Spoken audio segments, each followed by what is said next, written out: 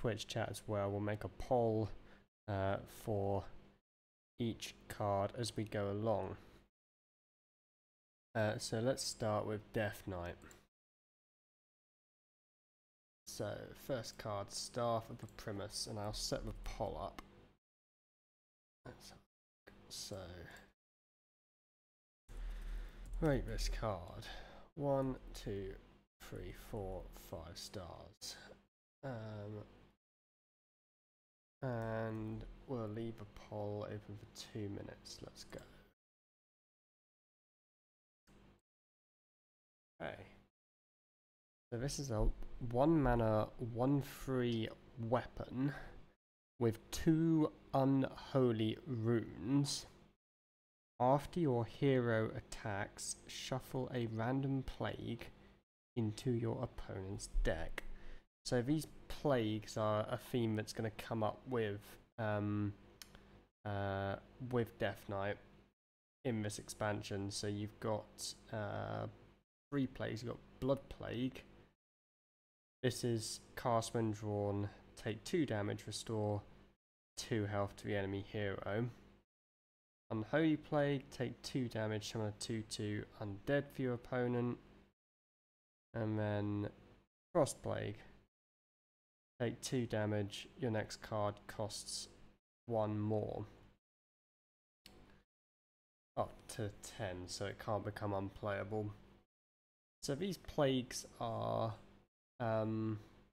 they're pretty good. So you take 2 damage of all of them and it does something else. So if you were just casting these by themselves, deal 2 damage on a 2/2, that's like a 2 cost card. Deal 2 damage, lifesteal, that's like maybe a one mana card. Deal 2 damage, opponent's next card costs 1, that's maybe like a 1 or 2 mana card. So as well as getting a decent weapon, 1 mana 1/3, you're also getting all of these plagues, which are not happening instantly. They might never happen, your opponent might never draw the plagues. But it's happening 3 times. Even if your opponent does draw one of these, I think that the card becomes pretty good. So it's a strong card. Also, what's up chatters? My mum's here. Hi mum. Unholy might just run a 1 damage weapon if you ever get a turbo aggro meta. I mean, it's true, like this is, I think this card is, let's just forget the rest of the plague synergy, which we're going to come to. I think this card by itself is actually pretty damn strong. Because it costs 1 mana, like a 1 mana 1/3 weapon. I mean, I guess it's a Light's Justice. When you think of it as a Light's Justice, maybe it doesn't sound so strong. But even if your opponent draws one of these plagues, I think it's pretty good. And we're going to see there's other synergy with the rest of the set. But I would probably give this card I'd probably give it a 3 star. The only thing that's making me hesitate is the fact that it's 2 unholy runes, so you cannot play this card unless you're playing an unholy deck. Now, unholy has, up until probably a few months ago, unholy's been like the most unplayable of the rune types. So, like, you're probably gonna have to put this into like a sort of aggro mid-range shell, which is it's kind of doing the opposite of what aggro mid-range wants to do. So I don't know if there's a way that you can sort of rebuild Unholy from the ground up. It's a deck that I kind of want to experiment with, and I'm probably going to try this in the theory crafting, because I think it's a cool mechanic. I'm not optimistic that it's going to work. Mechanics that shuffle cards into the opponent's deck tend not to work very well. I'm thinking of Curse of Agony Warlock. was an archetype that tried to do this, but Curse of Agony was just a single card. If you've got lots of cards doing the same thing, maybe it does work. We'll see. Yeah, what's up, Pocket Train? The plagues all fit into two Unholy, one Frost. Yeah, but then you can't run Lord Marajar. Like, what am I wanting to play with my one Frost rune? This is a bugbear that I've got with the whole Death Knight rune system. Like, it's simply suboptimal to play 2 of one rune and 1 of the other, right? Because you miss out on the triple rune cards. Like, what one Frost rune card would I ever want to run over Lord Marajar? Lord Marajar is just such a busted card. I don't know. I think they're trying to make it so it's worth to run a mix by printing the plagues. Yeah.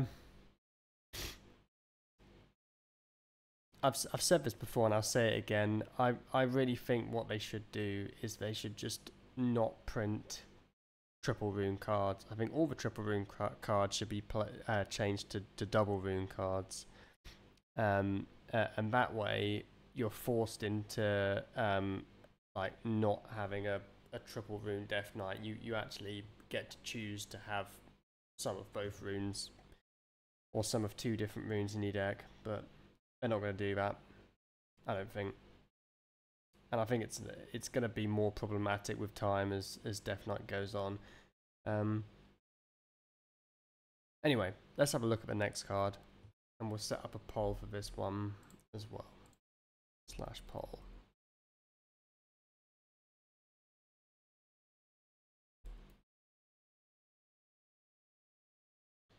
Let's go. Distressed Kvaldir. It's a 2-mana 3/2 undead with Death Rattle.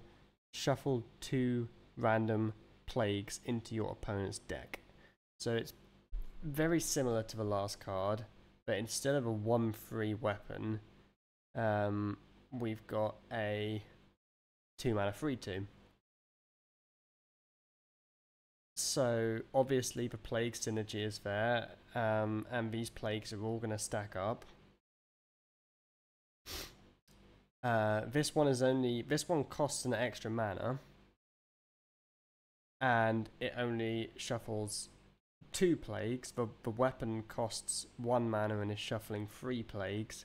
And I think a 1 mana 1/3 weapon is a slightly more relevant stat line than a 2 mana 2/3. So I think the weapon is better than this card. Like, you could quite easily slot that weapon into an Unholy deck. You could even run there's a weapon tutor card in Death Knight as well. It's a 1 mana spell that draws a weapon and reduces its cost by 1. So like you could even run a weapon tutor to tutor the weapon out, because that weapon draw card doesn't have a rune. But this I think is just worse than the weapon.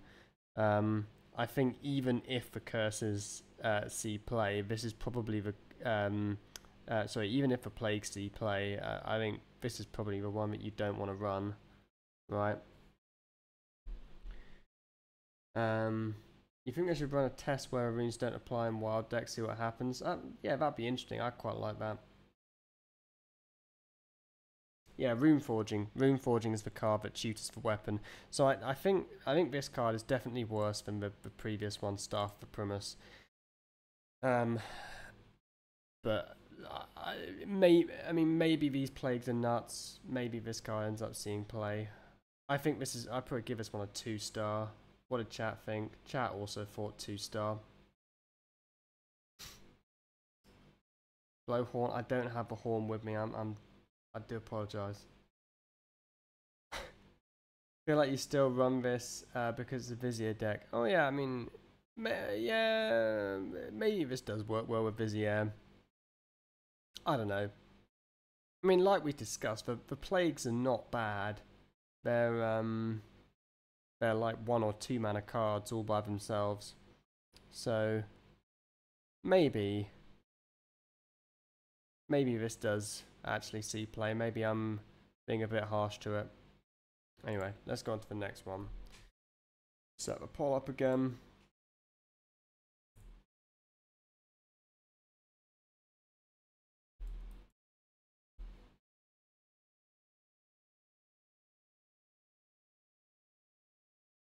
New expansion equals new meaty haircut. Hey, my wife cut my hair, so you better like it. Right, down with the ship. This is a 2 mana card. Now these kind of cards I always look at with shit tinted glasses. It's a frost and an unholy rune. That's giving me bad vibes already. Deal 3 damage to a minion. If it dies, shuffle 2 random plagues into your opponent's deck.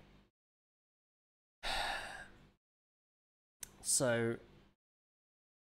they might as well have made this card 1 frost and 2 unholy, because you're never playing this without the previous 2 cards, right? Because you're playing this in a plague deck.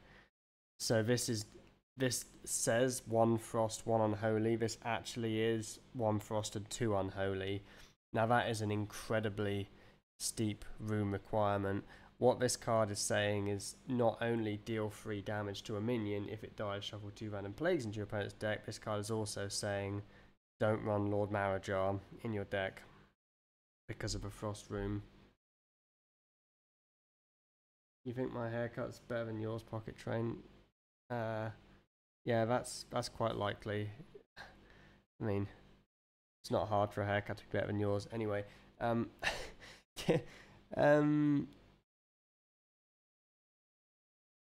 let's have a look. Let's think about this card by itself. Dealing 3 damage to a minion. So we have Plague Strike, right, which is like deal 3 damage to a minion. And if it dies, the Plague Strike summons a 2/2 with Rush. This is shuffling 2 random plagues into the opponent's deck. So this is like another version of Plague Strike, except this one, we can't run Lord Marrow. I think this one is significantly worse. I think even if it didn't have these words, if it dies, I think this card would be bad. Like, what if it was just deal 3 damage to a minion, shuffle 2 random plagues into your opponent's deck? I think maybe it would be playable then if it was 2 unholy runes, but it's a frost and an unholy. I think I would give this 1 star personally. Chat actually thinks 3 star. So chat thinks this is better than the previous one. I think this is significantly worse than the previous one. It's just so situational. I think it can't even go face either. Like,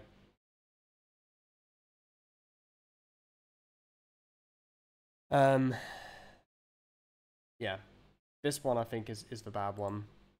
Okay, Frozen Over. Set the poll up again.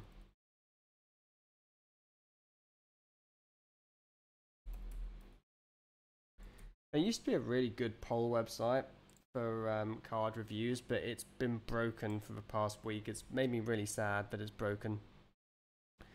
Anyway, this is a 2 mana single Frost Rune card. Both players draw 2 cards. Your opponent cannot play them next turn. So you could run this in a Frost deck. You don't have to put this in your Plague deck. My question is, would Frost Death Knight ever run this card? Because Frost already has a card that does this. Frost has a card that draws 2 cards for 2 mana, but instead of your opponent drawing 2 cards and not being able to play them next turn, the Frost one just spends 2 corpses and you get the 2 cards. Will they run Coldlight Oracle? Probably not. Fatigue, I mean, Fatigue can become relevant. I guess this has some synergy with a Plague mechanic. So you're like accelerating your opponent into their plagues. Good discover, could be a situationally good discover. I mean, yeah, I think Shock 33 has hit the nail on the head, right? What Blizzard wants you to do is they want you to shuffle a bunch of plagues into the deck, and then they want you to draw your opponent cards, like so that they draw their plagues faster. I think the reality is, we've seen this card before, Research Project, and it's turbo unplayable because giving your opponent 2 cards to play. Normally you need a very, very powerful reason to do that. Like, I think this is a 1-star card, personally. Chat has given it 2-star. I just don't think... I don't think Research Project was ever a good card, even though your opponent can't play them next turn. It's worth noting that if they draw the plagues, if they draw a plague which then draws another card, they can play the other card that's been drawn by the plague. So this actually is a Research Project a lot of the time, even in a plague deck. Yeah, you're right, Uno. That's basically what I was saying there. But yeah, the art looks clean. Yeah, I do quite like the art on that card. Waygate Quest Mage plays Research Project in Wild. Yeah, so the reason why Waygate Quest Mage can play Research Project is because it runs Ice Block and Solid Alibi. Those are the kind of cards that you need to make cards like this playable. Frost Death Knight does not have access to those cards. Anyway, I think this is 1-star. I think it sucks. Let's move on to the next one.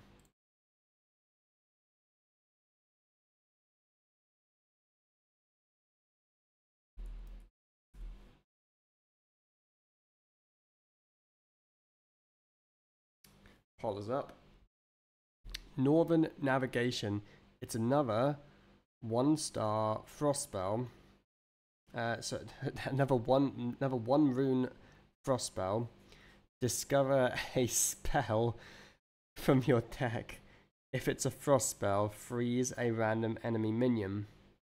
So this is Shadow Visions, right?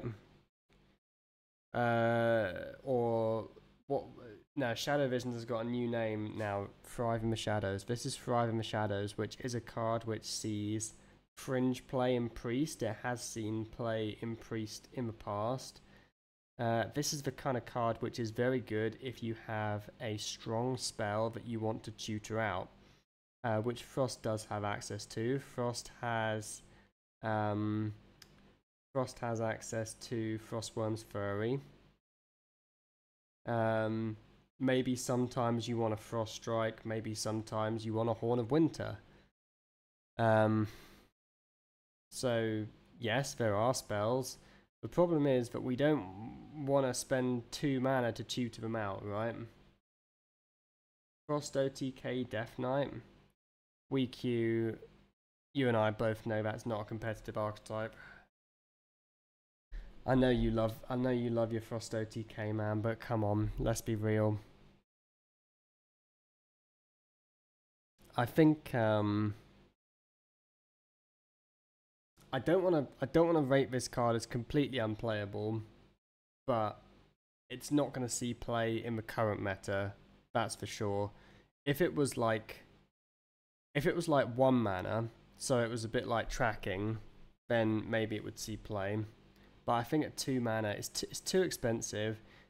Like, Frost Death Knight, realistically, is like an aggro deck.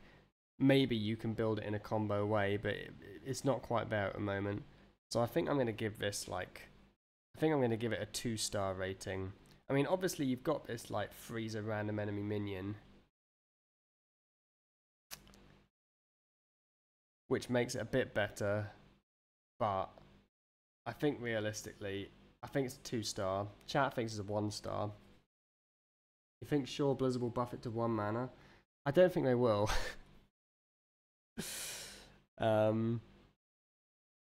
But yeah, I think I think I'm going to give it 2-star, and the reason I'm giving it 2 and not 1 is because if there's ever a point where Blizzard prints a really, really nutty frost spell that you absolutely need to make your deck work, then I think this could become playable. Maybe buff it to freezing 2 enemy minions. I mean, you could. Maybe I'm underestimating this bit, because freezing a random enemy minion, it is quite strong. Like sometimes, like if you time this at the right point where your opponent has a big minion in play, this could be very good. The freezing part.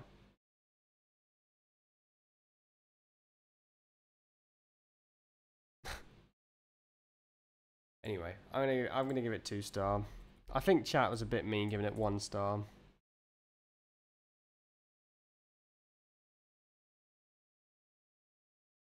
Right, next poll is up. Eulogizer. 3 mana, 3/3. Battle Cry.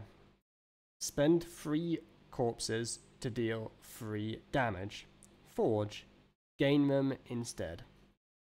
So it's worth just taking a little moment to talk about the Forge mechanic. So Forge means that you drag the card into the deck, you spend 2 mana to upgrade it. So if you want to drag this into your deck for 2 mana, you can gain these 3 corpses. This card does not have a rune, so you can play this in any Death Knight deck. You can play it Frost, Unholy, or Blood. If you just think about this card by itself, a 3 mana 3/3 that deals 3 damage. We have a similar card, which is the finale card that got printed last expansion. We have a 3 mana 2/1 that deals 2 damage, but if you finale it, it deals damage to everything. Now, dealing 2 damage to everything is, I think, a bit better than dealing 3 damage. Deal 3 damage is like realistically, it's probably a 1, maybe a 2 mana effect. Dealing 2 damage to everything is a 3 mana effect. So this is a weaker effect than that, and the body obviously is stronger. And you have to spend 3 corpses to do this. Now the Forge part, I think, probably makes this card unplayable. I mean, do we really need these 3 corpses? Maybe you can like buff up your Lord Marajar, but spending 2 mana to gain these corpses, oof. Yikeronis. Personally, I think the Forge cards suck. I think chat thinks this is a 1-star as well. There are some applications. So we've said it's okay in Blood since it can struggle to gain enough corpses. Yeah, I do like that application, Kawaii. So you could run this in a Blood deck. Blood often is hero powering on 2, so forging on 2 to effectively gain 3 corpses. I think Blood would be quite happy to do that. That's actually a really smart suggestion. And you get the payoff of a pretty strong card by forging. So this is probably better than Blood Death Knight standard like hero power pass on 2. And it also gives you the corpses for Vampiric Blood as well as Corpse Explosion.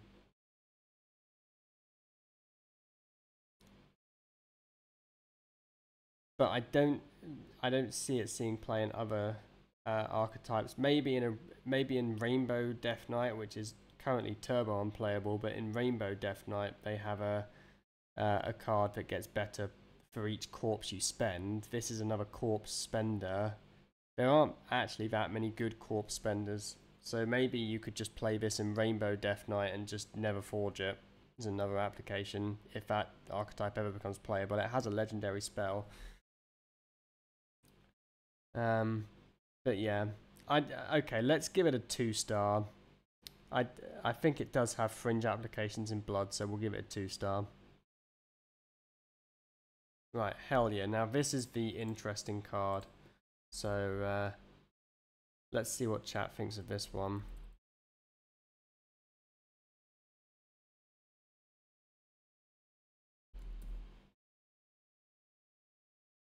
Poll started. Hell yeah. It's a 1 Unholy Rune card, a 4-mana 4/4. Shuffle all 3 plagues into your opponent's deck as a battle cry. Plagues they draw this game are unending.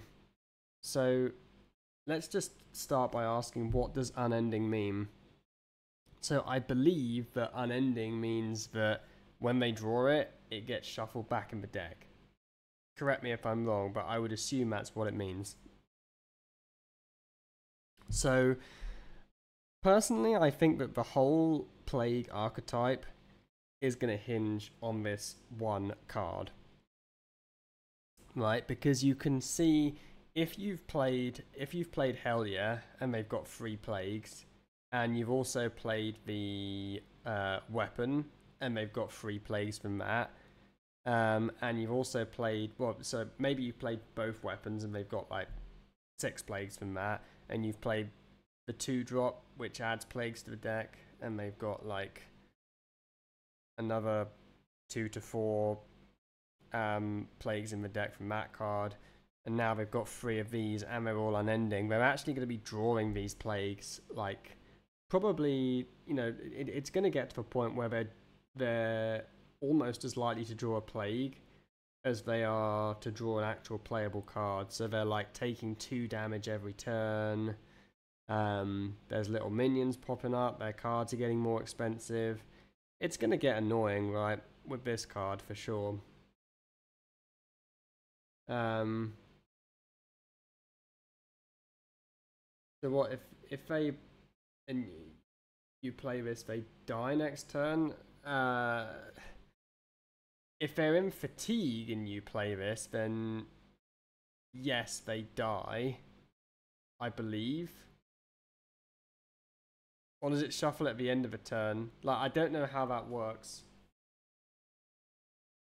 But I think I would give this card probably a 4-star rating. I think this chat also agrees. Chat is giving this 4-star. I think the whole plague archetype is going to hinge on this card.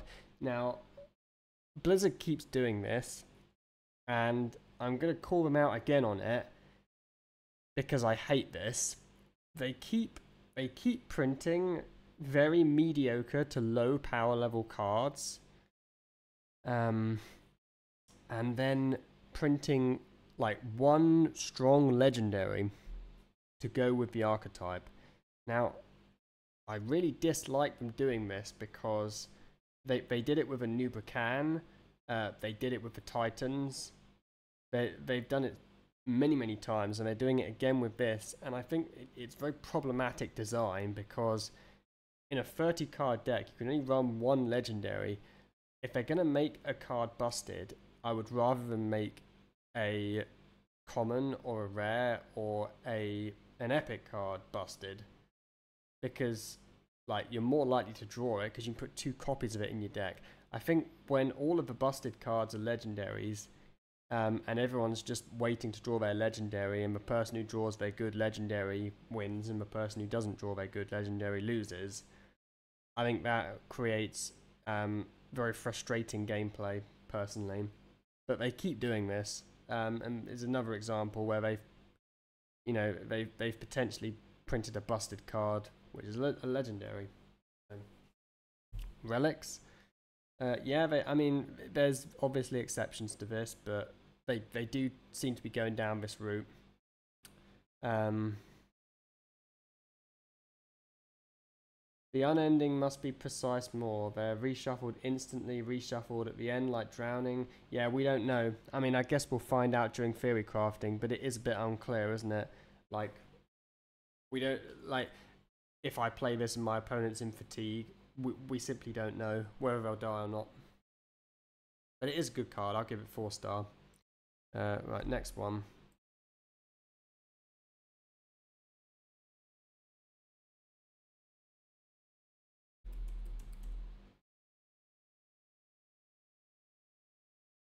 Tomb Traitor. 4 mana 4/3. Frost and Unholy Rune. Battle Cry. Destroy a plague in your opponent's deck to deal 3 damage to all enemy minions. So let's just forget. Let's just say this was a 4 mana 4/3 that dealt 3 damage to all enemy minions. Would that be playable? How good is dealing 3 damage to all enemy minions? That's a bit like one-sided Hellfire. It doesn't go face. Like, I would say that's probably a 3 mana effect. So we have to spend 4 mana for this, but we're also getting a 4/3 body. It's one-sided, so it's not clearing our own board. It's probably clearing pretty much anything your opponent has there if you're playing it on curve. But it has 1 Frost Rune and 1 Unholy Rune. So in order to play this, we're saying that we're never running Frostworm Fairy, we're never running Lord Marrow, we're never running we're never running a triple rune card in a deck where we're running this. And I'm going to say this time and time again, this is a problem with a Death Knight class, because I don't think you would ever run this card over Lord Marrow or Frostworm Fairy or the 6 mana Pyroblast. I think that if this was like double Unholy with the other plague cards, maybe it sees play. Maybe it's like a 2 or 3 star card. I think realistically, with the runes, I mean, it is strong. It's like a Duskbreaker that's one-sided. So let's give it 2 star just because it's strong. But I think that realistically, because of the runes, I think it's a 1 star. Chat thinks 3 star. The plague stuff has to be 2 green, 1 blue. No, it doesn't. The plague stuff, I believe, is triple green. Is going to be the best way to run it, right? Are there any like Frost plague cards? There's not, right? It's just this. I mean, okay, there's this one, but we already discussed this card down with a ship, and I think this is the worst plague card. So personally, I think the best way to build plague is you just run these 3 cards. You run Staff of Reprimus, Distress Valdir, and you run Hell Yeah. And then you just put it in an Unholy deck, right? You can actually, if you just put this shell in aggro, maybe the aggro version with eggs, you can also run Death Growl and put this Death Rattle onto like adjacent minions if you really want. But I think that's how you do it. You put it in triple Unholy, because like there's no way, I don't think, that you would run this card and this card over Lord Marrow. Lord Marrow is just too good. Like quite often with Unholy, it gets to turn 8 and you're praying they don't have Lord Marrow, and if they have it, they win. And if they don't have it, you win. Like, that's just how Unholy is. I don't think that I don't think that running these cards is worth cutting Lord Marrow. I just don't. Yo, Koga, thanks for the tier 1, man. Let's go. And yeah, there's Grave Strength as well. It is relevant. I mean, Grave Strength might not be so relevant in a plague deck, but we'll see. Right, we got our first Titan now. Let's do this one. This is exciting. Now the Titans are all kind of busted, right? Let's be honest. The Titans are freaking busted. So this one hasn't got a rune, which I think is great. 8 mana 7/9. Titan.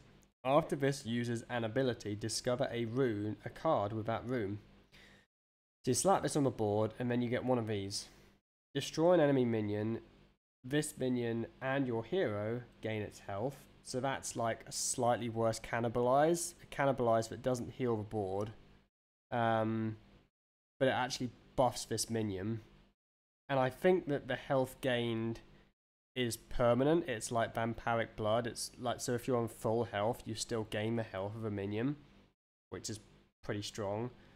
This is probably, because it's an 8-drop, this is probably the one that you start with, the Blood one. Runes of the Unholy, summon 2 3/3 undead with Taunt and Reborn. That's actually really good as well. Like there's a 2/2 undead with Taunt and Reborn, and that's like a 4-mana spell that requires you to spend 4 corpses, right? So this is probably like this would be like a 5-mana spell that you're getting. And then Runes of Frost, the next spell you cast costs 3 less and has spell damage +3. I don't know how that works with like yeah, there's some good applications for this for sure. I like even Unholy is running as an unholy thing that deals damage to a minion, so I think it's relevant for all of them, but this one's probably the worst one. And the next spell you cast costing 3 less, that carries over to other turns, right? Howling Blast, oof. Blood Boil. I don't know if Blood Boil takes the spell damage. I don't think Blood Boil is affected by spell damage, is it? Now, something that most people won't realise is, and chat's given this a 4-star rating, by the way, which I agree with. I wouldn't give this a 5-star rating. I'll explain why. But you have to remember, whenever you're activating one of these effects, you're also discovering a card with that rune. So, like, you know, when you're destroying a minion and gaining health, you're also doing a Hemberturd effect. When you're discounting a spell and giving it spell damage +3, you're also discovering a frost spell. You might be able to discover a Howling Blast. Like, if you discover a Howling Blast, you can then cast it, which is completely nuts, right? You hit your opponent in the face for 6, and you deal 4 damage to everything else on their side of the board. Absolutely insane. So this card is completely bonkers. The only reason I'm not giving it a 5-star is because of the cost. It is very expensive. 8 mana is a lot of mana. I think it will still see play. I think it will still see play in, particularly in Blood. Maybe it sees play in Frost, but probably just in Blood.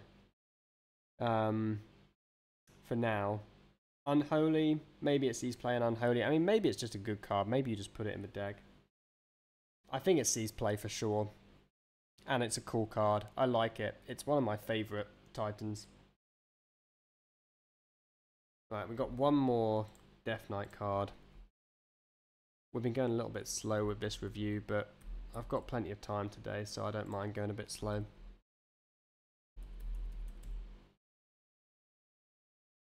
There we go. Poll is up. So, Chained Guardian. 11 mana, 8/5. With Rush and Reborn. Costs 1 less for each plague shuffled into the enemy deck this game. Oh wow. And it's 1 Unholy Rune. So this is the payoff card, right? So if you run if you run like a bunch of play cards, let's say we draw both of our weapons and we tutor them out, and we've swung our weapon 6 times, and it's maybe turn 7 or 8. This is already down to 5. It's pretty sticky, right? Because it has Reborn, and we can use it to deal 8 damage twice if we really need to. Can it ever go down to 0?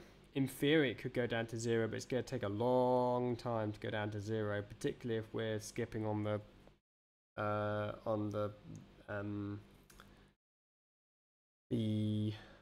frost card.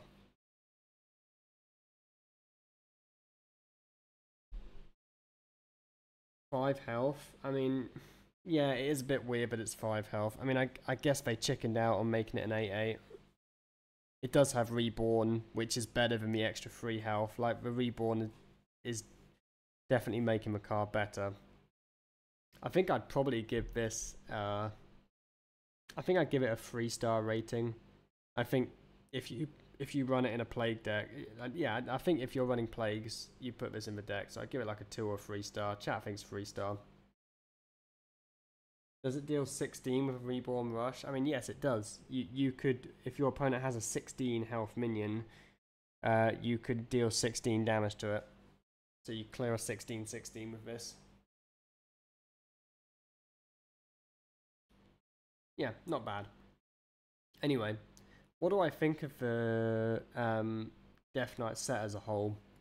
I think it's going to hinge very much on how good this plague package is.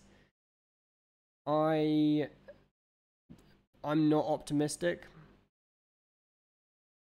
They got a really cool Titan, which I want to play. This is the card that I want to play.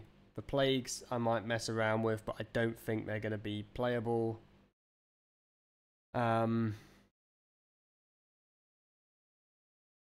Maybe people meme around with these a bit, but we've seen this mechanic a lot of times. I can't actually think of a single archetype that shuffled cards into the opponent's deck, which has ended up being playable. Bombs, maybe?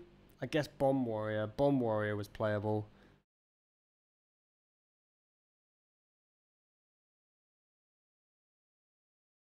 Maybe this is the new Bomb Warrior. I mean, the plagues are dealing 2 damage rather than 5, but you're getting a lot more plagues. Yeah, I mean, it's a cool set. It's a cool set. Anyway, let's move on to Demon Hunter. Hey, I revealed some of these cards. Man, we really are going slow. This is only a second class. Okay.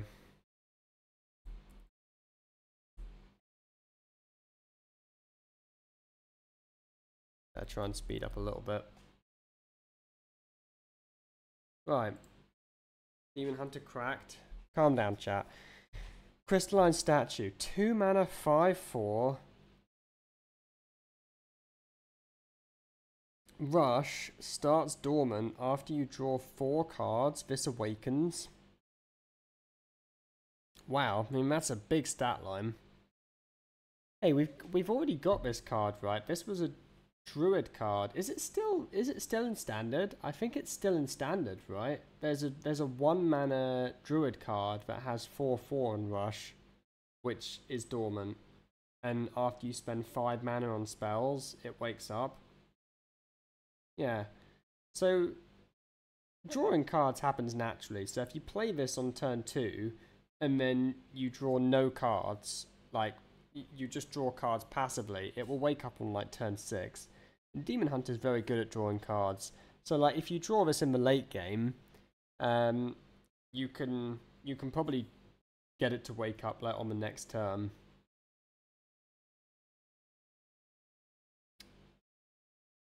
I'm just not sure I'd want to put it in my deck.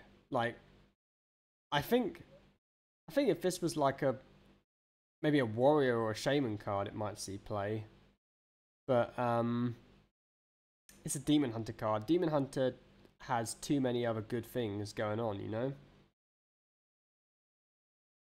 Maybe it sees play in like an aggro Demon Hunter. You drop this and you like swing your aggro weapon and it wakes up almost instantly. I'd probably give this a 2-star. Chat thinks 2-star as well.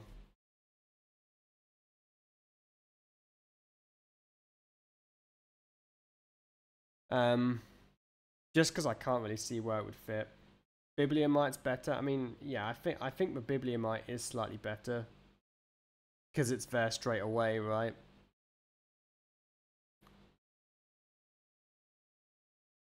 Anyway, maybe it has wild applications as well.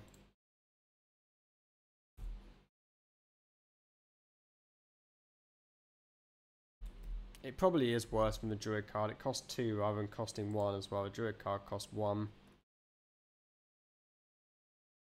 Okay, so Runic Adornment. It's a 2-mana spell. Discover a spell that costs 3 or less. Shuffle 2 copies into your deck that are cast when drawn. That's interesting. I haven't actually seen this card yet as well.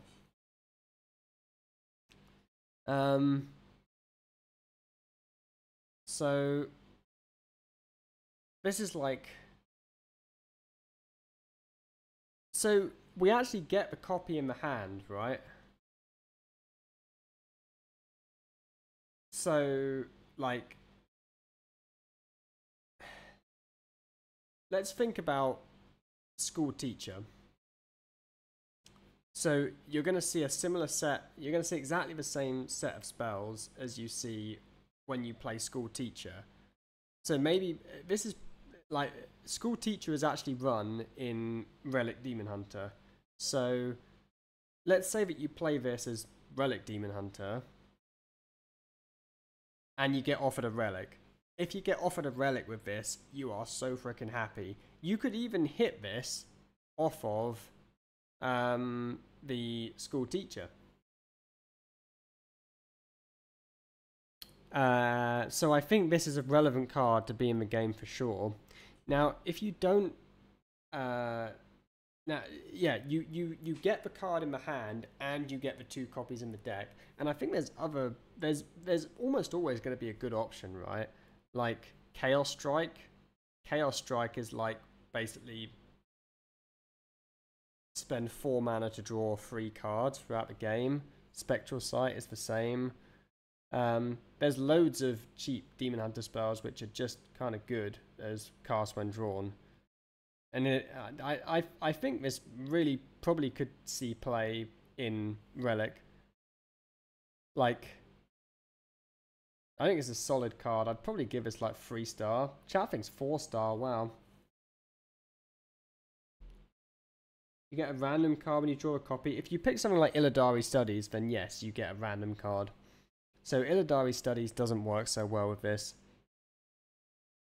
New mage cards are out. Okay, we'll do mage after we're finished with Demon Hunter. But yeah, I think this is a very good card. I think I would give it 3-star, and it might even be like 4-star.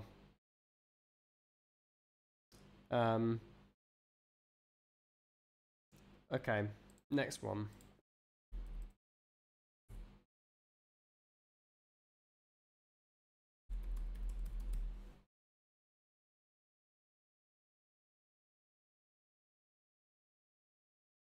Argonite Golem, 3 mana 1/5. Has +1 attack for each card you've drawn this turn.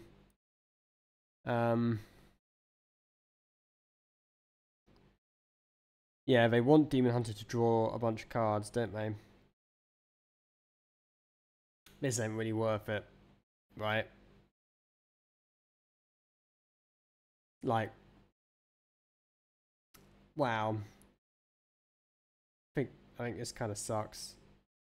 Maybe in Wild you play it and then it sticks and you kill your opponent next turn after you play Glide. I don't know. 5 dust. I think it's 1-star, right? Cat's giving a lot of 1-stars. Is there any application? Where is the charge? Yeah, I feel like it needs charge, right? To be good.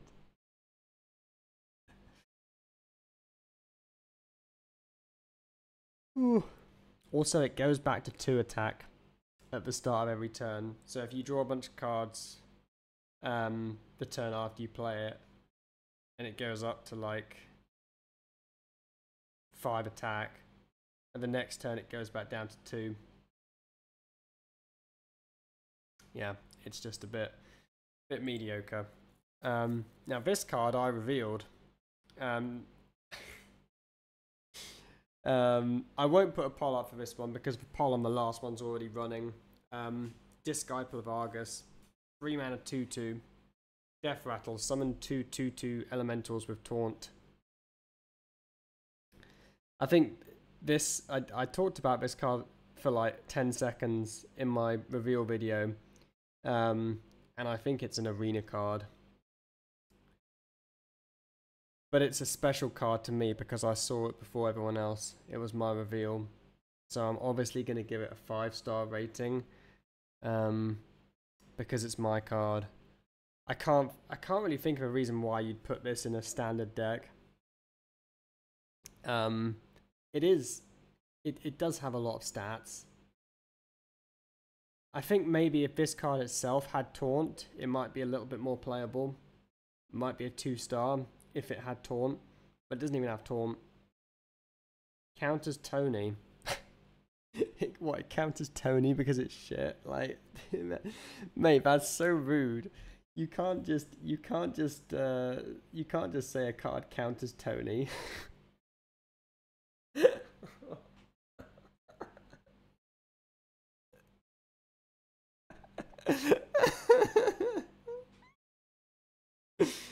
Oh gosh, dude.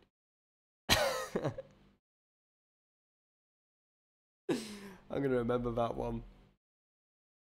Every time I see a shit card from now on, I'm gonna say it counters Tony.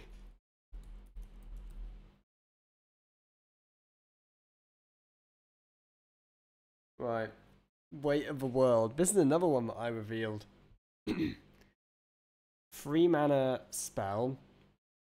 Draw 2 cards. Forge. Draw cards until you have as many in hand as your opponent first. So it's Arcane Intellect, and if I spend 2 mana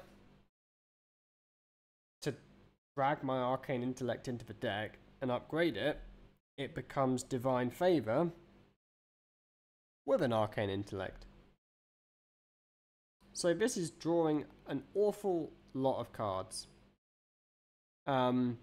It's particularly good in Demon Hunter builds that don't have a lot of cards, which is Aggro Demon Hunter. I think you would only realistically play this in Aggro Demon Hunter.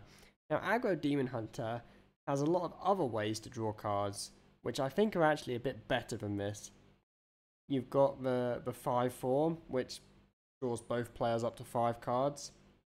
You've got the weapon, which, if you have an empty hand, draws like 3 cards every time you swing it. So, would Aggro Demon Hunter play this card instead of one of those? I think realistically they probably wouldn't. And it's played in Relic DH. It most certainly is not played in Relic DH. So in Relic DH, this is just Arcane Intellect. And Relic DH already has a buttload of card draw. Because you've got Relic of Dimensions. And the new spell, the 2 mana one that we just looked at, it is better than this in Relic. It's a good card, but I think it still wouldn't see play. So chat's giving this a 3-star rating. I would probably give this a 2-star rating. I think it has very fringe applications in Aggro Demon Hunter. Something you also have to bear in mind is that the Aggro Demon Hunter cards that are better than this, the weapon that draws you up to 3 cards, and the 5 mana 5/4 that draws both players up to 5 cards. Those cards are both rotating at the end of the year. So this might be a card that carries Aggro Demon Hunter in the future, but it certainly isn't going to see play in any of the 4 meta Demon Hunter archetypes. It won't see play in Rune, it won't see play in Big Demon, in Spell, or in Outcast. Because all of those cards have all of those decks have better ways to draw cards than this, unfortunately. Right. Next card.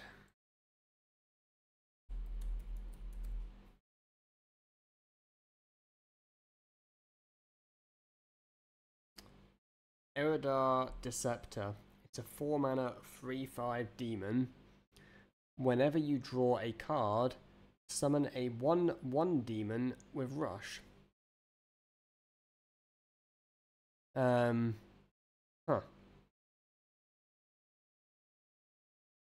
Yeah, it's Violet Teacher, right? So you put this on the board, You draw some cards. Yeah.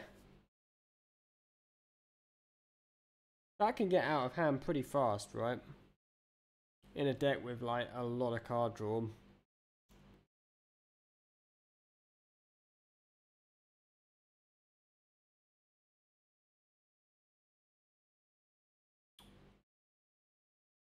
I think realistically, it probably isn't going to see play. Hawkstrider on 3, this on 4. It's not inspiring me. Like the Hawkstrider isn't buffing these 1/1s. Halvera synergy. So if you play Halvera, if you manage to stick this on 4, and then you play Halvera the next turn, that's pretty strong. But all of this depends on your opponent basically being AFK. I think realistically this card won't see playing constructed.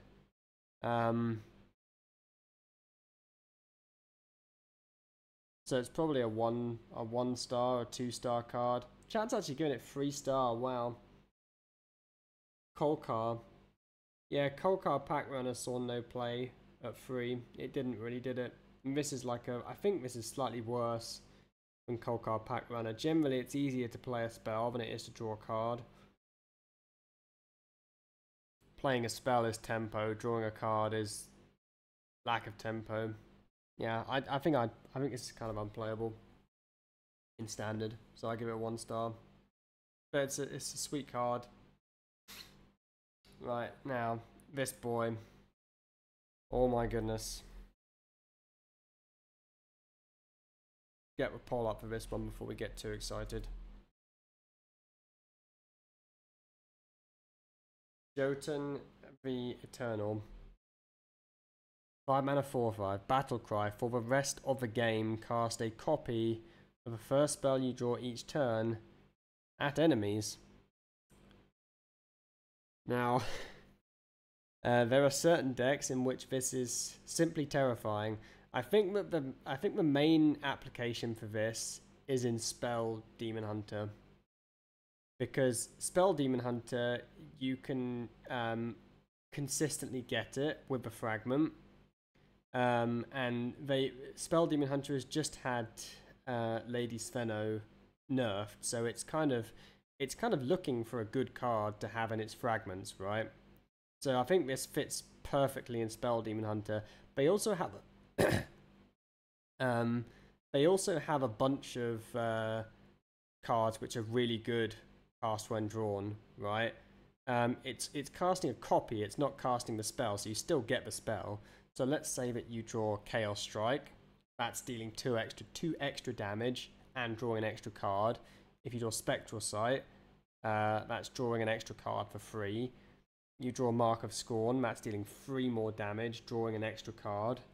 You draw Unleash Fel, 1 extra damage to everything, healing you a lot. Like, basically every card in Spell Demon Hunter. This is just really, really, really broken in Spell Demon Hunter. It's also, I think, pretty good in Relic.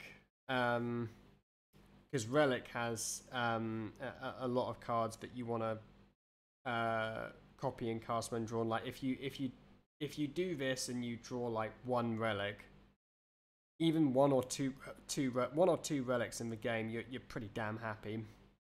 Chat has given this a 5-star. I would actually give this. I would give this 5-star as well. I think this card is completely busted. Now, there is a caveat.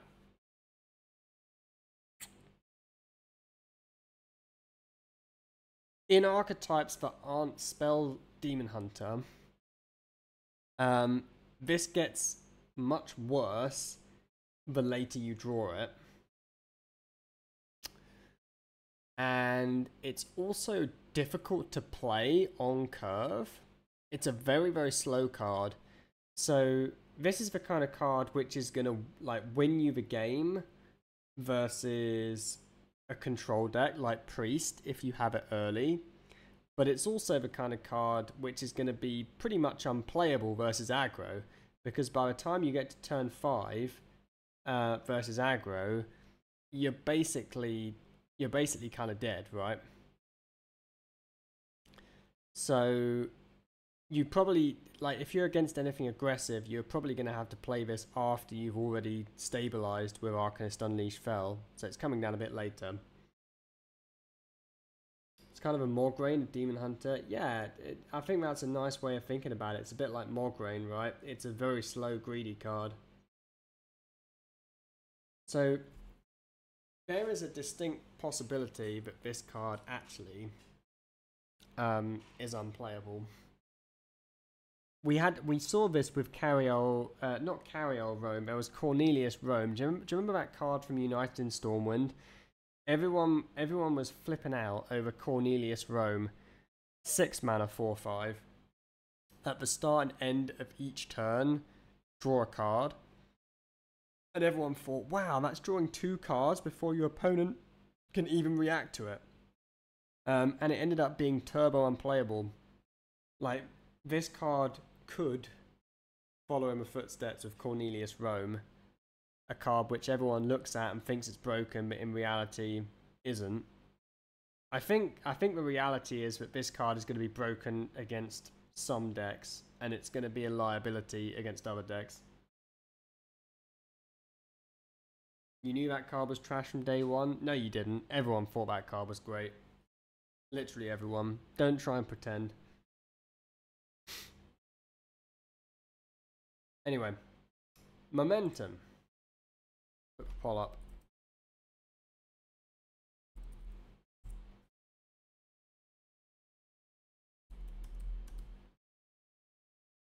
Am I going to play tonight or any review? Probably just review, because my rank is good. I don't really need to play at the moment. You have to remember that first and foremost I'm a competitor and I'm trying to qualify for Worlds, so if it doesn't make sense for me to play, then I won't play.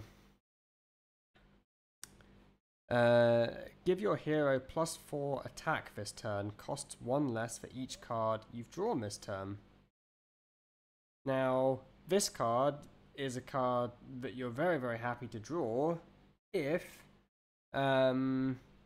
you have got Jotun up, right? Because this is just giving you +4 attack if you draw it with Jotun. How difficult is it to get this down to 0 mana? There are turns in Spell. I mean, I'm thinking about this card in Spell and Outcast. It has unfortunate synergy in Outcast, because Outcast you're drawing all of your cards after your Glaive Tar breaks, so you don't really, you obviously can't play this like after you already swung your glaive.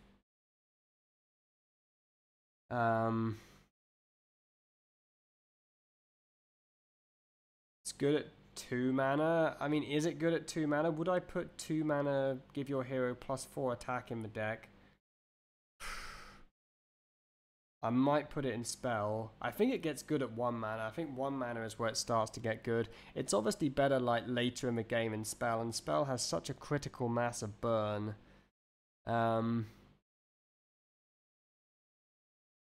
think this card probably does see play in Spell.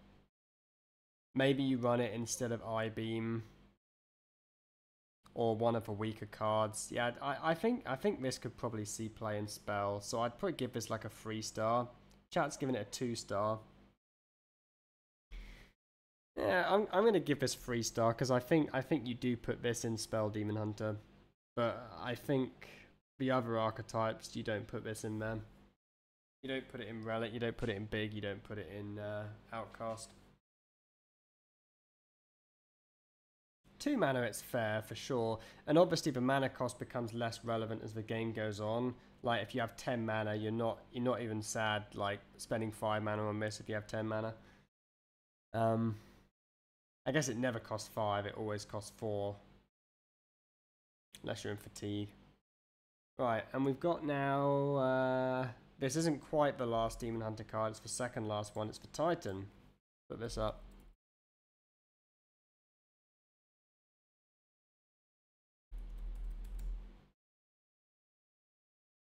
There we go.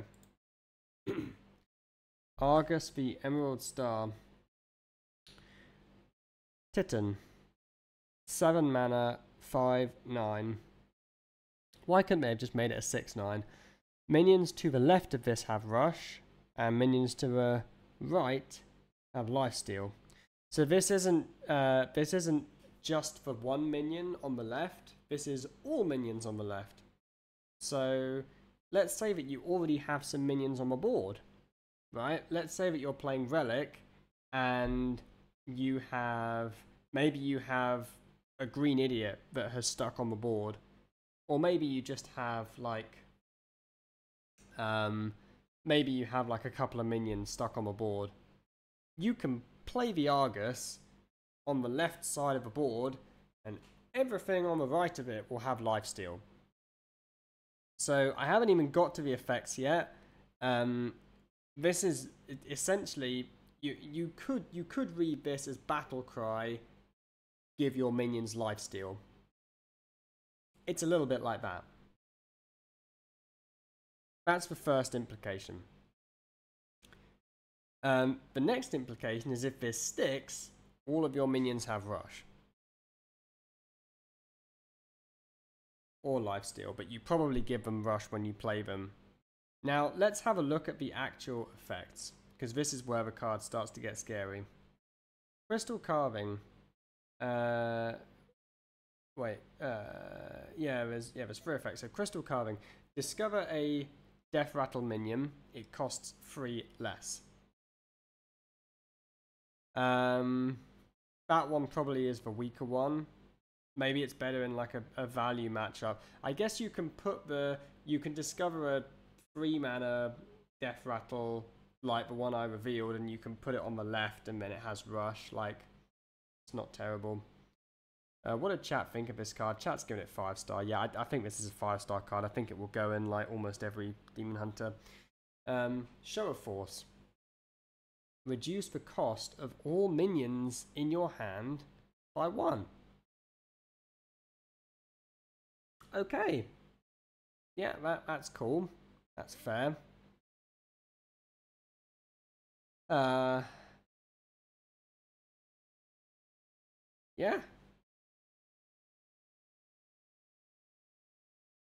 Argonite Army. Summon 4 2/2 elementals with Taunt. Now I'm guessing that you get 2 of the elementals on the right and 2 on the left. But I don't know.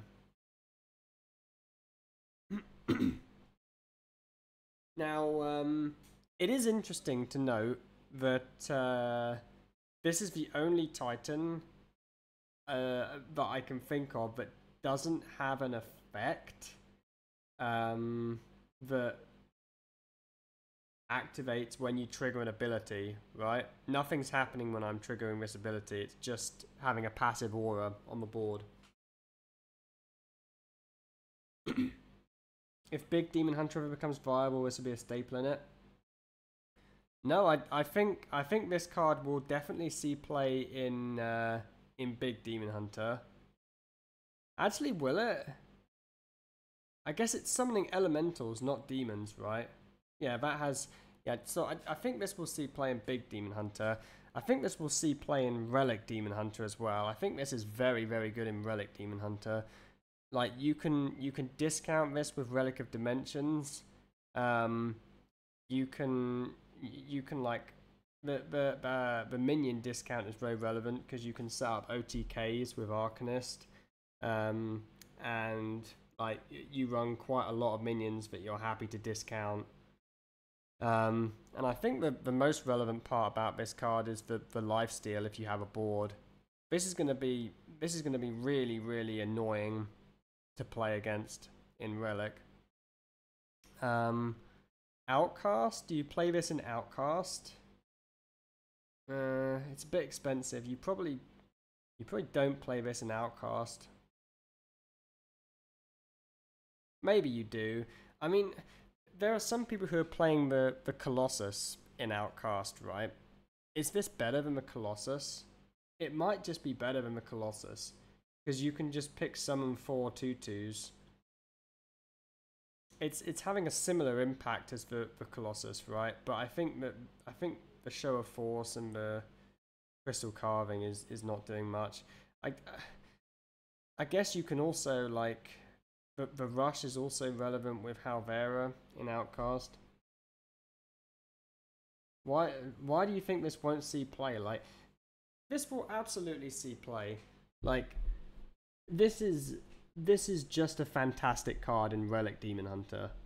It might not see play in the archetype of Demon Hunter that you're thinking of, but this will absolutely see play in Relic and in Big Demon Hunter. So this will see play. It's a good card. I think I would give this a 5-star rating as well.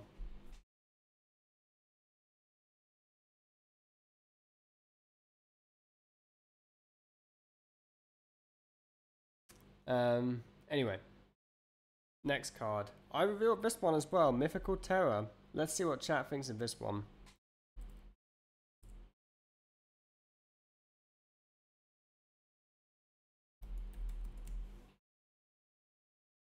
There we go, poll is up. It's a 7 mana 3/10 lifesteal demon beast.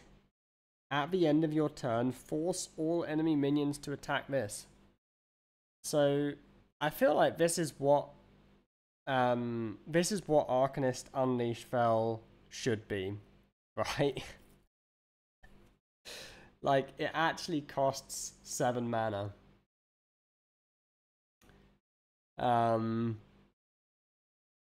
This is the fair version of Arcanist Unleashed Fel.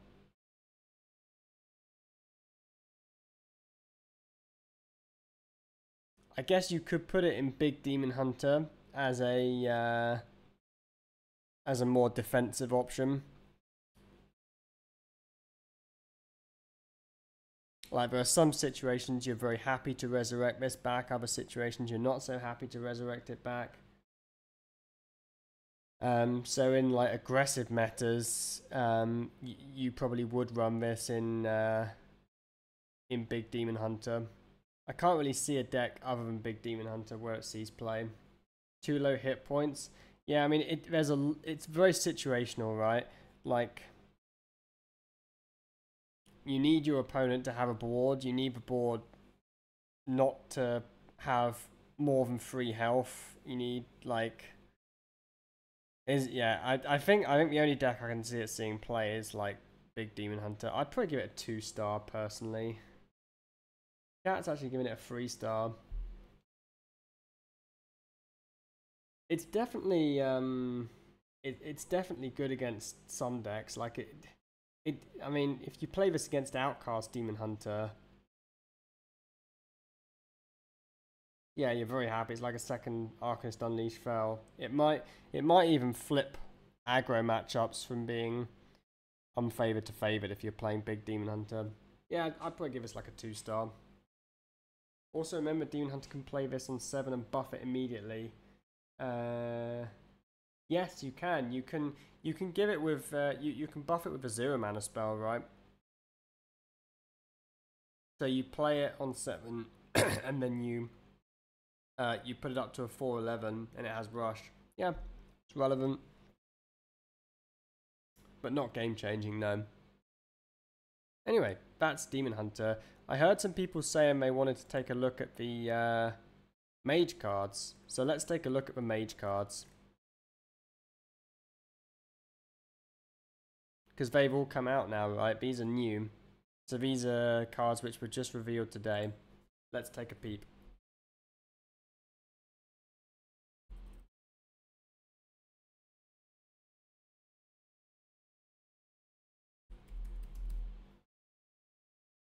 There we go. First mage card. Discovery of Magic. 1 mana. Discover a spell from a spell school you haven't cast this game. From any class. So that is... we've we've seen this effect before on so there's Prismatic Elemental, right?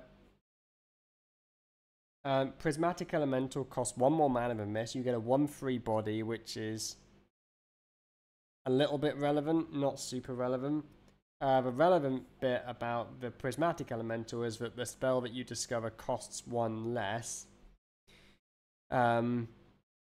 This is also more restricted, so if you've cast a Frost spell, you can't see a Frost card. Frost cards, I think, are generally pretty good. It also can't discover spells from no school.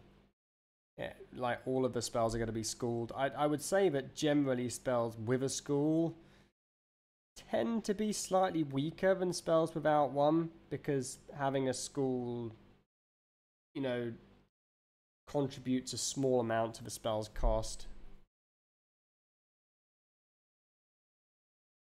This finds Nourish. There's a lot of schools, like, so you're probably not going to have cast like Fire, Shadow. You're probably not going to have cast Holy, Nature. Probably other schools I'm forgetting. But this does have synergy with Romath. I think this could end up seeing play. Like Prismatic Elemental sees play, and I think this card is maybe slightly worse than Prismatic.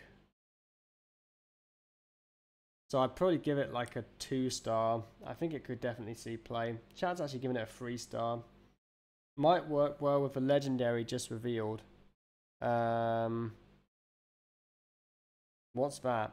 I kind of want to go and have a look at this legendary now. This one, right? Sif. Okay, let's do the legendary.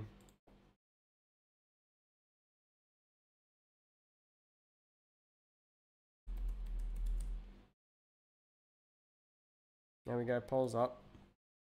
Sif. 6 mana. 4/6. Spell damage +1.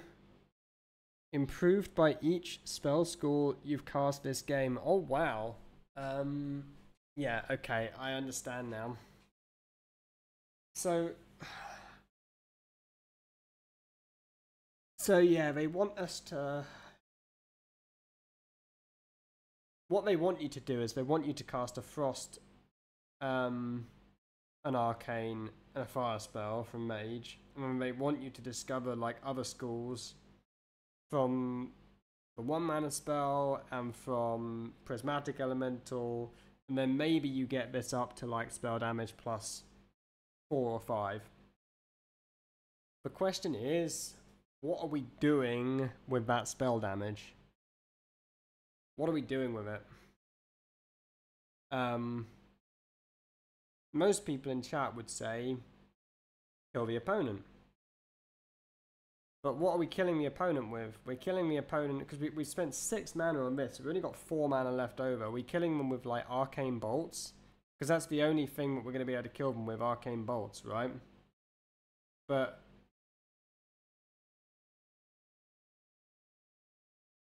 Isn't Vexalis just better than this? Reverb is a shadow spell. Okay, so we can get this up more with Reverb as well. Light Show.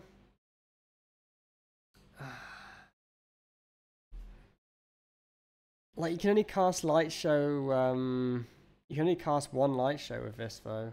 6 mana is high. 6 mana is a lot. Honestly, I'm not really buying this card. I genuinely think this card is worse than Vexalis. And it requires so much setup as well. Like, you actually have to cast these spells that you've discovered. Some of them might be completely terrible. I'd probably give this like a 2-star.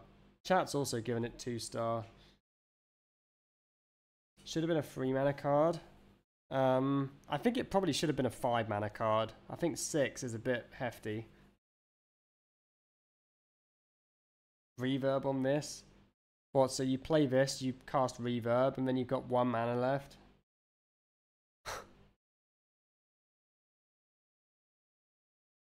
Hate this card to be meta. Yeah.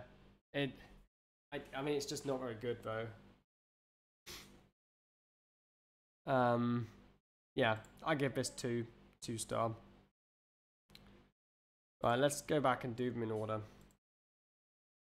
Remember we played Malygos for 9?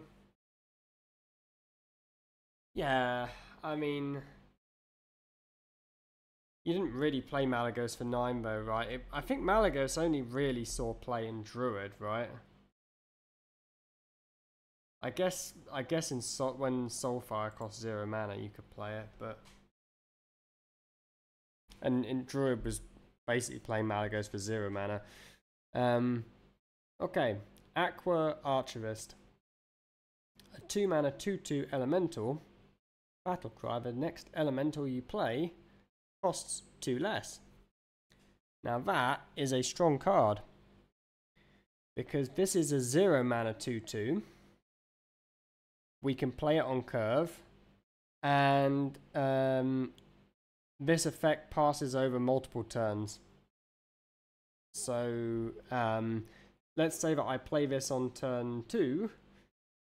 I can play a 5 mana elemental on turn 3. Now generally cards that allow you to reach a mana breakpoint or a mana checkpoint earlier in the game are very powerful. These are cards like Raging Fell Screamer.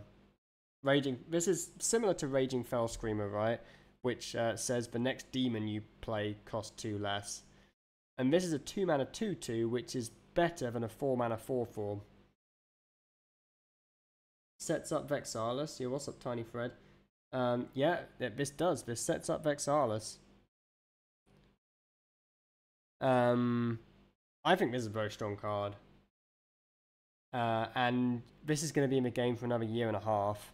So if they ever print a busted elemental that you want to get out as soon as possible, this will make that card good.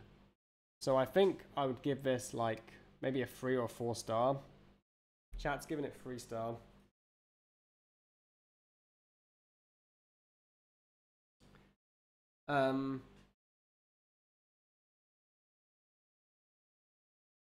Turn 2, play 3 minions if you're holding 2 copies of this. Yeah, I mean, you can also splurge it out. Like, that's another thing. Like, it can just be, like... It could just be good tempo. I do think it's a good card, though. I think I'm going to give it 3 star. I can't think of, like, a mega application at the moment. Oh! They've got this Unchained Gladiator. Let's have a look at this card, because it kind of works well with it. So this is what they want you to do with it.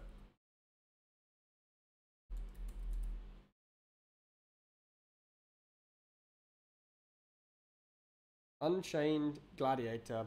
4 mana 4/4. Elemental. Battlecry. Draw a card.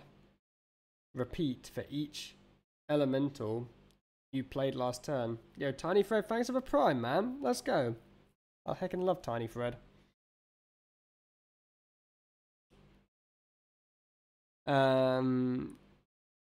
So what they want you to do is they want you to have a pop-off turn where you play that 2 mana 2/2 elemental. You play a bunch of elementals, and then next turn you play this, and you refresh your hand, and then you have a bunch of other elementals to play. There is some elemental support in the game already, right? You have like Synthesize. So this is like an aggressive mage deck. Could it be good with I mean, maybe this shell is not actually bad with Egwin and Frozen Touch, because Egwin Frozen Touch mage used to be super good before the rotation, but it's not quite as strong at the moment because it doesn't have it just loses on board. Maybe cheap elementals is a way that you can actually win on board with mage. And I think any time when mage is winning on board with the Egwin and Frozen Touch package, it feels really, really busted. Because it has like, you know, a good tempo to contest the aggro decks and good burn and sustain to contest the control decks. Yeah. Elemental Mace just doesn't win. Yeah, I mean, probably. I think this is a solid card, but I don't really believe in the archetype. I'd probably give this card like a... I'd maybe give it a 3-star. What's chat giving it? Chat's giving it a... Some people are on 1, some people are on 4. Yeah, chat's really divided over this card. Like, even if you just take off the last 2 lines, 4 mana 4/4, draw a card. That's not bad, right? 4 mana 4/4, draw a card is not bad at all. It's quite easy to play an elemental. Like, even if you just play 1 elemental, it's a 4 mana 4/4 that draws 2 cards, right? You don't even have to put this in an elemental deck. I think it's really not a bad card. Yeah, like you already run Artificer and Prismatic Elemental.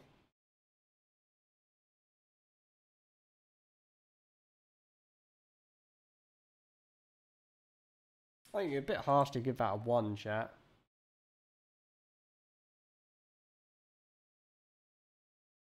I think I'll give it a 3.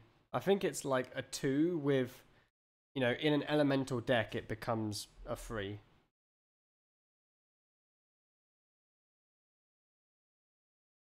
Right, let's get the poll up for this one.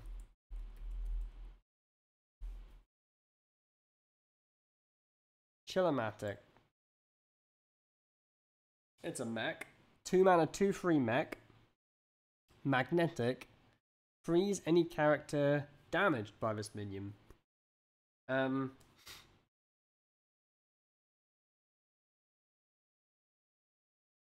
Isn't there a card in Wild that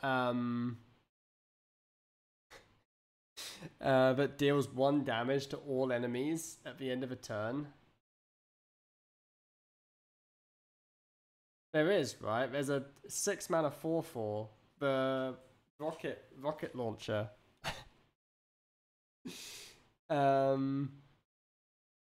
Shark? Yes. Yes. And the Colossus as well. Yes, Gaia. Damn.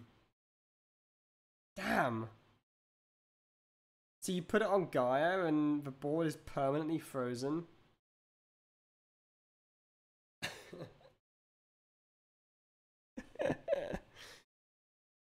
I mean, this is pretty good, right? You can just temper it on 2, and it has some really busted applications. You can also reduce it to 1 mana. Maybe this is the card that Mech Mage was missing. You know, there's so much support for Mech Mage as well, because Mech Mage has now got 2 expansions. We got a bunch of mechs in Sunken City for Mech Mage, and now we're getting more mechs this expansion. 2 expansions worth of mechs. It might just be Mech Mage's time to shine. I'm gonna give this a 3-star rating. I think this is a solid card. Chat's actually given it oh no, chat's given it 1 star. Oh fuck, chat, right? You guys voting on the polls are losers. I said it. You guys don't know what you're talking about. Give this a 1. How can you give this guy a 1 star? Look, he's so chill.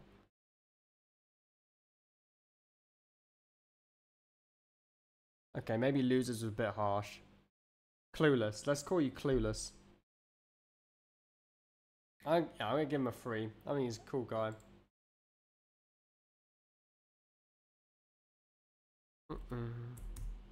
Next card.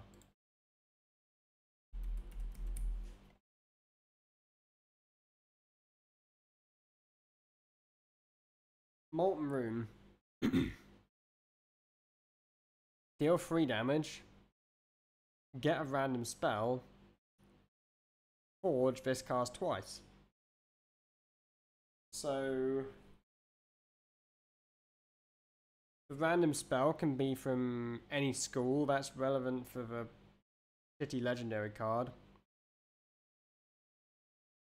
It's a fire spell. How do I feel about casting this for 3 mana? Dealing 3 damage and getting a random spell. Random spells are generally pretty bad. Can it be from any class? I think the spell is from any class, right? Very, very high RNG.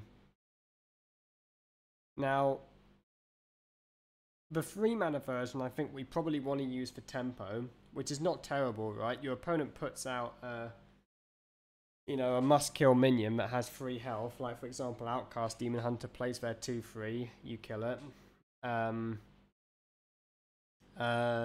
Like 3 damage is not bad. The random spell's a nice bonus. But the Forge version wants to go face, right? Dealing 6 damage wants to go face. So if you spend 2 mana to upgrade this, so you spent 5 mana on the card, you deal 6 damage, and you get 2 random spells. I feel like it's quite good in the early game, and it's also quite good in the late game. This might be one of the Forge cards which is actually playable. Right? You wouldn't be really sad top decking this in the early game or the late game, I think. I just can't really see what deck I'd want to play it in, that's the problem. I think the variance is a bit high. So I think I'd give this like 2-star. Chat gives it a 3-star. I mean, it also has implications with the, you know, if you forge it and save it in the hand until you have spell damage, that's pretty good, right? So let's say that you put this in like, let's say you put this in spell mage with Egwin. If you upgrade this and then you know, the Egwin has died and it's later on in the game and you drop a small minion, this is going to deal 10 damage. It's going to be a 3 mana Pyroblast. Maybe it's not that bad. I think, the more I think about it, I think this definitely does see play in Spell Mage. Yeah, I'm probably going to upgrade this to a 3-star. I think I'll give it a 3-star.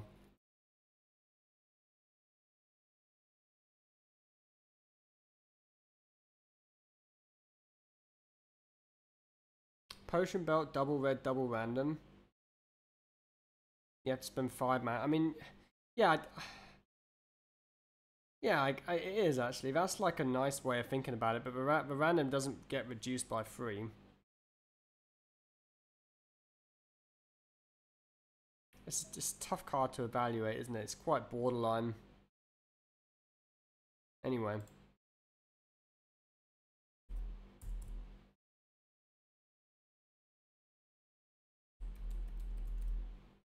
Next card. Inquisitive Creation. A 4 mana 3/4 mech. Battle Cry. Deal 1 damage to all enemy minions. Improved by each spell school you've cast this game. So it's quite easy to cast 1 spell school. Like, if we run spells in our deck, this upgrades to deal 2 damage to all enemy minions. If we've cast 2 spell schools, which is a little bit more tricky, because then, you know, we've had to spend quite a bit of mana by this point, and we've had to play 2 specific spells, like maybe an Arcane and a Frost. I mean, yeah, you can do Arcane and Frost, right? This goes up to deal 3 damage.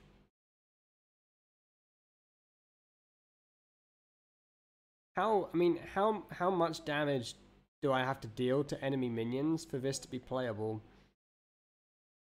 Because generally these kind of cards, you want to play them on curve, right? Because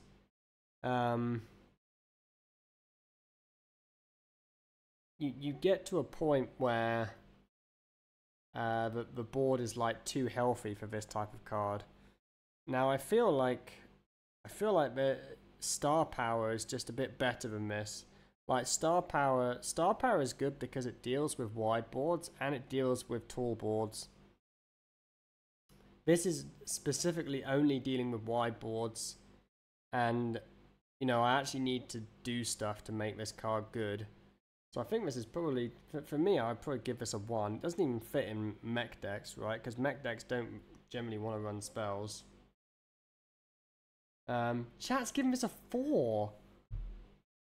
A 4-star, chat? Really? Oh my goodness. Why are you giving it a 4-star?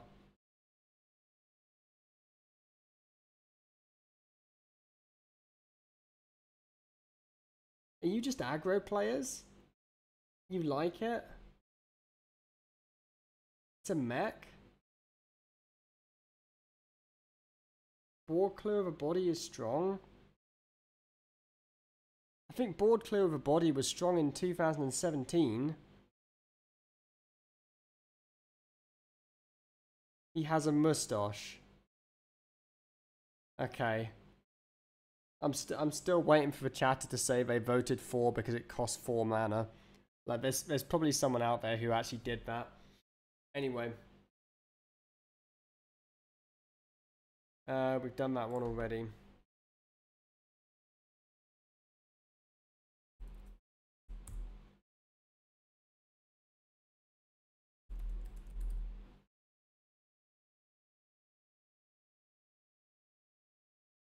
Wisdom of Norgannon.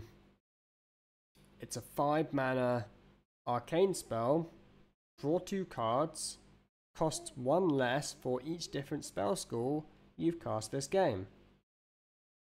So, how much do we want this to cost?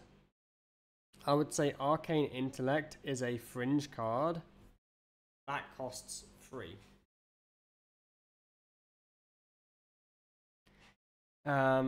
Once draw 2 cards starts to cost 2 or less, then I'm interested. So how difficult is it to make this card cost 3? It's fairly easy to cast a Frost and an Arcane spell. We've got the new Forge Fire spell. We've got ways of generating spells from other schools. I think if this gets down to 2 or less, it does become very good. It's the kind of card that can support the whole archetype, right?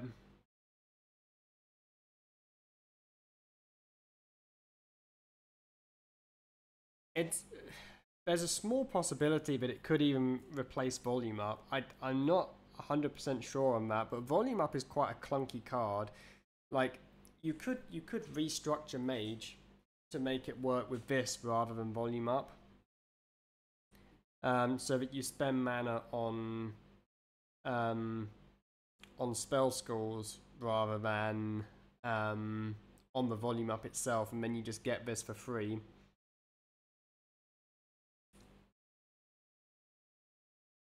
I think I'll give this card like, I think I'll give it like 2 or 3 star.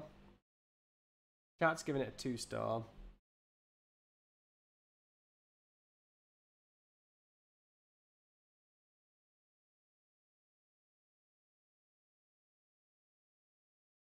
Yeah, I think if this archetype is good, I think this spell does become very good. Like, if you can ever get it down to like 1 or 0 mana, it's obviously completely busted.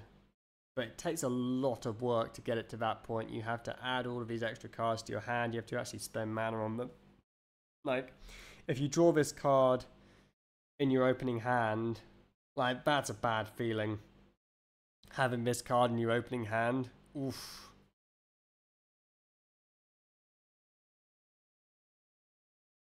You think this is strong in Naga Mage? Naga Mage doesn't run. I mean, I guess on like by the time you get to the pop-off turn, this is probably costing 2. Maybe it's better than Arcane Intellect in Naga Mage, but like the point of Arcane Intellect is that you can play it on curve on turn 3. You cannot play this card on curve, right? This is good in the later game, and generally in the later game you've already won with Naga Mage. I don't know. I think this is. I think this probably is more of a 2-star card personally. Anyway, Titan.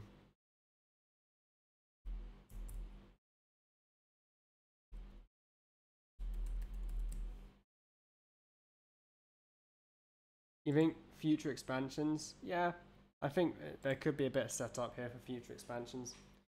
So this is the 3rd Titan we've reviewed so far. Norgannon. 6 mana, 3/8. After this uses an ability, double the power of the other abilities.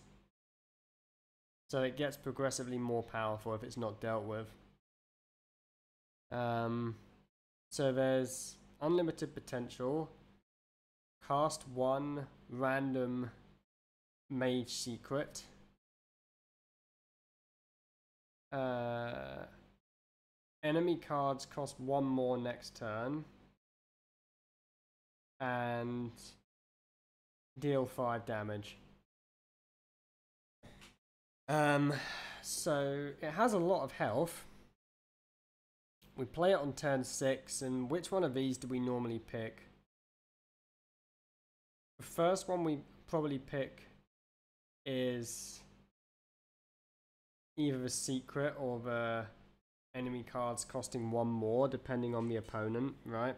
Maybe you're in a spot where you panic and you have to deal 5 to something.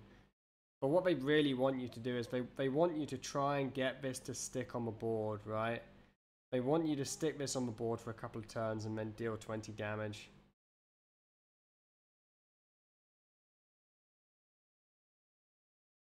This could be turn 6 or 7 OTK. So what? So you stick this and then you reverb it. Yeah, that is a good shout. It could be an OTK with reverberations.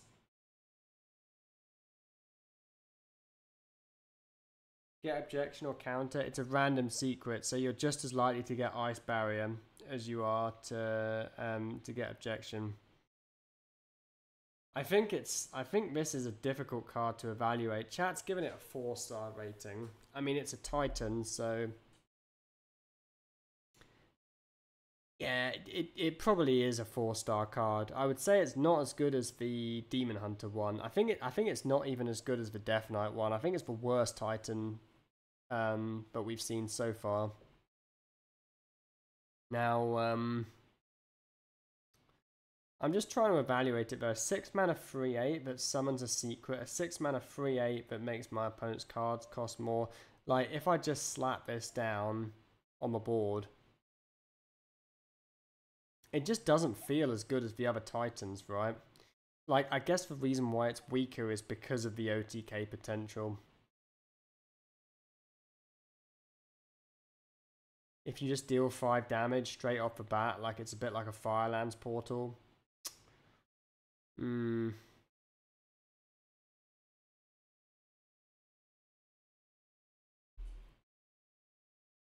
Yeah, I'll give it a 4-star.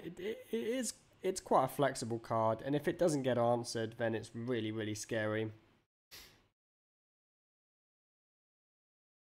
think 4-star is where it's at. Right, and we got, I think this is the last mage card.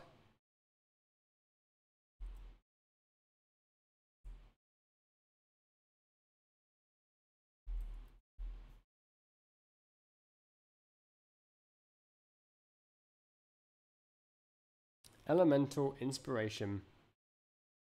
7 mana.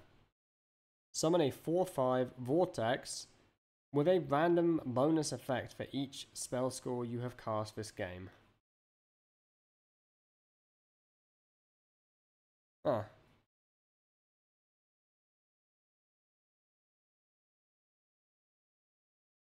Why does this cost 7 mana?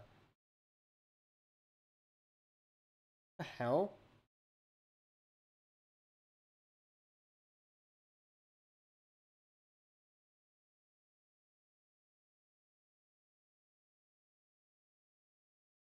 So like even if I've built my spell, even if I've built my deck around this spell, isn't this just a worse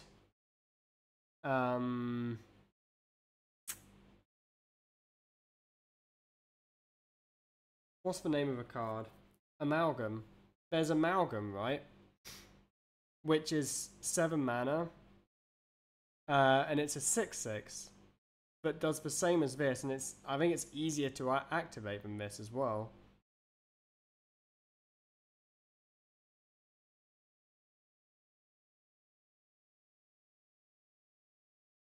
This is a turbo 1-star, right?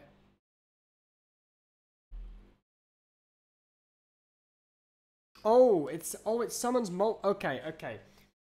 Right. Sorry, I've misunderstood the card. It's not a 4/5 vortex that has lots of extra bonus effects. It summons. Okay. It summons like a board full of vortexes. Okay, that does make the card better. Now I understand why it costs 7 mana.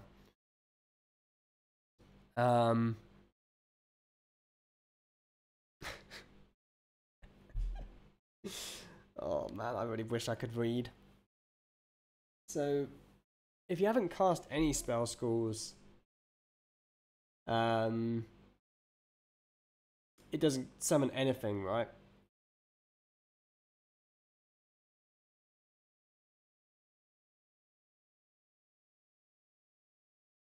How many vortexes do we need for this to be good?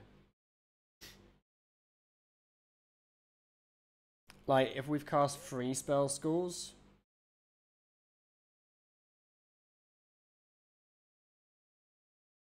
we're summoning 12, 15 of stats. Maybe we hit rush and we can interact with the board.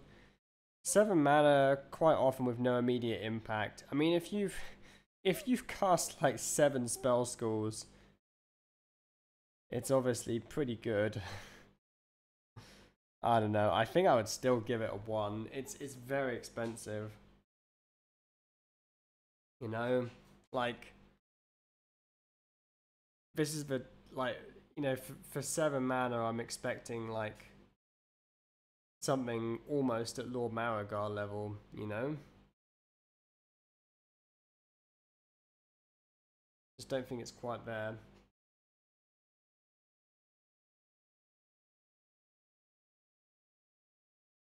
Anyway, let's go back up and resume the review. We're at Druid now. 4th class.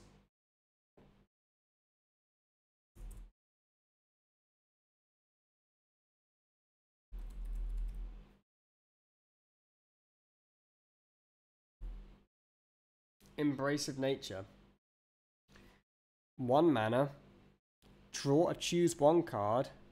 Forge, it has both effects combined. Now, it's worth noting that choose 1s with their effects combined tend to be better when they're spells, because spells, more of the card's cost is attributed to the text than on a minion. So you want to be drawing choose 1 spells, not minions, for this card to be good. Now, there's 2 particular spells that jump out. One is Nourish, which is obviously really, really good if you combine it. And the other one is the one that summons 5 2/2s or buffs your board. Because if you get the choose 1 effect combined on that, you summon 5 4/6s with Taunt. Drum Circle, that's the one.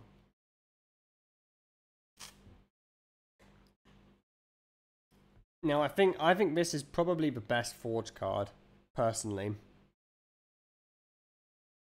I think that if you just run Nourish and Drum Circle in the deck, you're quite happy to get this card. Even if you don't forge it, you just tutor out your Nourish. It's not terrible, right? It is worth noting that we have, you know, I guess it's a bit like Wild Growthing, right? Like if you Wild Growth on 2, you play this on 3. You don't get your mana immediately, but you get your mana with a Nourish later. I think it's just very good. I think it's like a 4-star card. Chat thinks 4-star as well. You think they should preemptively buff Forge to cost 1? Yeah, I do as well, actually. So, what I think,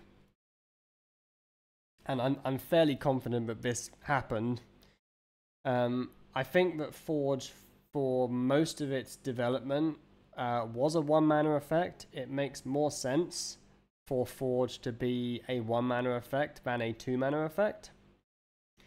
And I think that at some point in the design process, I think that they panicked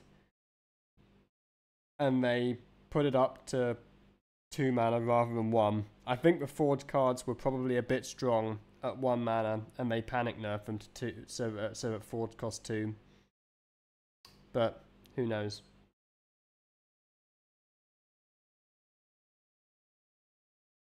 Because it just makes more sense. It's more intuitive if a Forge effect costs 1, right?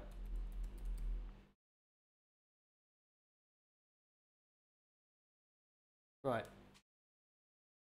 Forest Seedlings. 1 mana. Summon 2 1/1 saplings. Blossoms in 2 turns. What does that mean? Blossoms. Oh, so it turns into this card, summon 2/2 Trents. And the card has to be in the hand in order for... Like, so it has to be in the hand for 2 turns before it blossoms, right?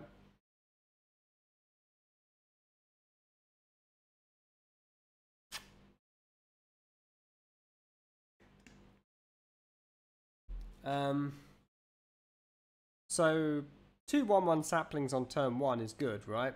That's like living roots. Fine. Get some tempo on turn 1.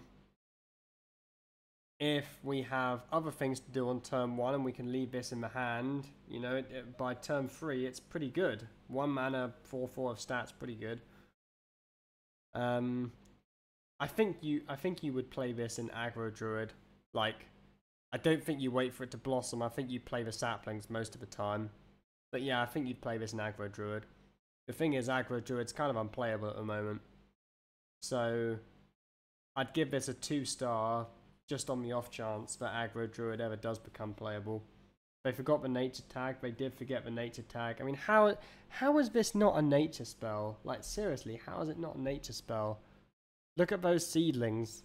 They're literally made of nature.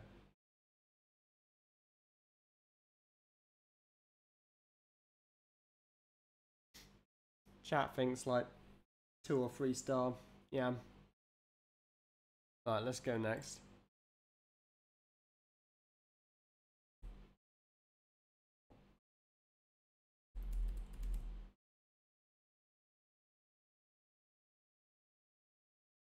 Lifebinder's Gift. This one's a nature spell. 2 mana. Choose 1. Get 2 random nature spells, or reduce the cost of spells in your hand by 1.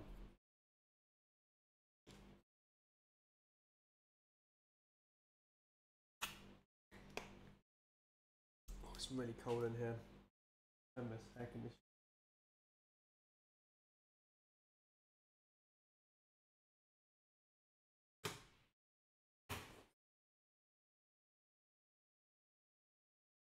Jacket on as well, man. It's so freaking cold. So, I think a lot of people got very excited when they saw this card.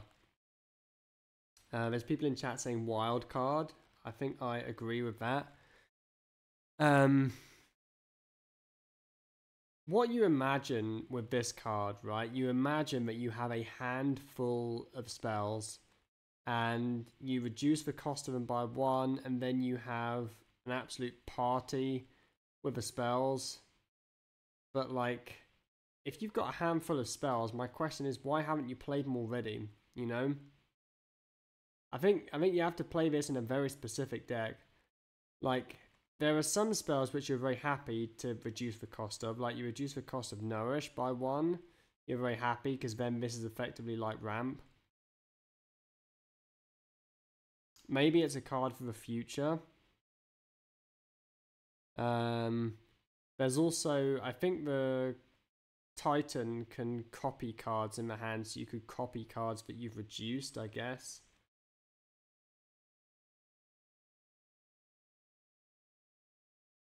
Chat thinks this is a 5-star card.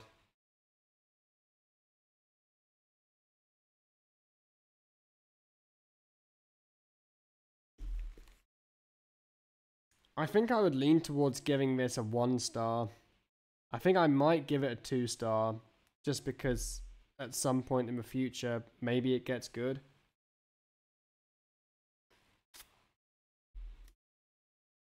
Zeddy thinks this is the best card of a new expansion. How though? What are we doing with this card?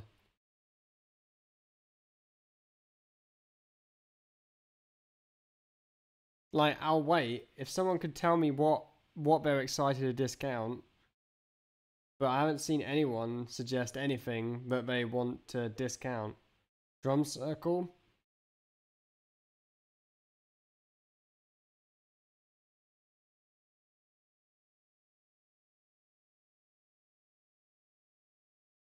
Druid loves these cards. I mean, you want to discount Lunar Eclipse for a turn 3 Nourish? Okay, I mean, yeah, that's now you're getting somewhere. So we have this plus Lunar Eclipse plus Nourish in our hand. We play this on 2. We play Nourish on 3. And then we have no hand left. Oh, it's just, you see what I mean? It's just not getting there, is it? Yeah, the more I think about it, I think this is like a 1 or a 2-star card. It's just not very good.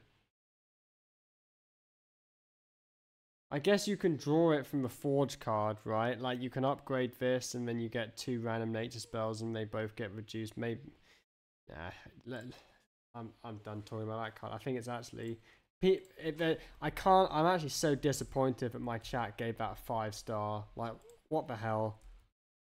Like, anyone who gave that card 5 stars should be ashamed of themselves. Seriously. Alright. Conservator Nymph.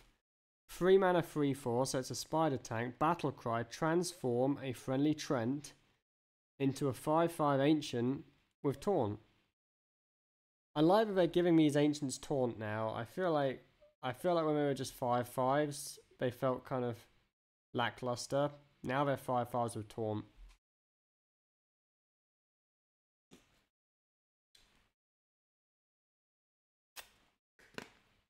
Booba. Yeah, so some nice art on this card. Look at this little Trent. He likes the art as well. Now, so if you have a Trent in play, which it's not too hard to get a Trent in play if you're running the right deck. This is like a 3 mana 6/7.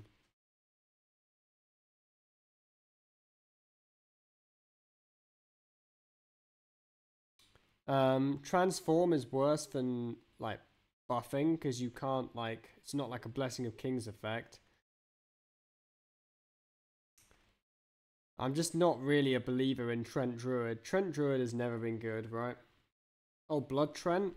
Oh, that's it. Yeah, I mean, I guess you can play Blood Trent plus this, right? And then you get a buttload of stats. Yeah. Good stats for the cost. It's okay. I mean, yeah, that's kind of how I feel about this card as well. It's okay.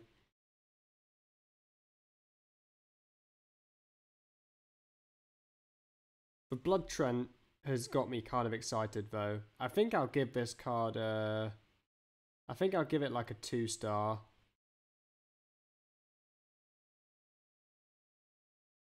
And yeah, you can get like a it doesn't give you 3 Trents that cost 1. It gives you 2 Trents that cost 1. Right, the Witchwood Apple. It's 2 Trents. They change the card. But yeah, I think I'll give this a 2-star. Chat's giving it a 2-star as well.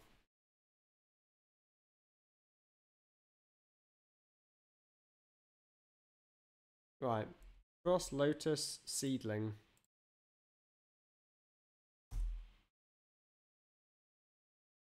Yep, pull up.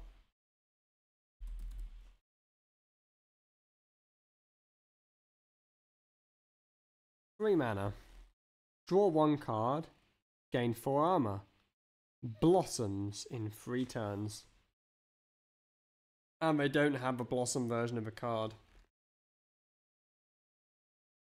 Does anyone know what the upgraded version is? Is it? I'm assuming that it's draw 2 cards, gain 8 armor.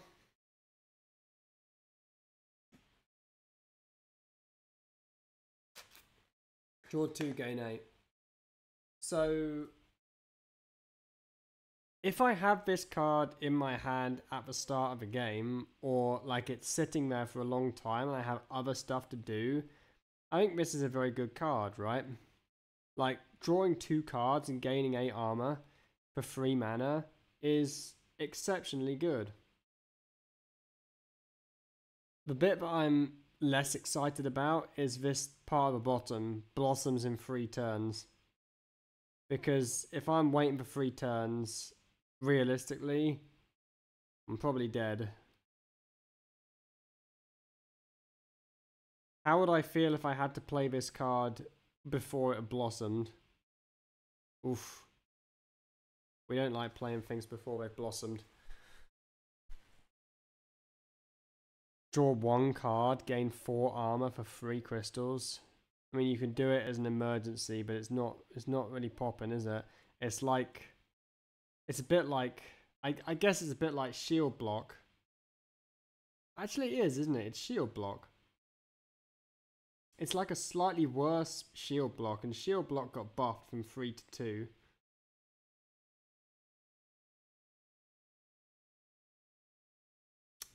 Thinking about it like a Shield Block, it's not the worst card, right?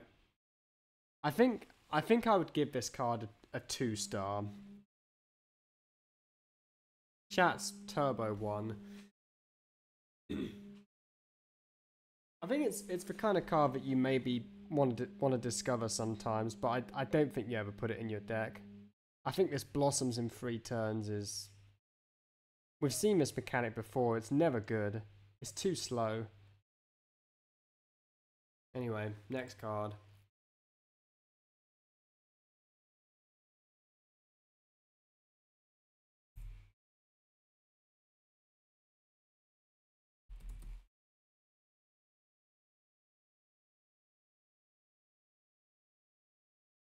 Disciple of Aenar. 4 mana 4/4. Battle Cry. Your next choose 1 card has both effects combined.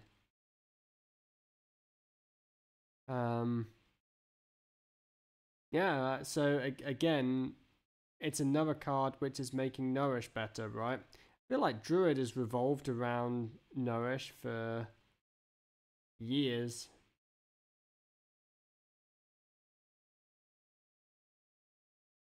Reprint? Yeah, they reprinted this one, right? Wasn't there a... Wasn't it a 3 mana 3/4 before?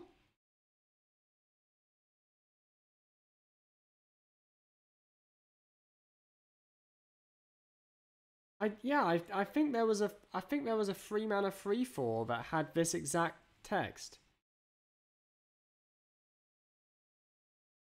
Pathmaker, yeah, what was Pathmaker? Oh, Pathmaker discovered a spell, yeah.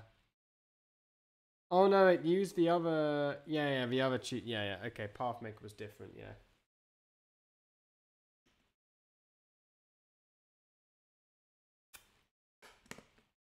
Fine. I mean, again, this is like, they want you to play this card with a spell. They want you to play it with Nourish or with Drum Circle. I do think this is a powerful card, though. I think I would give this like a 3-star rating.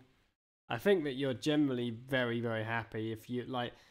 If you get this down before your Nourish or your Drum Circle, I think you're really happy. But it is a bit situational. Like if you miss on this, and it's at the bottom of your deck, it's obviously terrible. So yeah, I think I'd give this 3-star. Chat gave it 4-star. Yeah, I think the plebs are gonna love this card.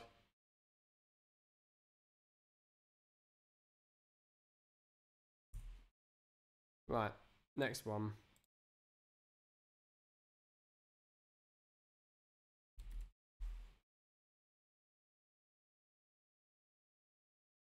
Ancient of Growth. 7 mana 5/5. Choose one. Summon 3/2/2 Trents, or transform your Trents into 5/5 Ancients with Taunt. So, if we don't have anything on the board, we get. This is a choose one, I guess. So, hang on. If we play this card, and then we play this, that's actually quite strong, right? That's like 20/20 of stats.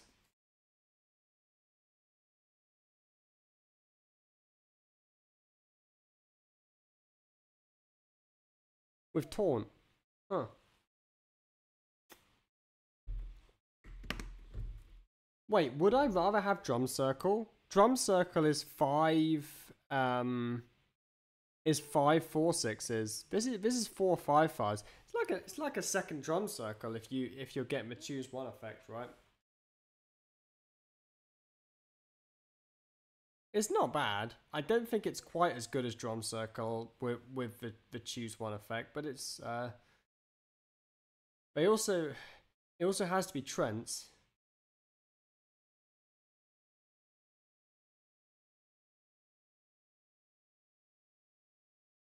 Good with Blood Trents as well. Yeah. The problem is, I think there's not a lot of difference between 3 5/5s and 4 5/5s. Like they either win the game or they die to the same cards, right? Yeah, what's up, Bugfinder? Thank you, man. I appreciate that positivity. Chat's giving it a 1-star. I think 1 is probably where it's at, right? It's probably a 1 or a 2-star. It's very expensive, and I think it's worse than Drum Circle, which is like a 2-star card. Yeah. Light Bomb. Oh gosh. Right.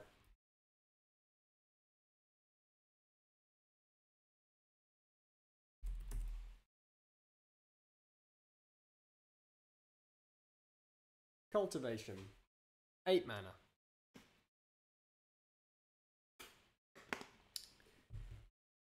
Give your minions +2/+2. Cost 1 less for each Trent you've summoned this game. Now we're talking. Now we are talking. Oh boy. How difficult is it to summon 8 Trents?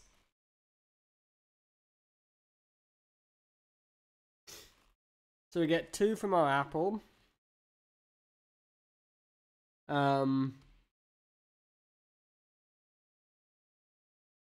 We get like 2 more from that Blossom card. There must be other ways of summoning Trents.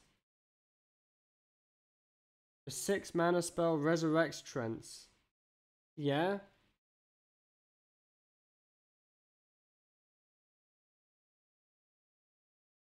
It's not bad, is it? Like, if you're running the right deck, you can probably get this down to 0.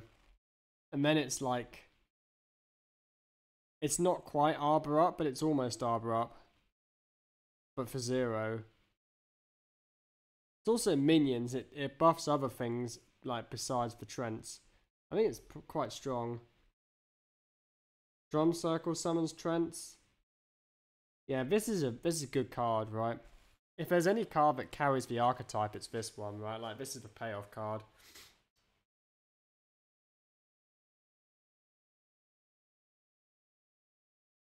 Probably give this like a 3-star. Like it's not Arbor Up, but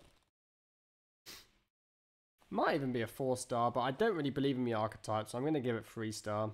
Chat's giving it a 4-star. Has Flower Child synergy?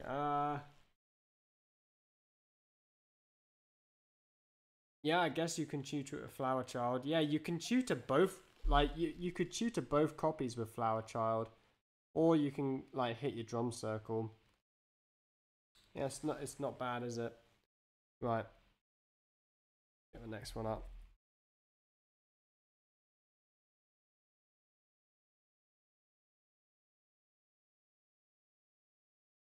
What is this? It gets in the way of Flower Child. No, it doesn't. Like, I think you'd be quite happy to draw that card with Flower Child if you were running a Trent deck. Freya, Keeper of Nature. 8 mana 4/6. Choose one. Duplicate your hand, or summon copies of all other friendly minions. So we can wait. We can copy the choose one on this as well, so we can have both.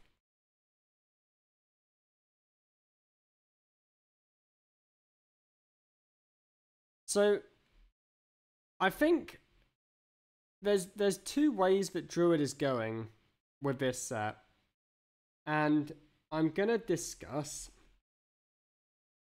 the 2 ways that Druid is going once we get round to the Titan. So I'm actually gonna wait to rank this card until we've looked at the Titan, but if we talk about it just by itself, I think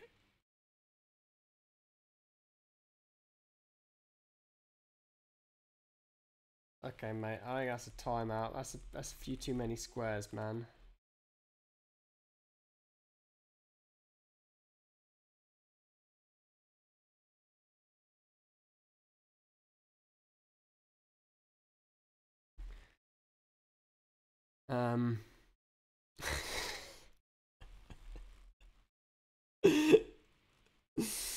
Oh gosh. Okay, someone. I need a mod, man, to help me do these timeouts. Look, you can't be fucking making abstract art in the Twitch chat.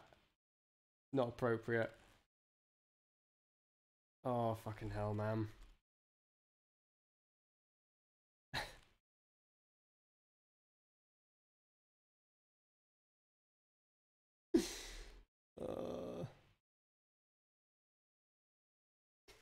Where's the mod, man? Where's the fucking mods? I can't sit here and time out these chatters, man.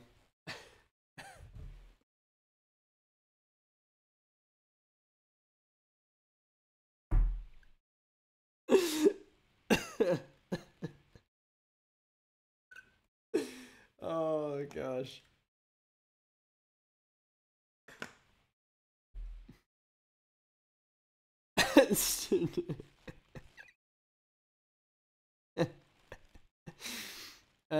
What did chat think of this card? Chat gave it a 5-star. Wow.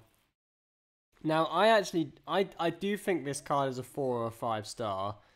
But I think that it's mainly a 4 or a 5-star because of the next card. So let's take a look at the Titan, because I want to talk about the Titan before I talk about Freya.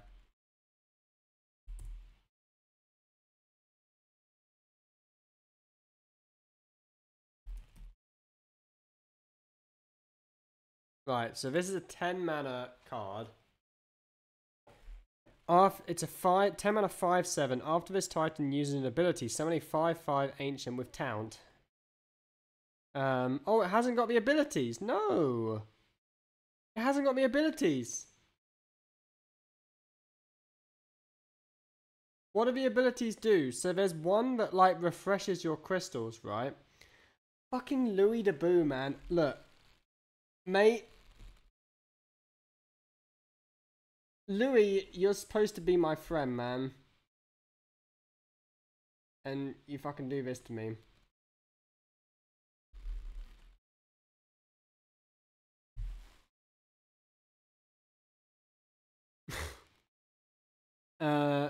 Is there draw until hand is full and Reno?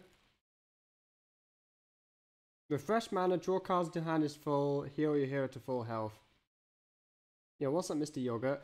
Shit, Mr. Yogurt's not a mod. Okay, we make Mr. Yogurt a mod, and then Mr. Yogurt can block all of this fucking abstract art. There we go, beautiful.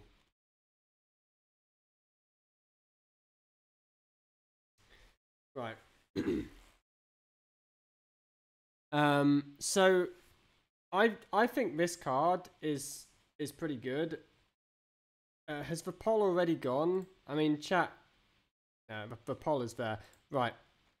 So what I'm imagining, right, is that you play this, you refresh the crystals, you get a 5/5, and then you play this, and you duplicate friendly minions, so you get another A&R and another 5/5 with taunt, and then you click the button on the next A&R and you put your hero back to full life, right?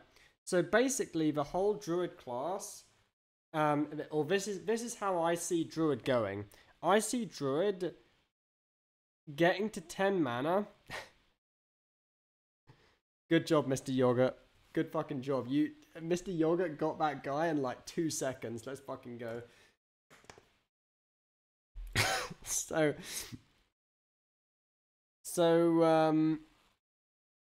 you get up to 10 mana, you turbo up to 10 mana, you drop this, and then you find as many ways as possible to like copy it. Or I guess you copy it, you refresh the crystals and you copy it once, and then you have this enormous board, right? And you like, after you built the enormous board, like you put your hero back to full life. Basically, everything's gonna be great for druid once it gets to 10 mana.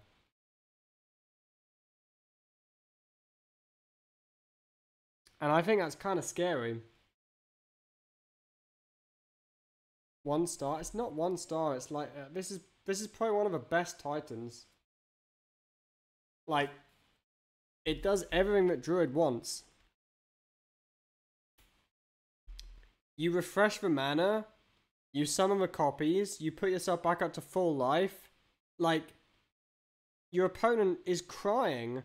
Like, your opponent has got you down to like 2 hit points, and you finally got to 10 crystals, and you have a full board and full life, and your opponent just concedes. I think this is really a phenomenally strong titan.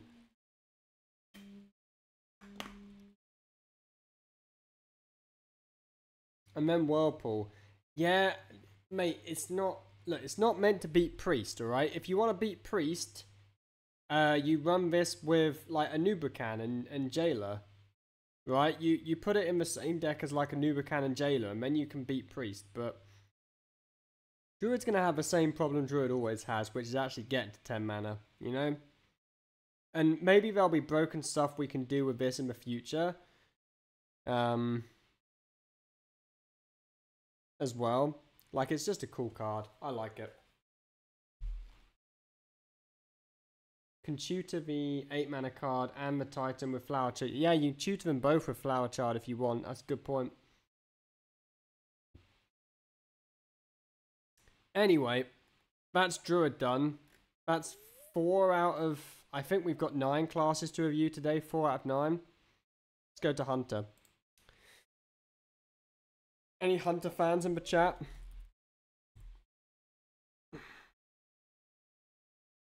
Not really a Hunter enjoyer myself.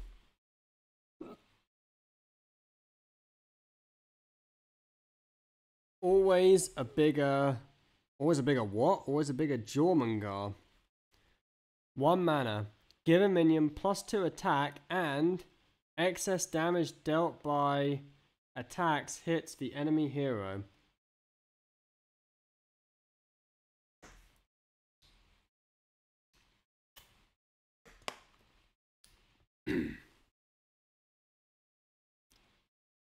So this is really good on the Lifesteal Hound.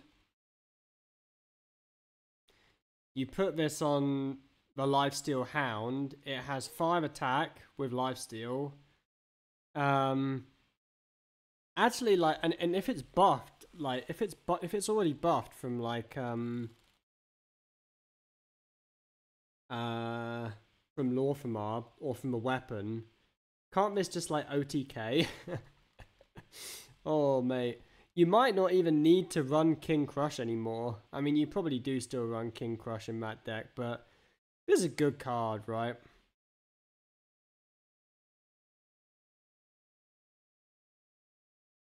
Um, you can also just buff something in the early game.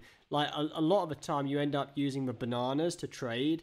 So this is like 2 bananas for 1 mana, which also pushes a little bit of face damage. I think this is a very good card. I think this is probably like a 4 or 5 star card. I'd probably give this 4 star. Chat's giving it 5 star. Wow, you are fairly convinced it's a 5 star. I think it's I think it is very good. Like, I don't know whether this or the bananas is better. I have a feeling that this is better than the bananas, because I think that what this is it's like a tempo version of the banana spell, right? So instead of having to spend 3 mana for 3 bananas, you spend 1 mana for 2 bananas, but it also has this application of being insanely good with Core Hound, right? Or with the Unhollow Hound or whatever. You just play both? I mean, maybe you do just play both. But I think if you play both, it's not the kind of card that you want to play, like, 4 copies of, right? Do you really want this and bananas? Maybe you do. Maybe you do. I feel like it's a bit of an either or, though. Alright, next card.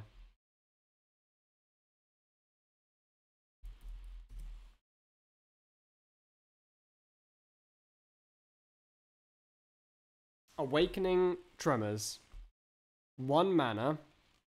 Get 3 4/1 worms. They cost 1. Dude, I love getting worms. Anyone in chat love getting worms?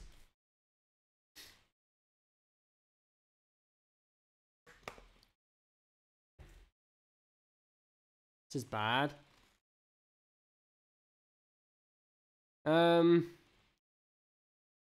So it's like schooling, right? So schooling gives you 3 piranhas.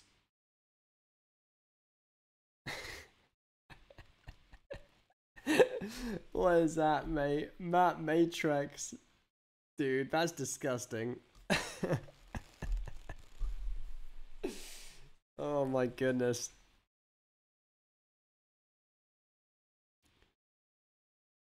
So I think schooling is better than this because the piranhas, the PP piranhas have rush.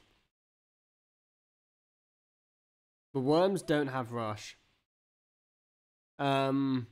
How do I feel if my opponent plays this on 1 and then drops 2 4/1s on 2? I mean, in some cases, it kind of ends the game, right? Like, if you can't deal with the worms, they're just going to do so much damage. But a lot of the time, a 1 mana 4/1 is probably not particularly playable. Druid is crying. Druid for sure is crying. I think I would give this card, like, I think I would give it probably a 3-star rating. I really think it's actually quite good. Like, I think it. Let's say that you play this on turn 4, right? On turn 4, we play the card.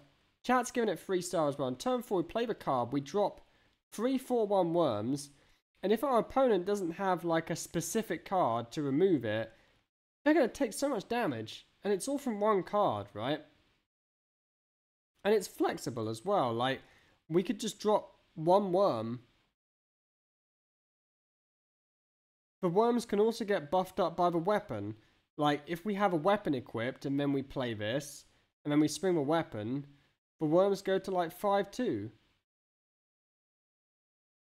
You can use location to give a worm 6-1 rush. I think it's really quite a good card. I think 3-star is where it's at.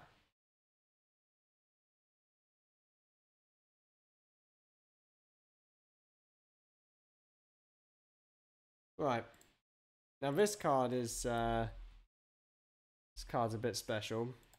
It's got a bit of special sauce, this one.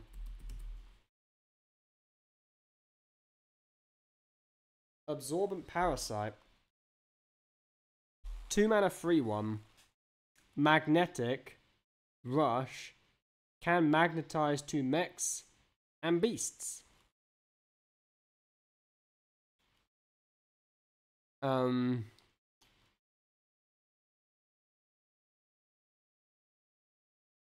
Yeah, so we could put this on Unhollow Hound.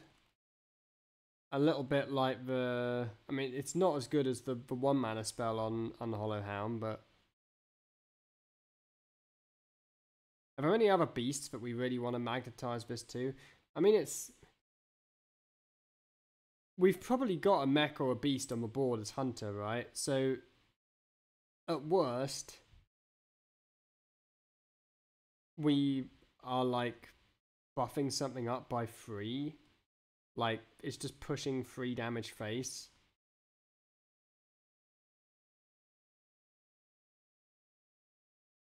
Magnetized King Crush. Yeah, we put it on one of our worms. This card plus Hollow Hound plus 1 mana spell. Lore from our buff OTK. I mean... Yeah, we are... We're getting up for an OTK, aren't we? Just put it on a monkey. Yeah, you could just put it on a monkey. The thing is, I think Hunter has got a lot of cards in this, like, that are competing for this buff slot, right? Like, I look at this card, and I feel like this is worse than the 1 mana spell, and I feel like it's worse than the bananas as well. I think the only reason why you would run this card over the bananas...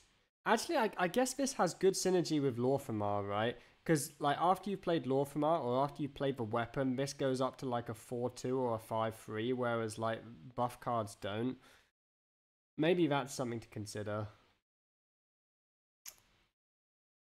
I still think I think it's fringe. I think I would give this, like, 2-star. Chat's giving it 2-star as well. Because I don't think it's as good as the bananas, until you've buffed it up, right, in the hand. Dying from hand is back. I mean, Hunter already kills you from hand.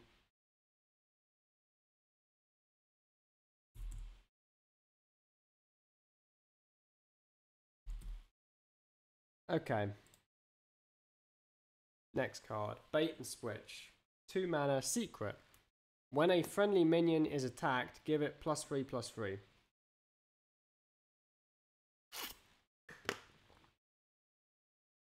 I think this is the biggest one of the set.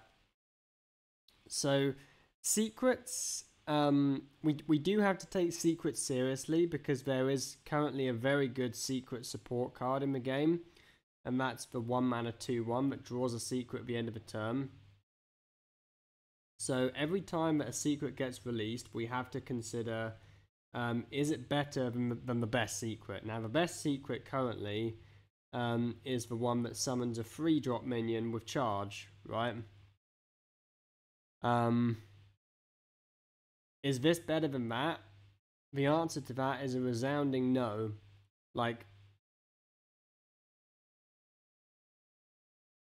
when a friendly minion is attacked is one of the most difficult secret conditions to proc. Like, it's such a... What happens a lot of the time is you play this and it never gets procced. I mean, maybe you put it in the deck and your opponent's, like... I don't know, maybe it's fine in Arena, but I think it's a very difficult condition to activate. So I think it's 1 star for me. You can play, yeah, you play around it so easily. But, I mean, that's if you know it's there, right? Like, if you're not expecting it, then maybe it becomes better. Chat's actually giving us a 3-star rating. Wow. Yeah, I'm not on board, chat. I don't think this is 3-star. This card is a nerf for Tony. Yeah. That, honestly, I think that's like the biggest insult you can ever give to a card. Calling it a nerf for Tony.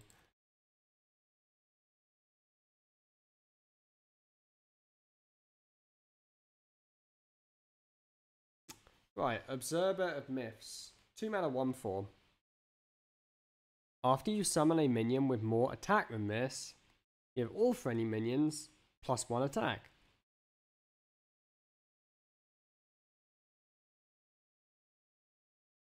So, okay, I understand what they want us to do now. So they want us to play this with the 4/1s, right? With the worms. So they want us to have a board. Like maybe they want us to have some wild seeds. They want us to have some maybe like a couple of monkeys, and then they want us to drop this on like turn 4, maybe turn 5, and then play and then play the 4/1s, and we get like a little Halvera effect on our board. It just feels a little bit all in, you know?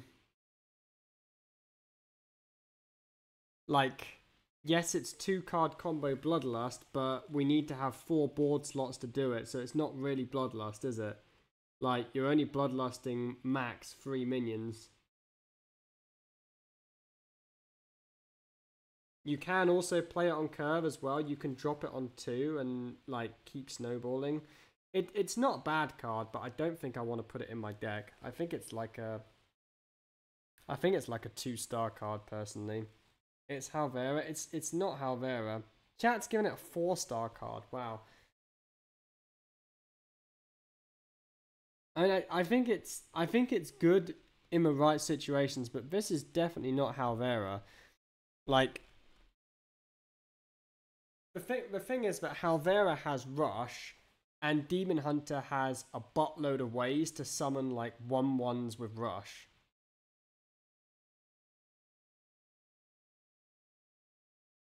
I think this is a very situational card, but maybe I'm wrong. Maybe you just play this on 2 as Hunter. Your opponent can't kill it for a couple of turns because it has 4 health, and they just die. Like that is something that could happen. But I personally, I think it's like a 2-star card. You can play 2 of them, but if you play 2 of them, they very quickly become bad, right? Because remember that every time you play something with more attack than this, the attack of this minion goes up. So the more minions that you play, the more difficult it is for this to actually give more attack. Like, let's say that we play this with our 3/4/1s, it's up to a 4/4. And then we have to play something with 5 attack to get it to get it to give the board more attack. It doesn't go on forever.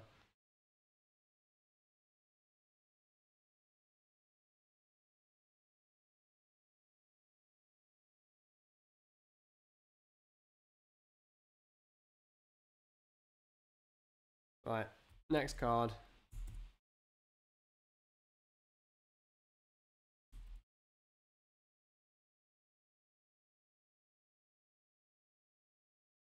Titanforge Traps. Discover and cast a secret. Forge, do it twice.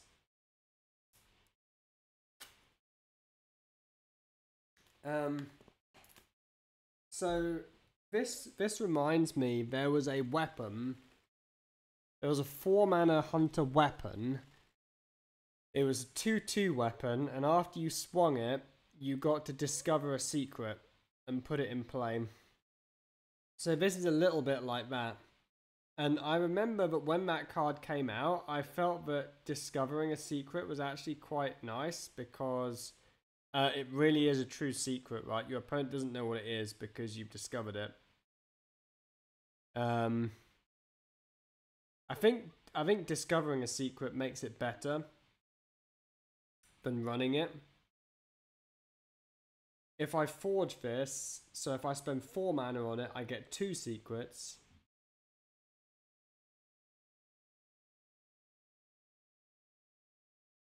But then I'm reminded that I hate secrets. I really hate secrets. I think chat is saying that secrets are bedge, and I completely agree with them.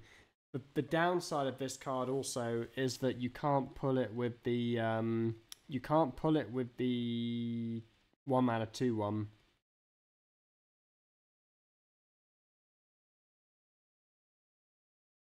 So, oh, I guess there's ring toss as well, right? It's a little bit like the mage one, the ring toss. So that was a 4 mana card. So this is basically 4 mana.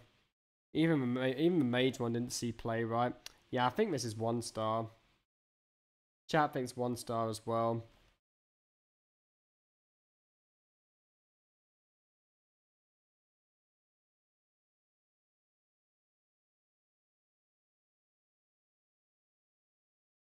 Right, next card.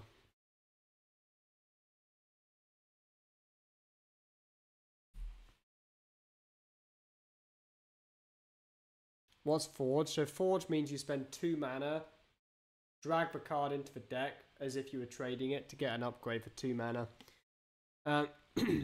3 mana, Fable Stable Hand. 3 mana 3/3, Rush, Battle Cry. If you control a minion with 4 or more attack, gain +2/+2. Ah, okay.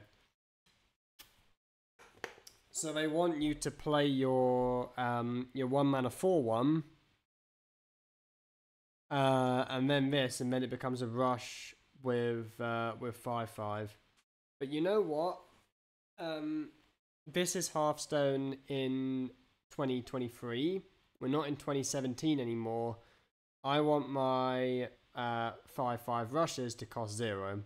I don't want them to cost 3. You hear me? So I think this is an arena card. I think it's 1 star. Chat is giving this a turbo 1 star. Let's not wait for the poll to run out. Let's just go on to the next card. Because I think everyone's going to give this a 4 or a 5 star anyway. This is the Titan. Agrimar the Avenger. Titan. Battlecry. Equip a 3/3. Cash. I'm not even going to try and pronounce that card. Equip a 3/3 weapon. And again, we can't see the effects, right? Can anyone confirm what the effects are? Refresh the site. Okay. Try refreshing the site. Oh shit.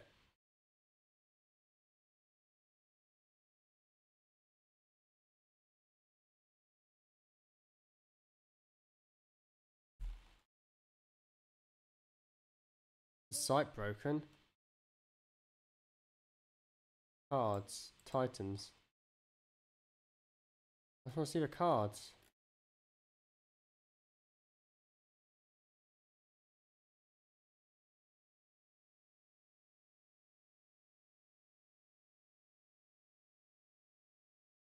Oh, this is bad.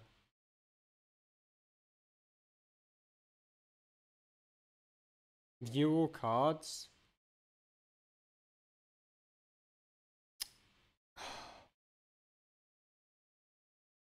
Card library.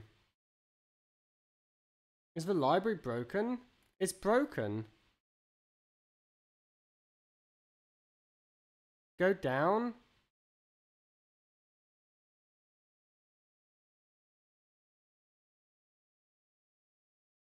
Oh man, I've made a terrible mistake.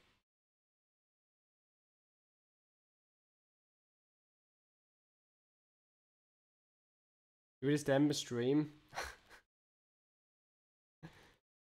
Go to half pwn. Okay, let's go to half pwn. Or top Hearthstone decks.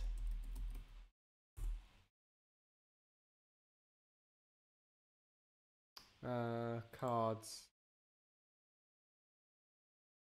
Set. Has it not got Titans here yet? Oh, mate, it hasn't got the...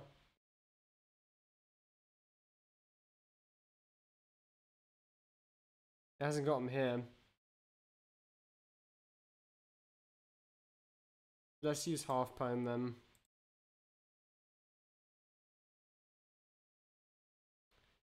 Oh, here we go. Right. Oh, this is quite nice, actually. So here we go. Agramar the Avenger. Titan Battlecry equip a 3/3 weapon. Let's get a poll up for this boy. You can actually see what people think.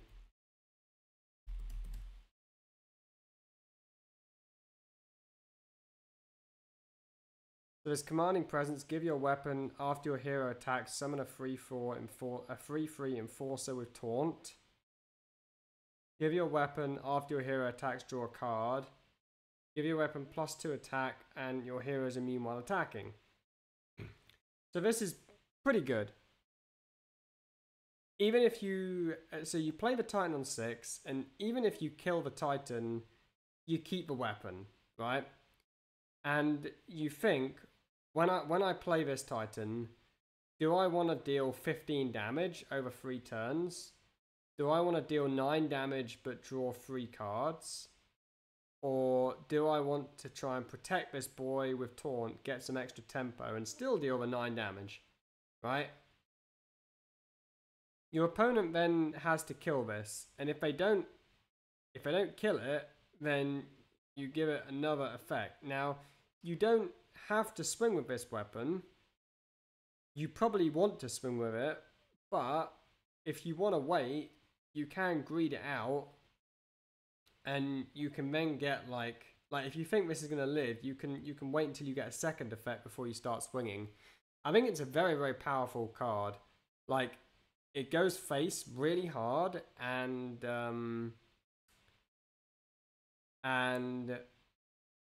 it like I think that what you probably do most of the time is that you play it on the back end of a strong early curve and you pick draw, and then it's just a deal 9 damage, draw 3 cards, summon a 3/7 that maybe sometimes sticks and you get the other ones.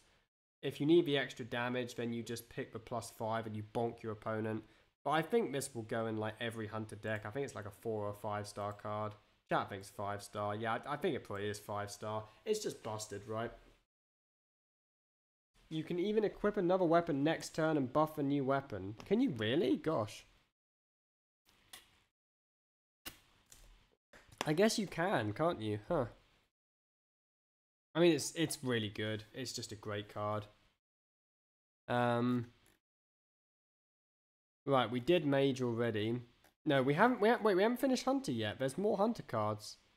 Hodor.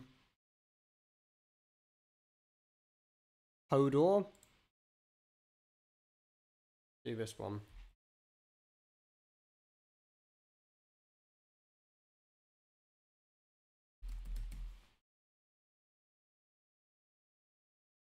How do the Titans work? So you summon them, and then they have 3 abilities, and you click them on the turn that you summon them, and you get to pick one of the ability, and if it sticks on the board, you click it next turn, and you get to pick another ability, but you can't pick the same ability twice. And then if you use all 3 abilities, then the Titan can just attack like a normal minion. It can't attack until you've used all 3 abilities. Oh dear. Father of Giants. 8/8. Battlecry, set the stats of the next 3 minions you play to 8/8.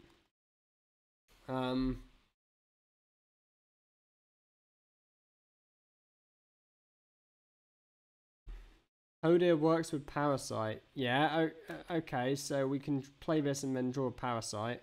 This is just terrible though, right? Like, so this strikes me as just strictly worse than Lorfamar. It costs 1 more. It only works on the next 3 minions. And rather than doubling them, it's setting them to 8/8, which for some minions is better, but for most minions it's worse. Like, oh, it buffs your hand. Okay, that does make it better. Yes, it's not the next 3 minions you draw, it's the next 3 minions you play, right? So, maybe it's a future card. Maybe they're going to put Stone Tusk Boars back in standard and it becomes playable. But, like, come on. I think it's a turbo 1-star. Like, 8 mana, 8/8, do nothing.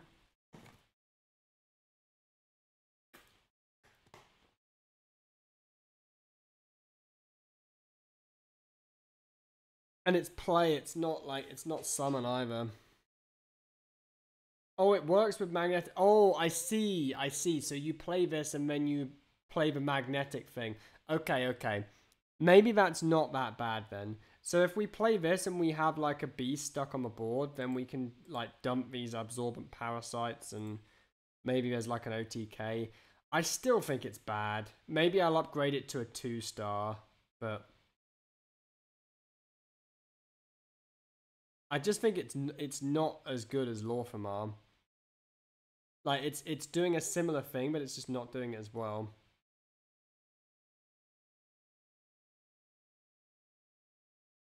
Right, and then we got this card.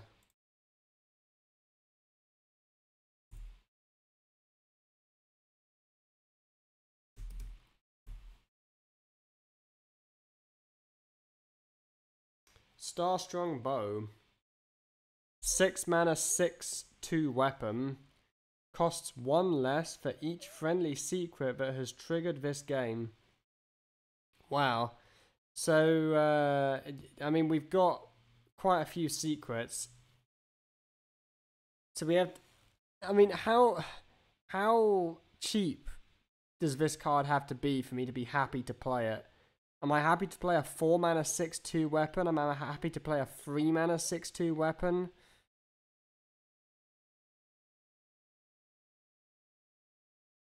Six is a lot of attack.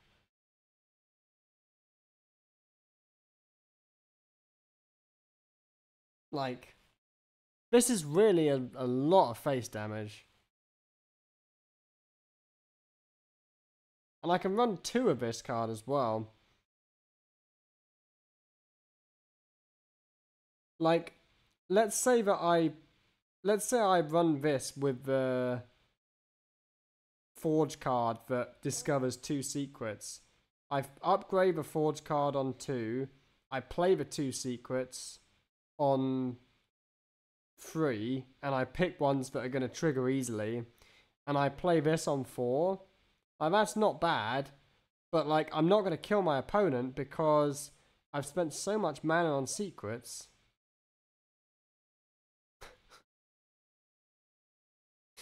Like, I think that this card by itself is fine, but I don't want to play secrets. So I would probably give this like a...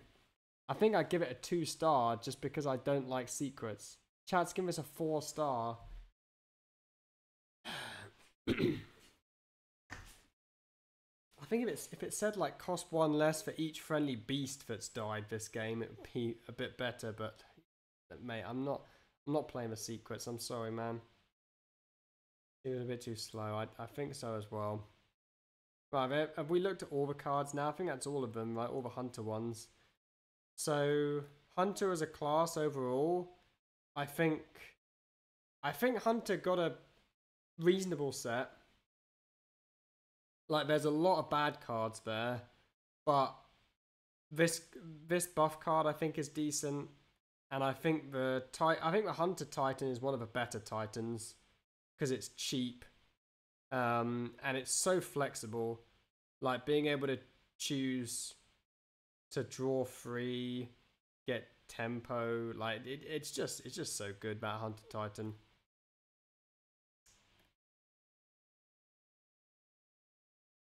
Like, it's the kind of card you look at and it's just insta 5-star. It's just good at any point in the game. Right, PP Palladino next. Let's have a look at the Titan first.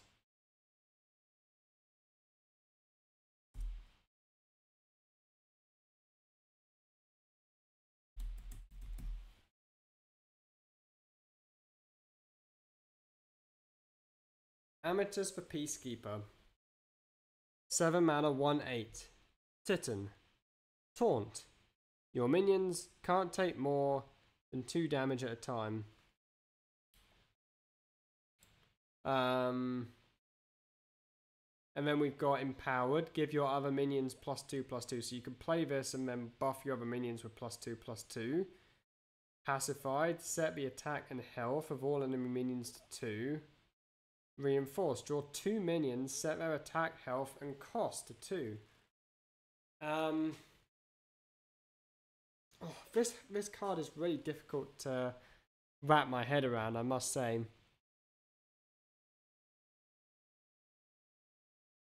So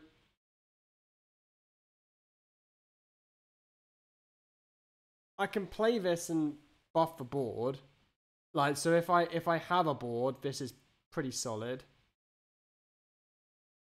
And also everything on my board can like value trade down because it's, well, I mean, it's going to go face realistically, isn't it? Pacified, if my opponent has like a big minion, if they have a big board, this is pretty good. It's like a kind of almost equality. Reinforced. I mean, is there any like OTK potential with Reinforced? Like, what minions as 2/2s that cost 2 can I OTK with? There must be something, right? But still, I have to not draw those minions before turn 7. I mean, this card's a bit weird. I've got to say, it's a bit weird. Like, it's probably good because it's a Titan, but I feel like it should be a 2/8. Like, why is this a 1/8 and not a 2/8? Stone Tusk Paw. Countess, yeah, it's pretty good if you get a 2-mana Countess, that's for sure.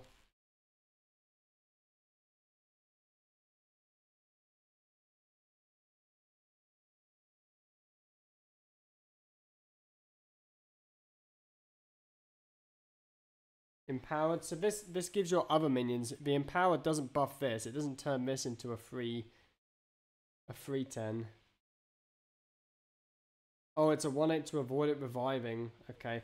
Honestly, I think this is probably the weakest Titan. Chat's actually given this a 2-star. Chat, have you just given this a 2-star because of all the 2s on the card? Are you confused? I do think it's the worst Titan so far, though. I think this one is like competing with the Mage one.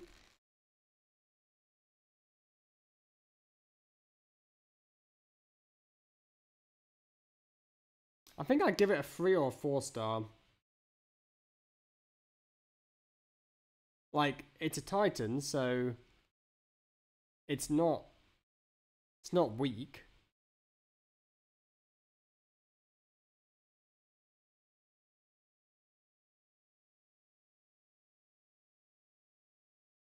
Probably got to give it like a. I think I give it a 3-star. I mean, I gave a Mage one a 4-star. Like, did I give a Mage a 4-star or a 3-star?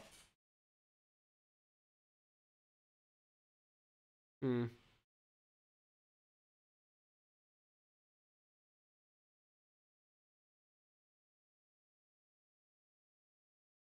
Okay, let's have a look at some other cards.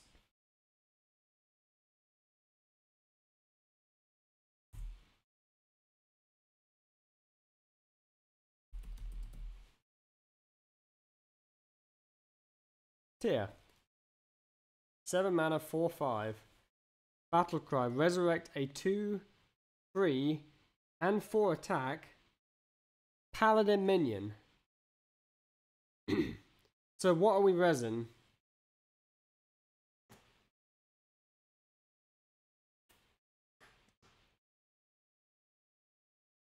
Annoya trope? Yeah, so if we can ever get the Annoytrope out, then obviously that's a great free attack minion.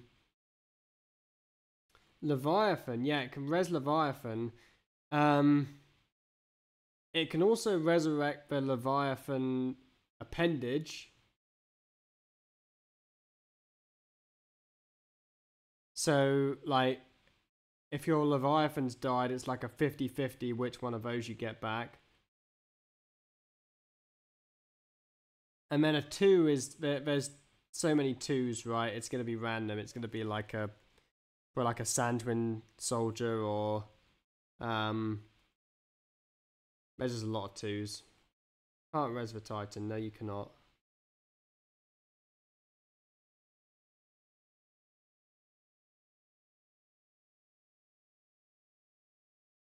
Sandwich Soldier. Can res the Irvins. Okay, I mean, we'll have a look at the Irvins later, I guess. I mean, I think this is like a powerful card, and you can build a deck around it, right? Like, you might just run this card, but the resing the Leviathan makes it strong for sure. Like, if you run Leviathan, this is probably just decent. Paladin doesn't need to worry about being slow because it has, like, good early game. I think I'd probably give this a 3-star card. I think it's just solid. Chat's giving it a 4-star. Yeah, I think there's implications for the future as well, right? Like, there is the potential for this to be really broken, like, if they print something that's busted at bit, like, any of these mana costs. And Res Kangor for Big Pala. Yeah, I mean, there's a lot of competing 7 drops, that's for sure. It's worth noting that we can, we can set this to 2 mana with the Titan as well. So if you draw this off the Titan, it becomes a 2 mana 2/2. And clearly this is much better as a 2 mana 2/2. Yeah, I think I'd give it a 3-star.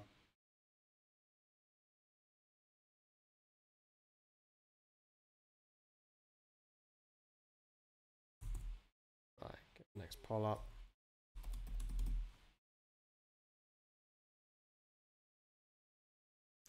Disciple of Amatus. 6 mana 4/6. At the end of your turn, summon a 2/2 Irvin that gains +2/+2 for each other Irvin you've summoned this game. So this is actually a 6 mana 6/8. You summon another Irvin, it's a 6 mana whatever, it's like pretty big and it threatens to summon more Irvins.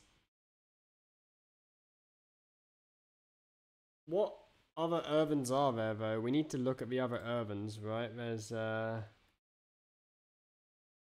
There's this one, a 4 mana 3/2, summon a 2/2 Irvin that gains +2/+2 for each other Irvin you summoned.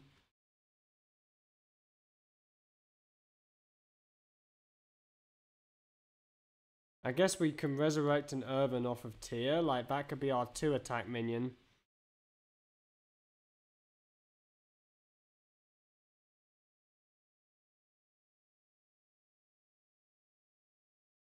Is that it? Are there just 2 minions that summon Irvins? There's just 2?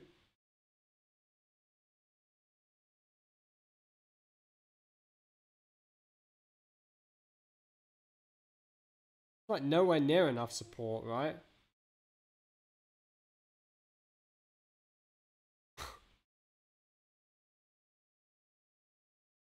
Yeah, I'm giving that a 1. Like, chat's giving it a 1 and a 4. Like, chat, are you just giving it a 4 because it has 4 attack? That's not how. Dude, this is not how card reviews work. You can't just rate a card 4 because it has 4 attack. Yo, Avazia, thank you for a tier 1. Any class set you like so far?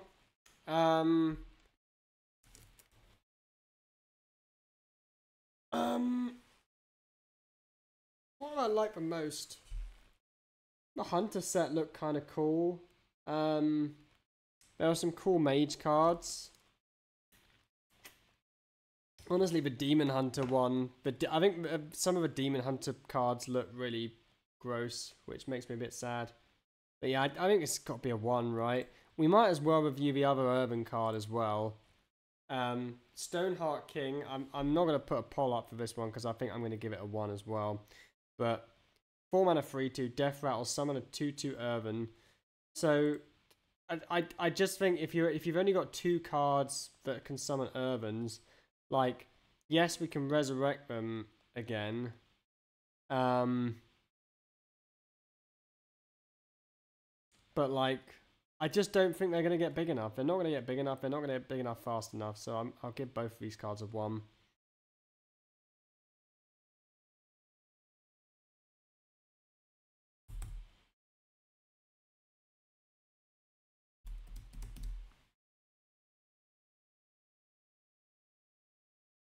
Judge Unworthy. 4 mana. Set an enemy minion's health to 1. Then deal 1 damage to all enemies.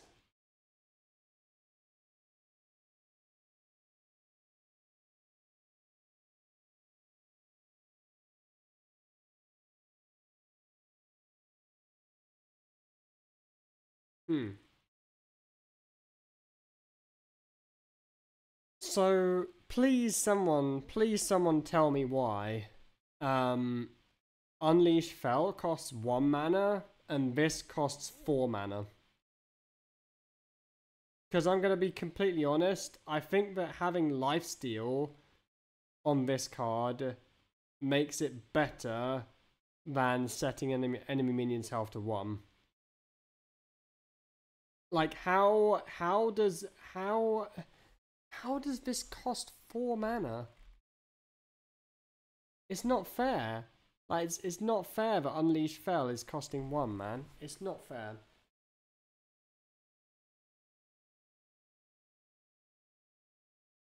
Can't compare the Super Brain card. I mean, I know you can't. I'm just complaining.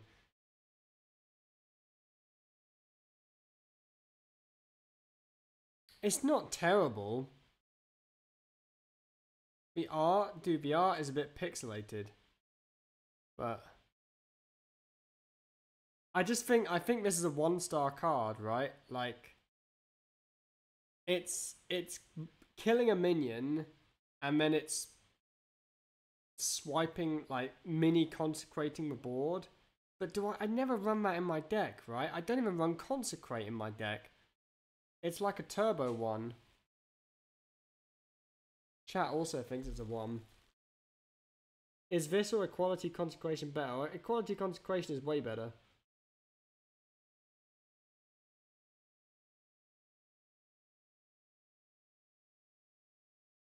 Tears. I think it's Paladin mains Tears. Because, man, Paladin's got some real stinkers. Tears. 5 mana. Holy Spell. Resurrect 3 different Paladin minions. Set their stats to 2/2. Forge, resurrect another. So this is like 6/6 of stats. Maybe we get some with Divine Shield or Taunt. Maybe we get some with Rush. I guess we can resurrect some pop-in minions. Like, if we cast this later in the game, maybe we can get like a Colossal. Maybe we can get a Titan. It's not terrible.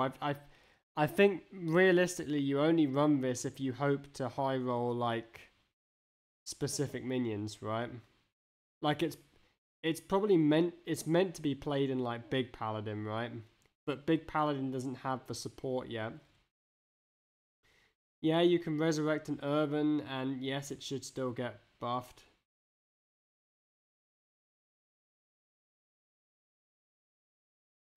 Yeah, I mean, if you hero power, you're probably gonna get like a pleb, right? A 1/1. You can resurrect a Titan, yes. I think this is very. I think this is specifically meant for like big paladin though. It's like it's only I think it's only worth playing if you are resurrecting very specific minions. So I'll give it a 2 because I think like if big paladin gets some better support in the future, then it could be very good. But I think now it's not going to see play. Chat's between a 1 and a 2. Yeah, I think it is somewhere between a 1 and a 2. Right, I'll put this card up. And I'll go to the bathroom quickly. Pull up.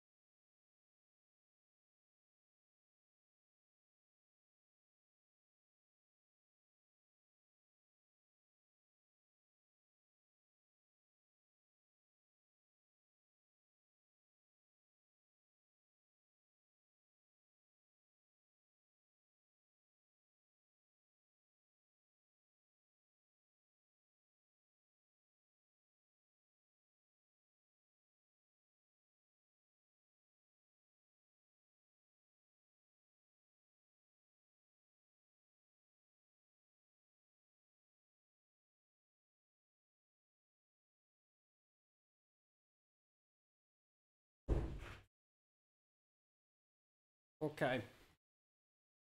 X21 repair bot, 1 mana 1/3, death rattle, return any mechs magnetized to this to your hand. Oh. Oh yeah, there's some mech paladin support as well, right? I mean that's not bad. You dump that on 1 and you magnetize it and it's like it's getting some decent value. 1 mana 1/3, that probably sees play in mech paladin. I'll give it a 3-star. Chat's on 4-star. Yeah, I can see it. It's just solid, right? You can't go wrong with a 1-drop that's good later in the game.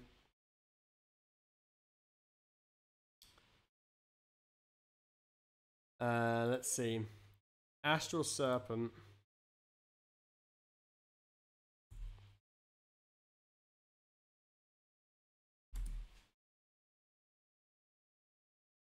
Does Paladin have magnetic cards? Paladin has a lot of mechs. Mech Paladin is an archetype which it has existed since Sunken City, right? Because they've got radar detector. Look at the bottom of the deck to like pull mechs up. You have a deck which just runs like full mechs plus radar detector, and it's not bad. And it's getting a lot more support because there's a ton of mechs this expansion. Anyway, this card, Astral Serpent, 4 mana 3/3. At the end of your turn, if this didn't attack, draw 2 cards.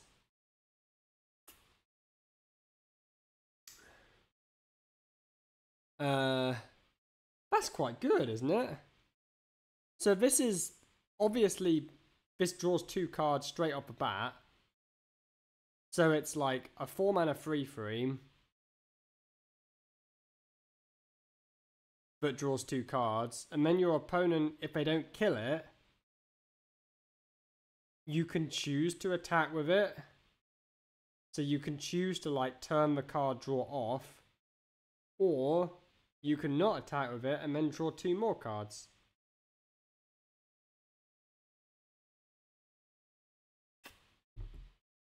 It's like Mana-Tide Totem, right? It's like a Mana-Tide Totem that costs 1 more but draws an extra card.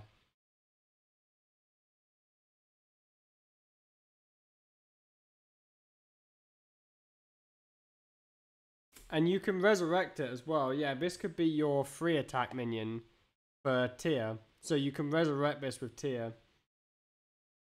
I don't think this is bad. I think it's like, I mean, you can never stick your nose up at a minion that has to be removed and draws 2 cards. I think I'd probably give this like a 3-star. Chat's giving it a 3-star as well. It's good. It's solid. I don't think it's busted, but I think it will see play.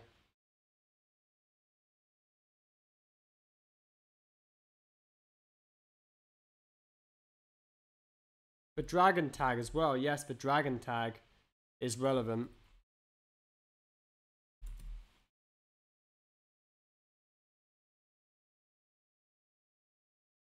So we've got Noble Minibot. 2 mana 2/3. Magnetic. After this attacks, give a random minion in your hand +1/+1.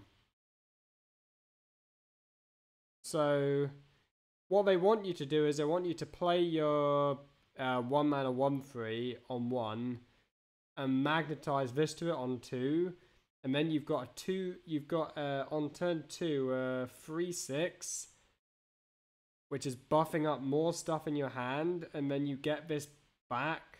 Like, obviously, if you do that, you probably win the game. But curving 1 into 2 has always been busted, right?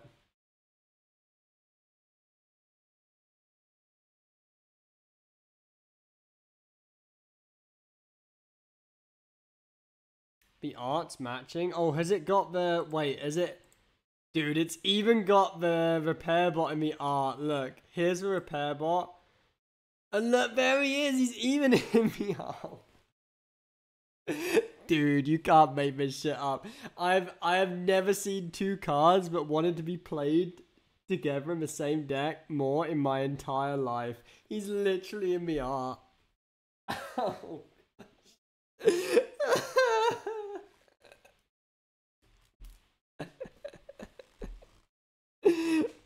Who even notices this shit, man? Like, I think it's not a bad card though, right?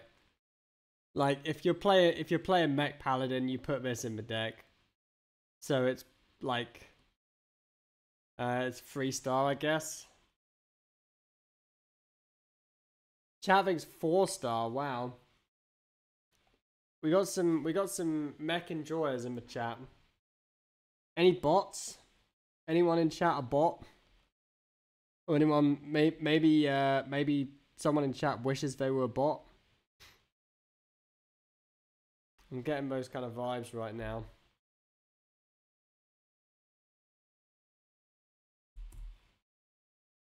Yeah, we got a few bots in chat.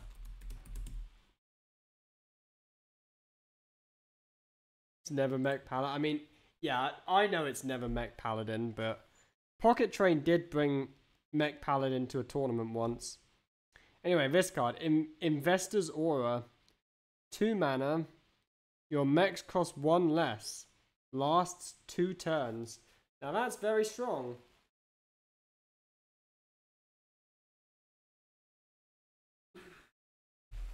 So,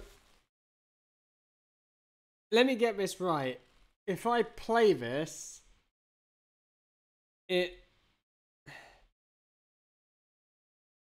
that's the first turn, right? So I play this, I spend 2 mana, and that's the first turn, and then the next turn is when it gets really spicy. So what they want you to do is they want you to play... You remember the card I was talking about earlier? Radar Detector. They want you to run a deck with 26 mechs, 2 Inventor's Auras, and 2 Radar Detectors. So you play your Radar Detector on turn 2, then you play your Inventor's Aura on turn 3, you maybe slap a couple of like 1 or 2 mana mechs down, and then on the next turn, you just vomit everything out onto the board. Like that's like what the dream is. I think this is a very good card. You can never, like, if there's any card that makes mechs work, for sure it's this one. I'd probably give this a 5-star. Maybe a 4-star, but I'd probably give it a 5-star. Chat is also on 5-star. I've only given out, like... What have I given a 5-star to? I give a 5-star to the Hunter Titan. Have I given a 5-star to any non-Titan card yet?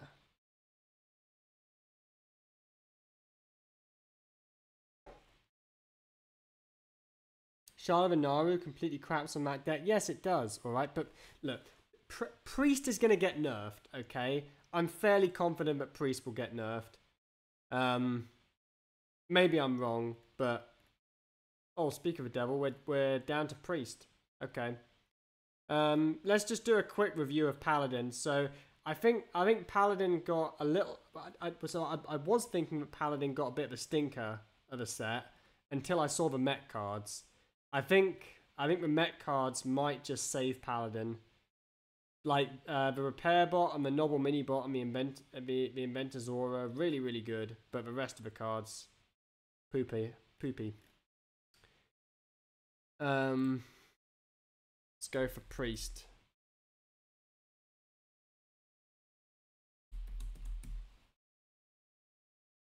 Mech Priest? I don't think so. So we got Ammon Fool for Priest Titan. A 7 mana 3/10. After this uses an ability, discover any legendary minion. Does that mean from any class? Like, so I can discover like a mage legendary? It does, right? So this is like Countess. Yeah, so this is like doing a Countess. Now we all know how powerful. Oh, I guess it could discover neutrals as well, and it can discover priest ones. So it's probably a little bit worse than Countess. Can it discover Titans? Yes, I guess it can discover Titans. Now let's look at the effects. So the first effect, Shape the Stars. Choose a non-Titan minion. Summon a copy of it with +2/+2. So I can summon a Colossal on my opponent from my opponent's side of the board. I can take that. Like I can summon a copy of my own Behemoth. It's just very strong.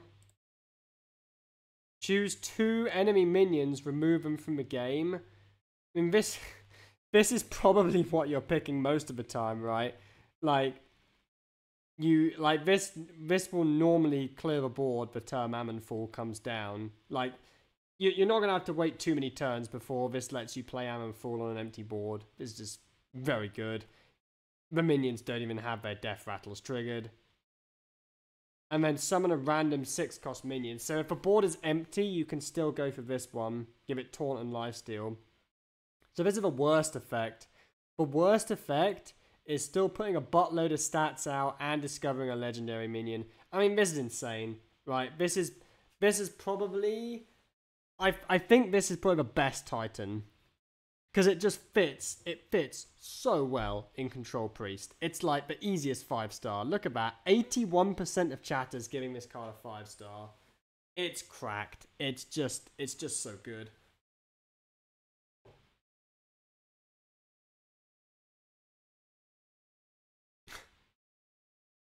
But Priest will get nerfed, right? Everyone knows Priest is going to get nerfed. It should have. I mean, I'm lucky that it hasn't been nerfed already because I've just been farming ladder finishes with it for the last 3 months. But I think Priest does take the hit this time, sadly. Now the rest of the Priest set, I've had a look at it and it's a bit shit. But Priest is already in a good spot, so.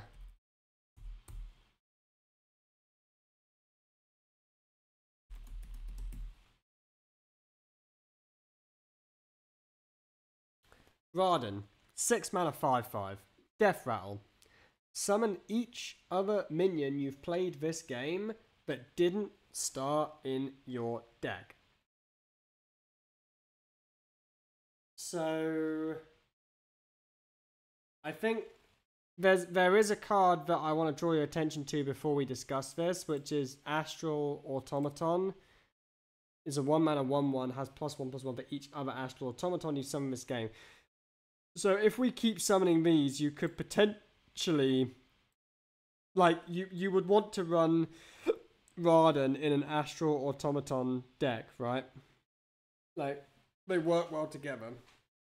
However, that being said, there's other minions that we will have summoned throughout the game. So we can summon minions with Synchronize. We can summon minions with Ammon Fool. We can take a minion with Identity Theft, and we can put that into play. Like, I think that the effect on this card is incredibly strong. What's not strong about this card is the fact that it's a death rattle. If this was a battle cry, I think it might be insta 5-star. So, what if we can play this and play Light It Burns and like get a full board of Colossals and Titans and stuff? Like, I think it's a very situational card, right? I think that because it's so situational, for me it gets a 2. Chat's giving it a 3. Maybe 3 is a little bit fairer. Like, there's definitely applications for it. I think, like, if you had, like, a druid location, I think it would be turbo. Cube it? Yeah, you can cube it. That's actually a good application, because there's a 3-mana cube, isn't there? There's a neutral cube. That's kind of busted with cube, damn, on turn 9. Okay, let's upgrade it to a 3. Can you get another Titan? Yes, you can. So if you synchronize a Titan and play the Titan, then Raden will summon a Titan. Yes. Maybe it's just good. Like, this effect is so powerful. Generally, when you're playing Priest, the cards, the things that you summon that didn't start in your deck are stronger than the things that did start in your deck. It is. The more I think about this card, the better I think it is, actually. You can go infinite with Synchronize. You can't go infinite, but you can... Oh, wait. Yeah, you can go infinite with Synchronize. Like, if you synchronize the Raden, and you play another Raden, it summons itself back, right? Oh my goodness, you can go infinite with Synchronize. Unless your opponent has silence, you just never, like, you always have minions on board. It can't get itself. Oh yes, you can't get itself. Each other minion. Yeah, so it says other, so it can't summon itself. Okay. Never mind, sorry. I was getting excited. Let's move on.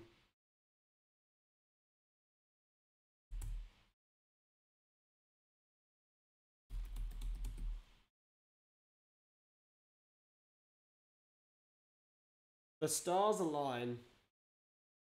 3 mana. Arcane.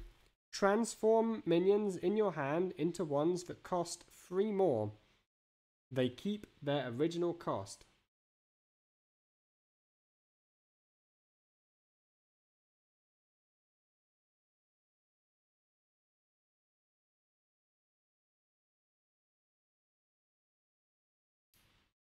Yeah.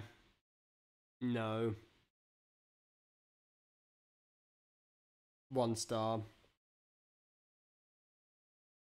I wish I could cancel the poll, because there's nothing more I want to say about this card. Like, this is just a disappointment. This card itself should be... we should change the name of a card. Instead of a stars align, it should be 1 star aligns. Oh, dude. I mean, you can tell what they want you to do is they want you to play this and, like, get a bunch of big idiots out on the cheap and then resurrect them with Raden. Nah, man, it's not how I want to play Priest. Shapeless Constellation. Actually, you know what? We'll just leave a poll up for this one because this is a 1 star as well. 8 mana, 8/8. Battlecry, transform into an 8/8 copy of a random minion in your hand. So, like,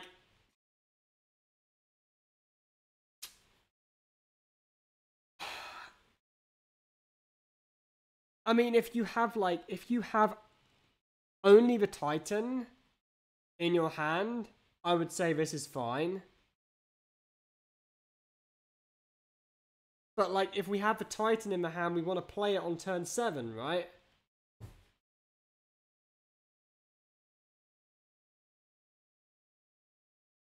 Also, it's random, so, like, if I have like a school teacher, but I've just pulled off the top of a deck, could pull that.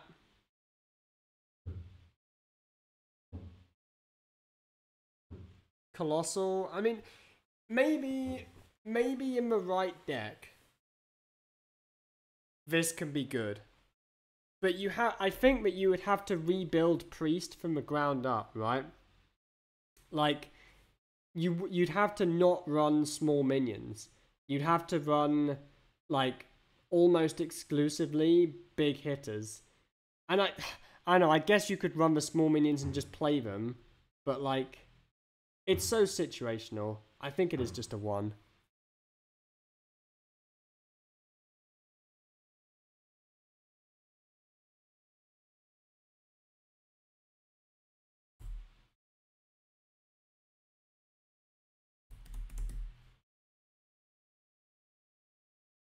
Alright.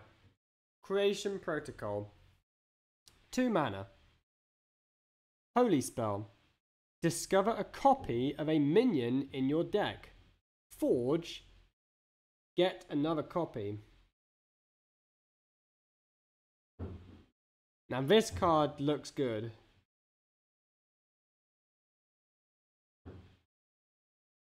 I can, instead of hero powering, which I do quite a lot with Priest, you quite often float mana with Priest, I can either take the minion, or I can forge this, and then later on I can, like, spend 2 more mana to get the copies. But, like, I can take copies of my Colossus, I can take copies of my Titan, I can take copies of, what else can I get? Astalor. I mean, they've printed this card for Astral Automaton, right? This is what they want you to copy, but I'm not copying this piece of shit. I'm copying my big boys, you know? I think this is a strong card. I think it will see play. I think I would probably give it a 3-star rating. Chat's giving it a 4 and a 5. It's not a 4 or a 5, chat. It's not that good. Yes, you could take Dirty Rat as well. In the right matchup, you can take Dirty Rat.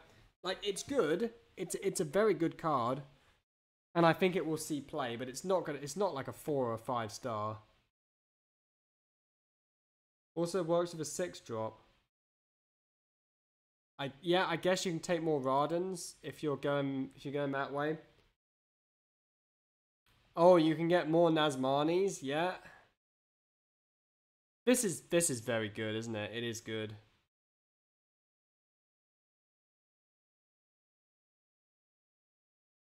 Okay, next card.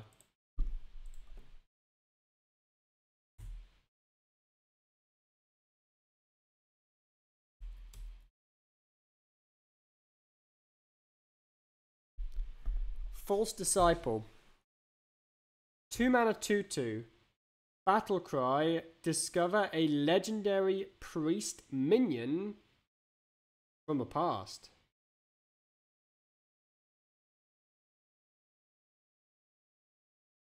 So it's a Battlecry. I love the artwork, by the way. Like, this guy, it's got some, like, Davy Jones shit going on.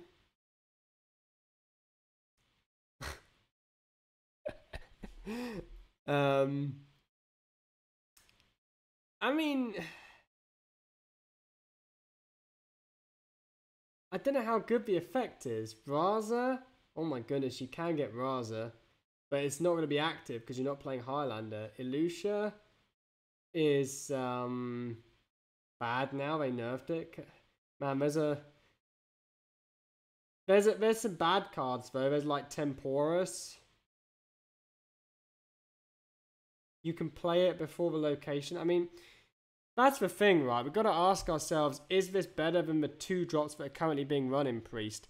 Because Priest was running the 3-2 that gave us a card as a Death Rattle, gave us a copy of a card in our opponent's deck. Is a legendary Priest minion from the past on average better than a random card in our opponent's deck? And people have also cut that, and that's a 3-2. This is a 2-2.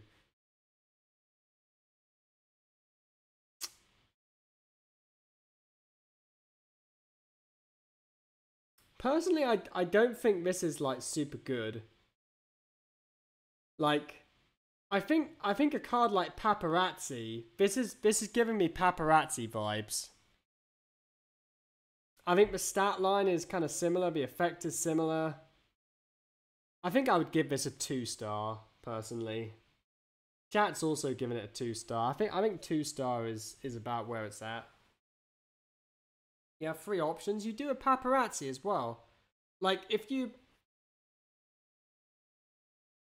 I really think this is just 2-mana Paparazzi, and I think it doesn't really see play.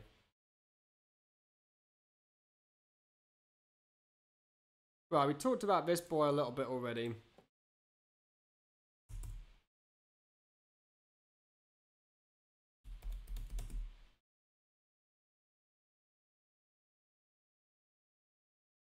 Swap your hammer with Priest Legendary, Ilusha. Yeah, you don't... So this card you don't play if you're looking for a specific legendary. Like, that's bad deck building. Because there's probably almost 100 Priest Legendaries. Maybe not 100, maybe like... There's maybe a pool of like 30. I don't know. Anyway, Astral Automaton, 1 mana, 1/1 mech. Has +1/+1 for each other Astral Automaton you've summoned this game. So it's cheap. We can run 2 of them. We can synchronize them. We can summon them back with Raden. We can copy them with Creation Protocol.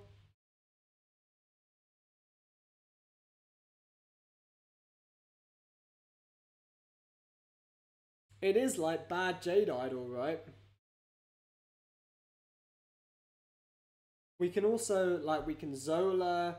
There's another, like, there's Resurrect spells. There's this one. Like, you can probably build an entire deck around this card, and these things just keep getting bigger and bigger and bigger. And then eventually you, like, magnetize a Ziliax to it and heal back to full. I don't know.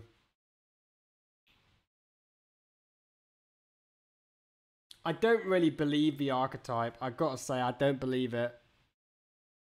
I feel like I'm going to give it a 3 just because it's nice that it exists.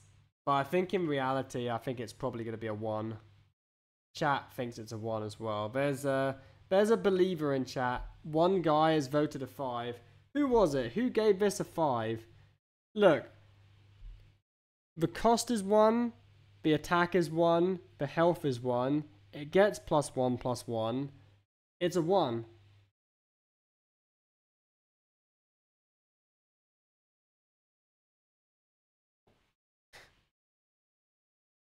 Be ashamed of yourself. Right, next card.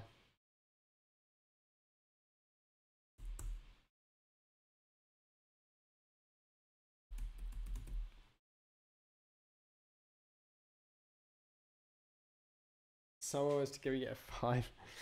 Serenity. 4 mana. Holy Spell. Give all minions -2 attack. Destroy any with 0 attack.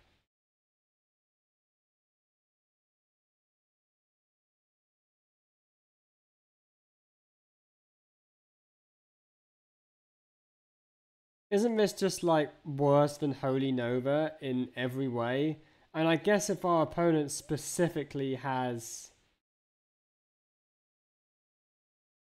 like a 210, but that's so specific, right? Like most of the time, I feel like most of the time Holy Nova is doing the same, but for one less mana and also healing our board. The attack drop's permanent. Yeah, I know it's permanent. Holy Nova also gives them -2 health permanently. Good versus Trents. Holy Nova's also good versus Trents.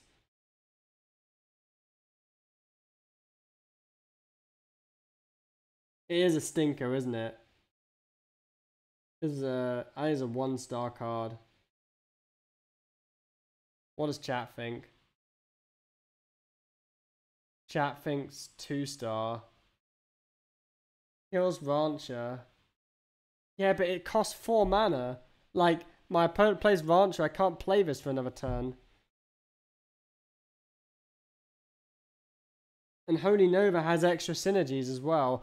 I mean, maybe they'll print cards in the future that synergize with this, but I think at the moment this is a hard one for me. Alright, next card.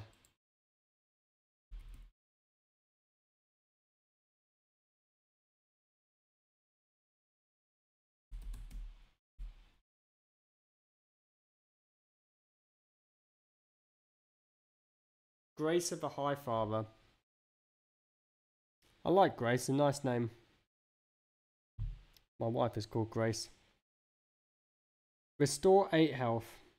Discover a card that costs the amount overhealed. So, let's say that I'm on low life and I use this to restore 8 health. It's not the worst. Let's say that I'm on 23 health and I use this and I discover a 1-cost card. It's fine. I mean, like, I think this definitely gets worse, like, the less it heals, right? Because generally cards that cost more are worse than cards that cost less.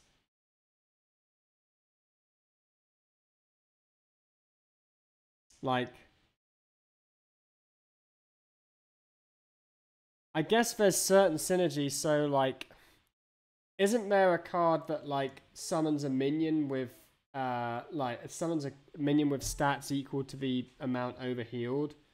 There's like a oh yeah, you can get it off Teacher actually. Yeah, it's actually really good with Teacher. That's a good shout, chat. It's good with Teacher. Yeah, Heartthrob. So you play Heartthrob and you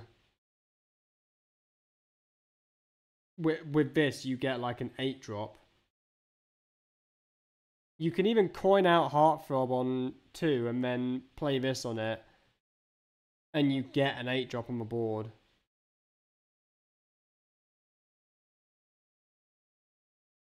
Like, I think this card is a 1. Chat thinks it's a 3.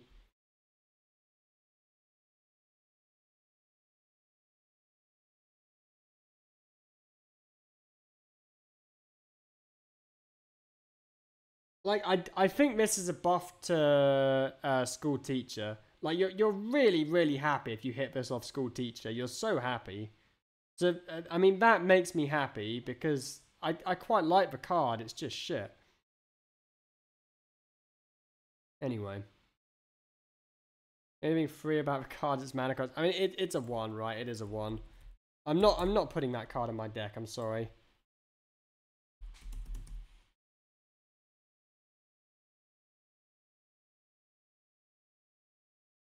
Student of the Stars.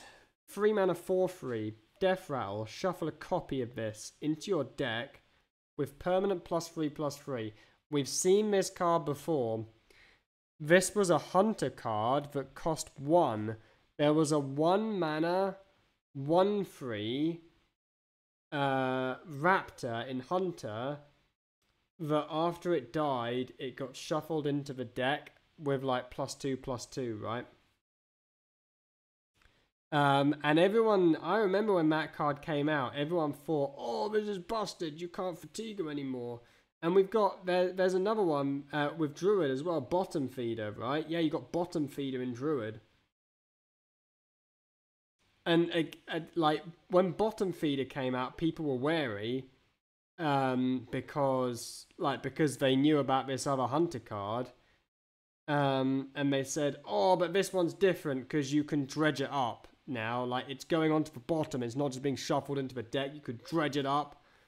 But that was shit as well. And this is also going to be shit. This is a 1-star card, right? It's a turbo 1-star. We've seen this before.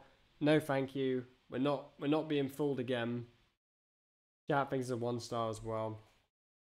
So let's just review the whole preset, because I'm going to be honest here. Like, yes, there's a lot of bad cards, but I think it's better for a class to get 1 or 2 busted cards than to get a whole set of 3s, you know? Like, there's a lot of 3s and 4s already in the deck. To get like a 5, another 5 in your deck is a huge plus. Now, I think that the Priest Titan is a 5. Everyone agrees on that. It's busted. And I think Creation Protocol is also a strong card which we'll see play. And I think even if it's just these 2 cards and a small buff to School Teacher, I think that's enough to give Priest a decent set, you know?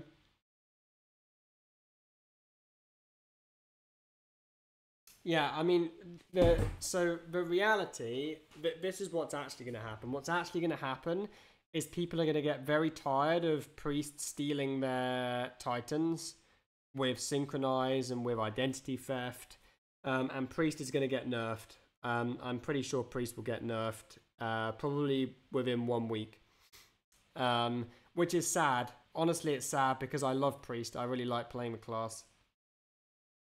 But it is going to get nerfed. Right, what have we got to look for? We got Rogue, we got Shaman, and the Warlock cards are coming out. The Warlock cards might be out by the time we get there.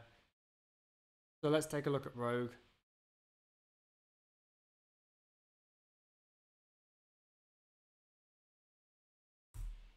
Start with the Titan.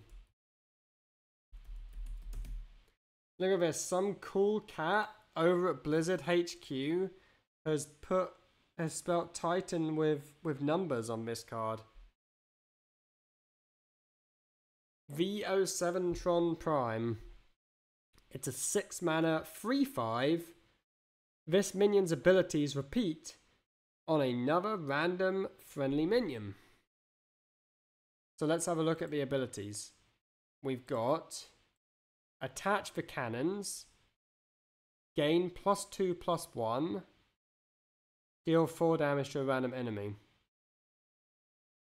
So it's the VO7 that's gaining the stats. So we put our VO7 to a 5/6 and deal 4 damage to an enemy.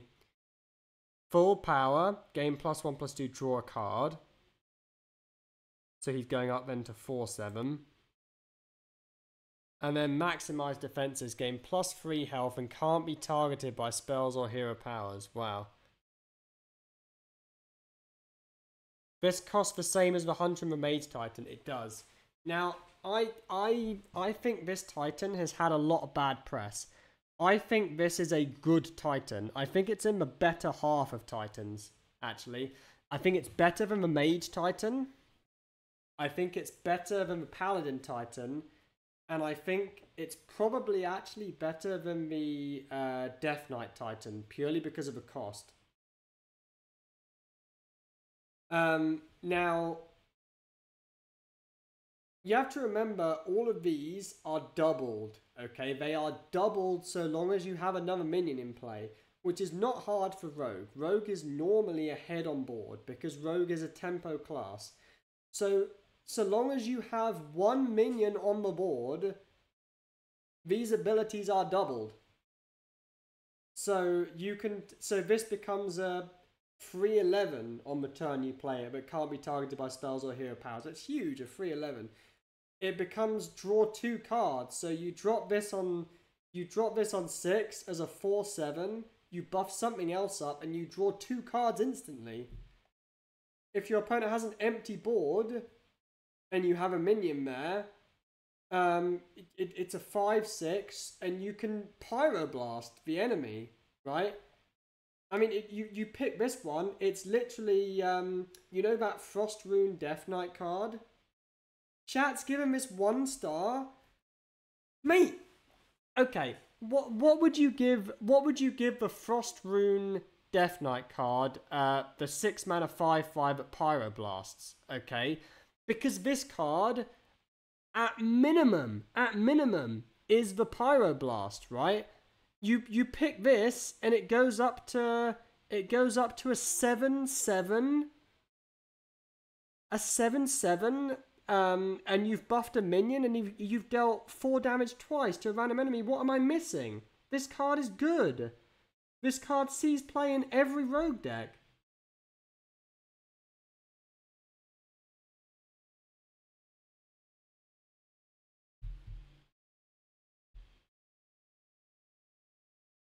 I don't think it's a 5-star card, but I think it's 4-star.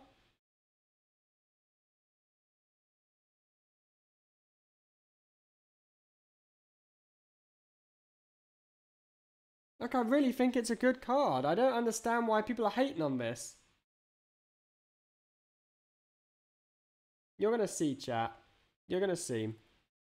I'll be proved right. People will be playing this in their Rogue deck for sure. Trust me. Anyway.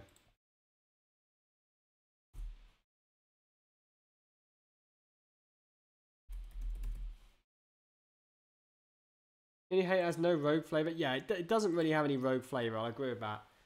Right, Mimiron the Mastermind. 3 mana 2/5. After you play a mech, get a random one of Mimiron's gadgets. So we need to know what the gadgets are.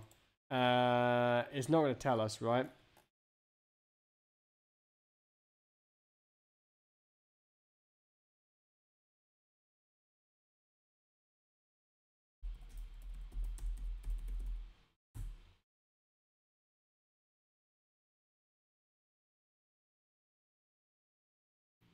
Next card. Oh gosh.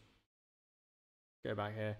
So we've got Coolant. Next card you play this turn costs 2 less. So that's Preparation is 1 gadget. Deal 3 damage.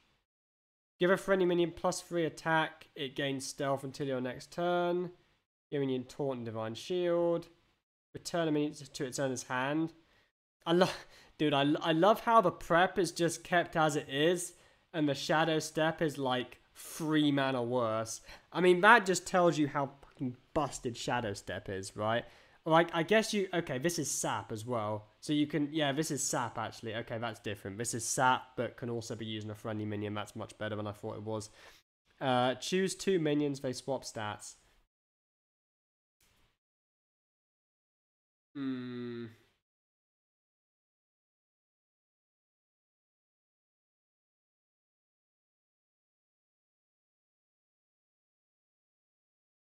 So these are good. These are pretty powerful. But I have to play a mech to get these. And I don't really want to play mechs, right?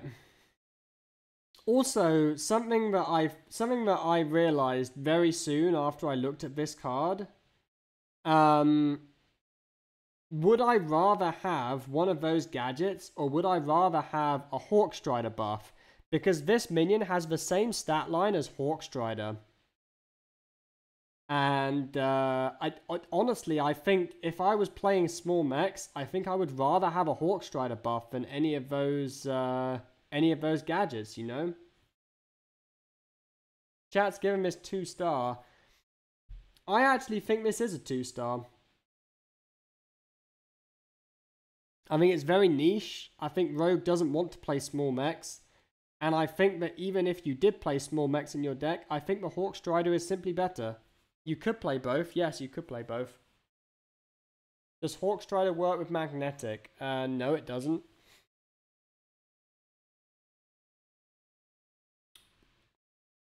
But yeah, now I think this is an overrated card. I think, well, okay, my chat, I think, got this one right. I think it is a 2. But I think a lot of people expect this card to be better than the Titan, and I think that's just, that's really reaching.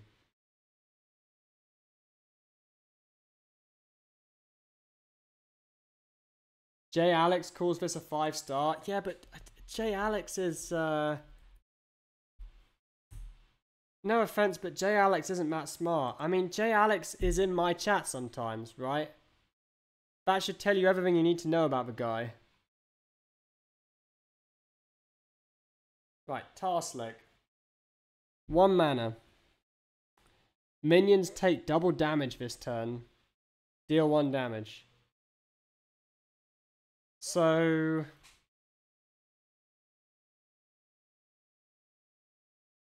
basically this is deal 2 damage to a minion, and then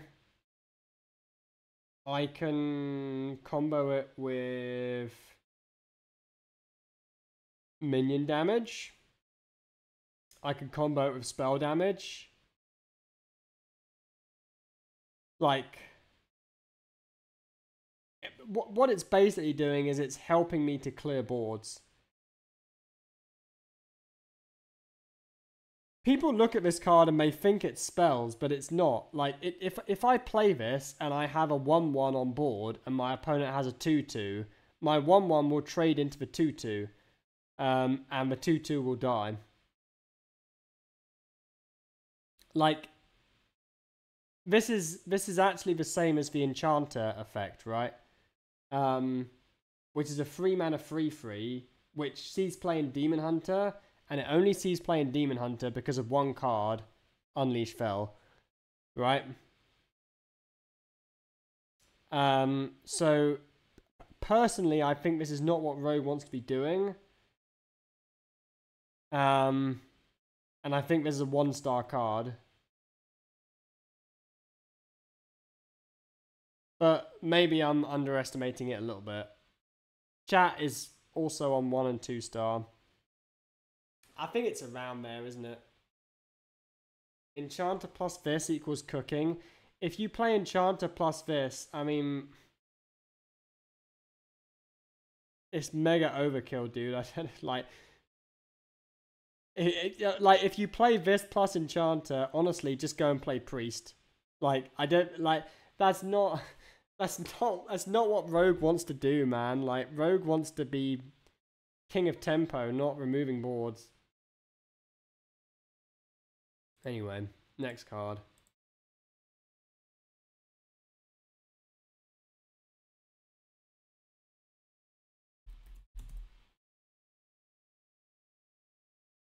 Yeah, I know it works well with Fan of Knives, but I don't want to play any of those cards in my deck. It's not good Hearthstone.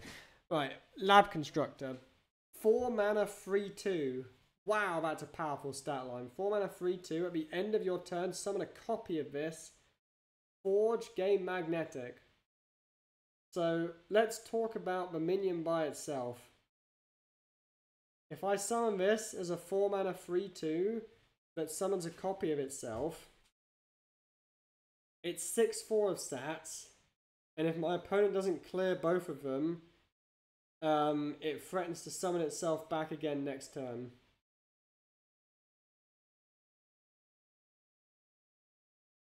Now, if I forge this, I can stick it on a mech. Now, this is where the card starts to get good, right?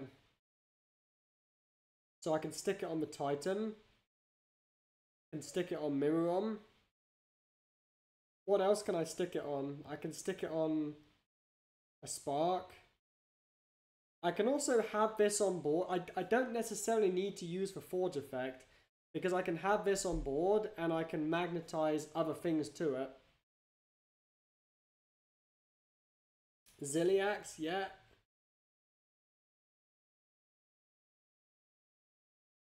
I think I think it's an interesting card, but I think it's too expensive.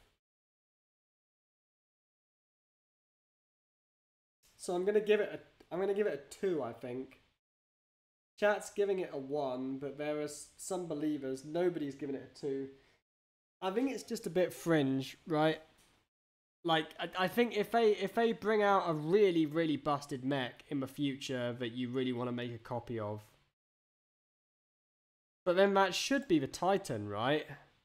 And I feel like it's too expensive. And it only happens at the end of a turn.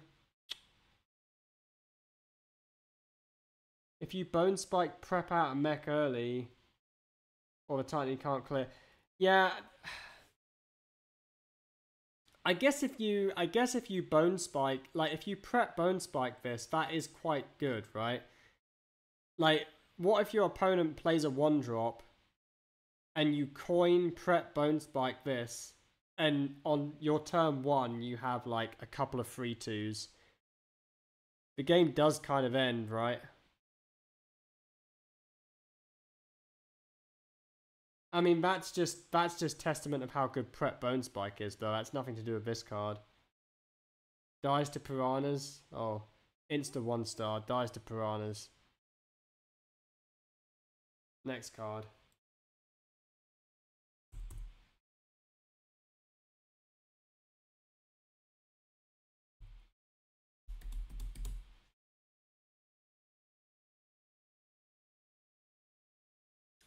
Kajamite Creation.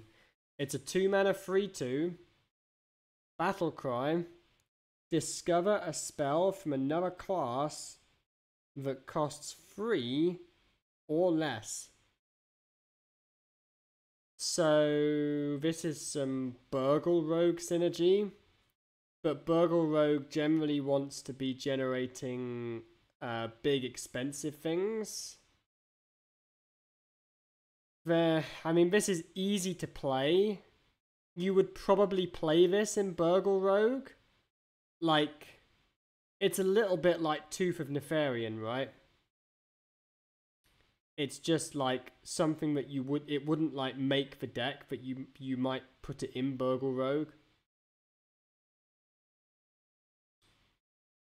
But I think it's very fringe. It's not a bad card. I think it could see play. I think realistically it's like probably 2-star. It might be 3-star. I know it doesn't discount mana. What, chat thinks it no, it doesn't discount any mana. It just discovers a spell from another class that costs 3 or less. Oh my goodness. Are chat gonna give this a high rating because they thought that it discounted the card? I think it's 2-star though, gotta be honest.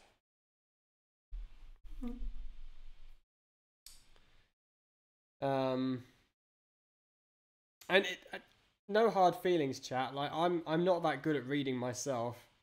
It's hard. I think reading is one of the more difficult skills.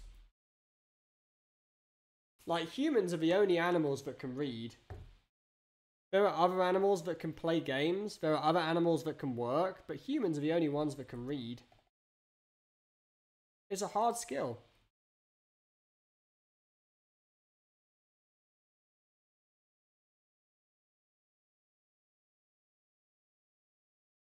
Right.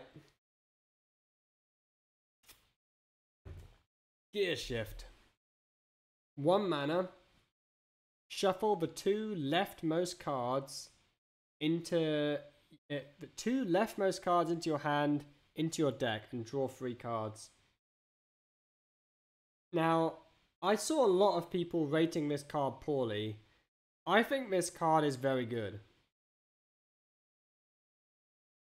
You've got to remember, right, the way that Hearthstone is, the cards on the left side of your hand, it's not always the case, but they tend to be the worst cards, right? The card on the left of your hand is the card that's been there the longest. So it's probably the like. Let's say that I'm playing priest, right?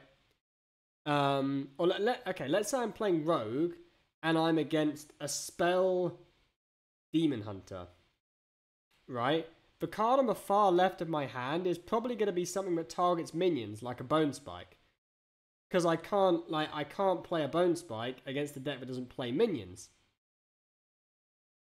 Point is, this is shuffling two cards which are likely to be bad or not good against the matchup we're in, and it's drawing us 3 new cards. I think this is good. I think it's a solid card. I think it might end up being better than some 1-mana cards that are already run in Miracle Rogue. Like, it might end up being better than the 1-mana Dredge spell that sees play, right? There's a 1-mana card that looks at the bottom 3 cards of the deck and gives you one. So I think this, realistically, I think it could see play. I think I would give this a 3-star, probably. Chat's giving it a 4-star. Wow, I wouldn't rate it that highly. How does it work if your hand is empty? So that's another application. If your hand is empty, you just draw 3 cards. So this could be very, very good in like a hyper aggressive rogue deck, right? Busted in Wild, yes, busted in Wild. Like, there are lots of rogue decks that dump the hand, that synergize well with Secret Passage. It's very, very good in Wild, for sure. But I think this is a good card. I give it a 3-star. Chat's giving it a 4-star. I'm glad that my chat is turned on by that card. Right.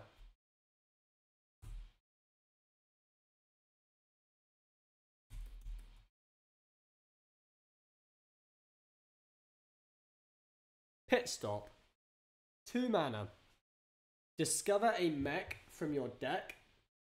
Give it +2/+1.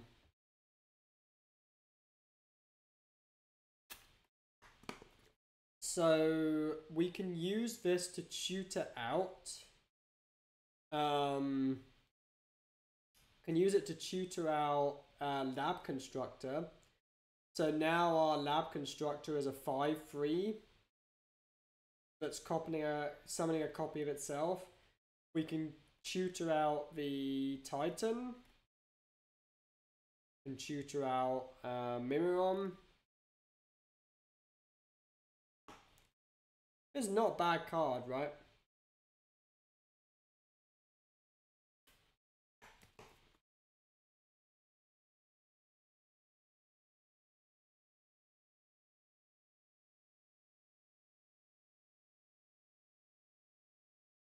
I think if you're playing like a decent mech in your deck, maybe you run this card. Maybe. Like, I'd probably put this at like, I'd probably put it at like somewhere between a 2 and a 3-star, because 2 mana to draw a card and buff it by a little bit in the hand.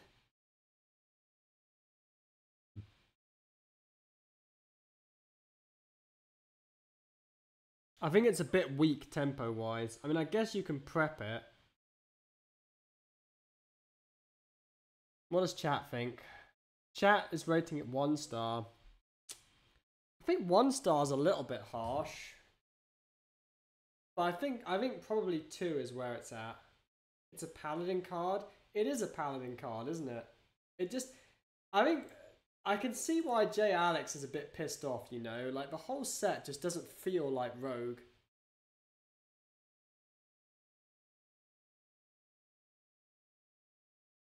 You know what I'm saying?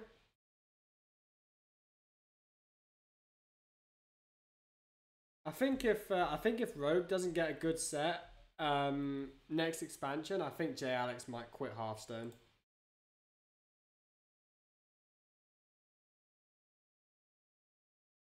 Spider. I love how it literally is a spider tank called Spider. 3 mana, 3/4. Magnetic. Stealth for 1 turn. So what happened was they printed it as 3 mana 3/4 magnetic stealth, and then something that happened in playtesting made them change it from magnetic stealth to magnetic stealth for 1 turn. So that's suggesting to me that it's kind of powerful.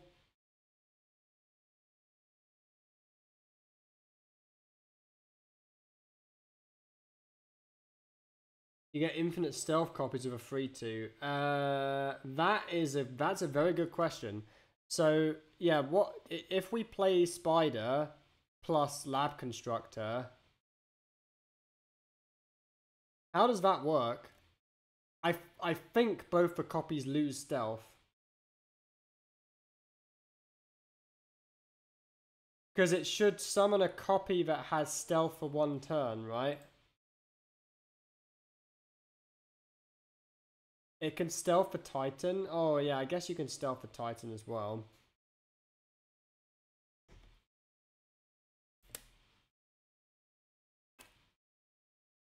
I think both of them should lose the stealth, but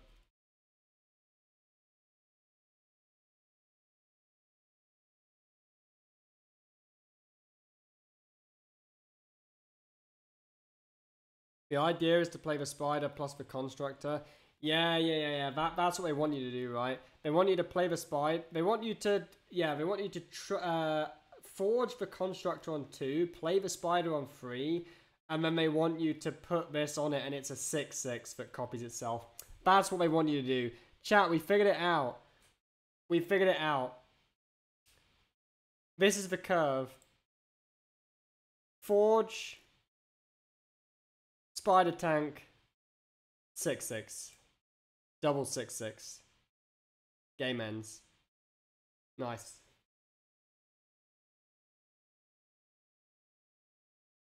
I'll give this like a 1 star. I don't know, maybe a 2 star. I don't want to play it. That's the thing, right? Even if it's good, I don't want to play it.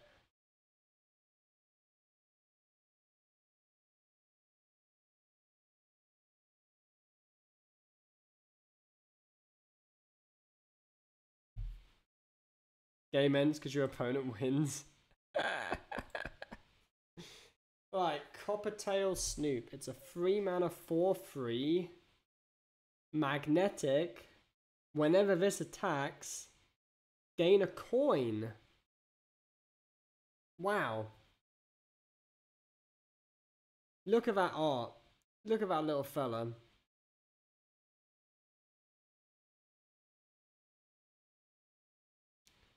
It's a mech beast.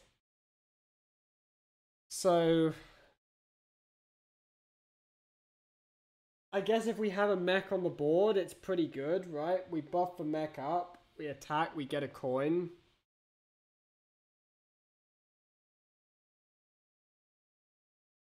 I guess this, like, card like Spider makes this much better, right? Like, if you coin, let's say that you coin out a Spider, and then you magnetize this to it. On turn 3, you have a 7/7, which has just given you another coin back. Like, it's not bad. I just think it's not great.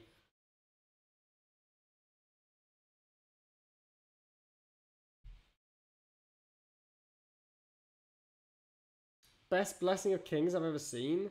I mean, it is. It's if you have mechs, it's a good Blessing of Kings, right?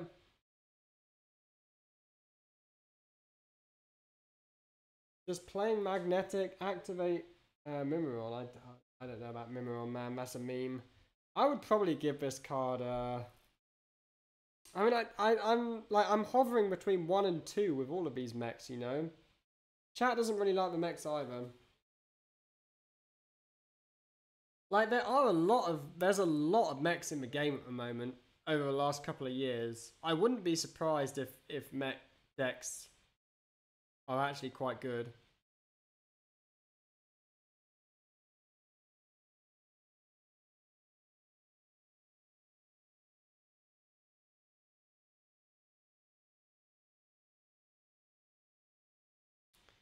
Right, from the scrap heap. 2 mana.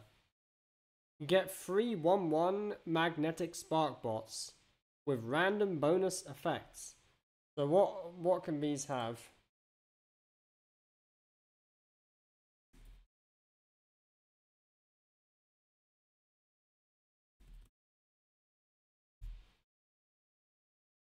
Oh, how's my spelling so bad?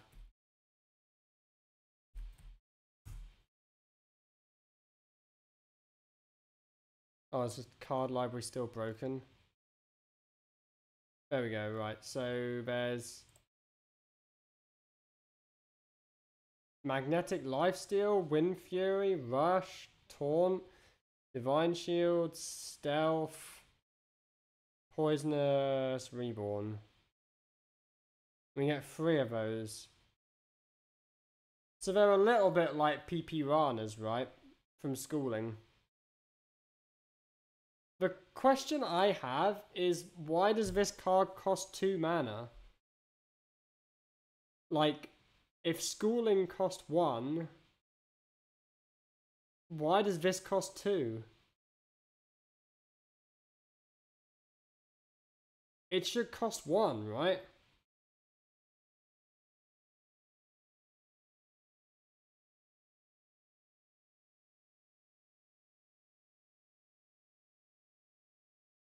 The enabler for Mimirom.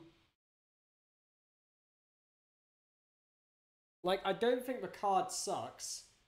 I think if it cost 1, I would give it like 3 or 4 stars. Because it cost 2, I'm going to give it a 2. Chat's also between a 2 and a 3. It should cost 1, right? Like, I don't understand why it cost 2. Man, there are certain people in chat who love this card.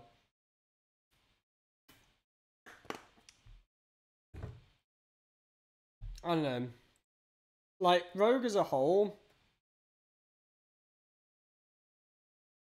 you know what? Let's see what J Alex has to say. J Alex. This is the best way to find out about Rogue.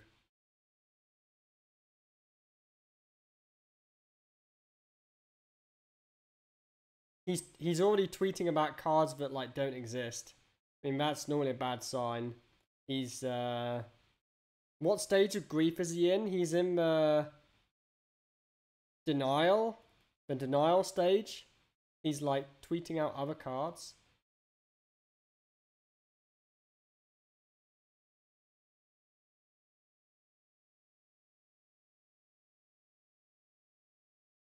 I can't find his tape, man. When did the Rogue cards get released? Here we go, here we go. I'd contrast these 2 cards. No, this isn't it. Dude, he must have a take.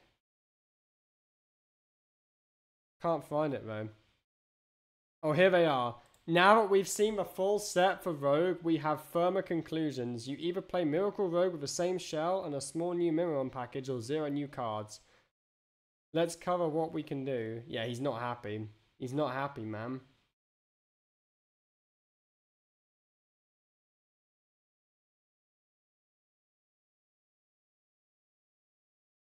He's written a lot of words. Okay, it sucks. There we go. He doesn't like that one.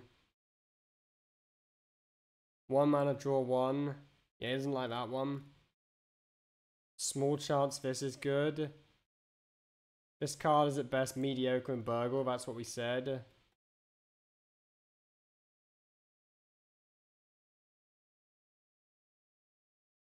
Should cost 1. Yeah, probably. Bad card, bad archetype, boring. That's what I said as well. Yeah, Jay likes this card. I told him that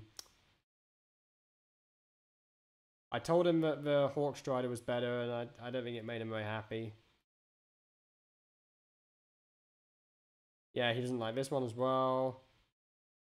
Bad card for... Yeah, he just keeps saying bad archetype, bad card, boring. Yeah, he doesn't like all the mechs. Is what I was saying, right? These cards don't fit the rogue class identity, you know. He doesn't like the Titan either. And it's definitely not the worst Titan in the set. Like, it's better than the Mage one, and it's better than the Warrior one. And it's better than the Paladin one as well. It's for sure not the worst. Yeah. Generally, the set looks awful. I don't know why they seem so afraid of making good cards, but make me want to play new decks. It does seem bad. It's a bad set for Rogue. Okay.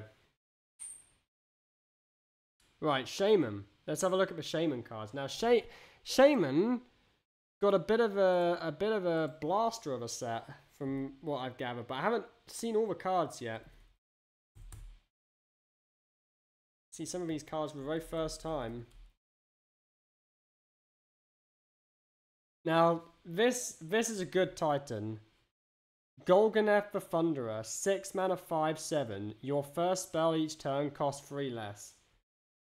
So, like, you could, okay, so just to give an example, one example, you could play this, and you could play a Lightning Storm on the same turn, on turn 6, because the first spell each turn costs 3 less. Now let's look at what else the card does. Roaring Oceans, deal 3 damage to all enemies, and restore 6 health to all friendly characters.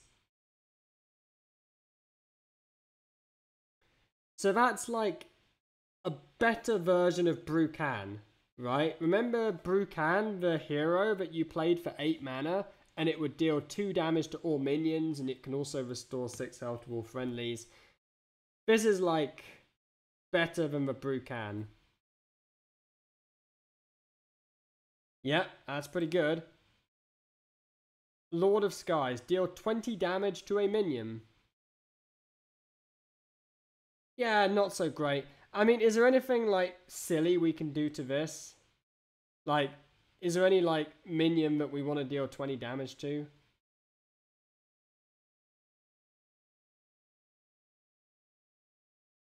I don't know, I can't think of anything. And then there's draw 3 overload cards.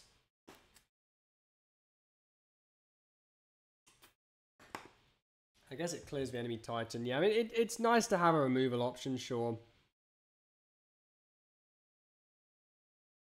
So if you're out of cards, you can do this and you can, like, play one of the spells. I think this is the main one. Like, I think it's a 5-star card. Chat thinks it's 5-star as well. So I think what the card normally is you play it on turn 6, you pick Roaring Oceans, and you're happy because what you've done is you've played a 6 mana 5/7 that's healed everything up, including yourself. It's dealt with like most of your opponent's board. It's dealt 3 damage to your opponent, and you can then cast a spell after it as well because of this passive effect. So that's what you do most of the time, and if it sticks, then you draw 3 cards next turn. It's very good, right? It's one of the better Titans for sure.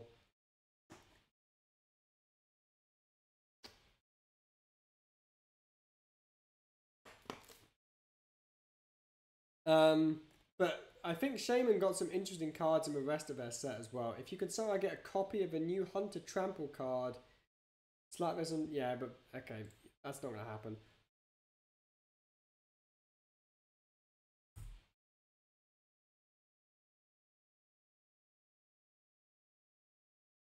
Right. Forum Stormlord. It's a 3 mana 3/4. Battle Cry. Unlock your overloaded mana crystals. Draw that many cards. Oh my goodness.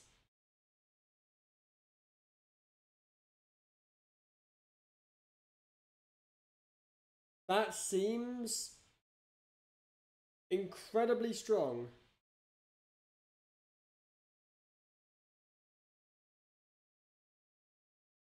So we turbo overload ourselves, and then we like draw all the cards back and unlock the crystals. Wow.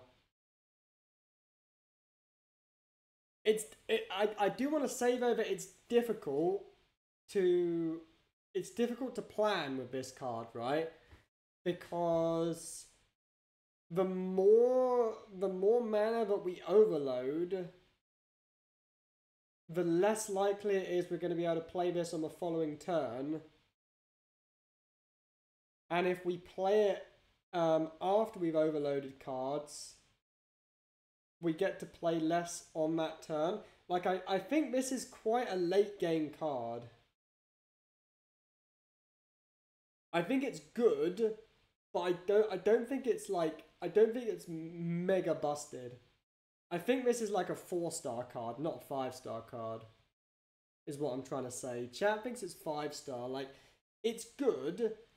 I think that in most cases what you're doing is you're probably playing a couple of overload cards on like turn 4 or 5. And then like you're drawing like 2 cards with it the next turn. I think that's like what it does most of the time, which is good, right? Drawing 2 cards and unlocking the crystals is still good.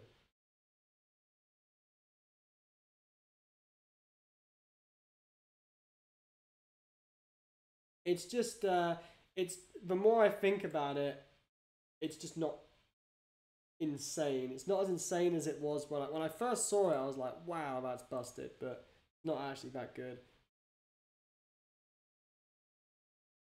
Right.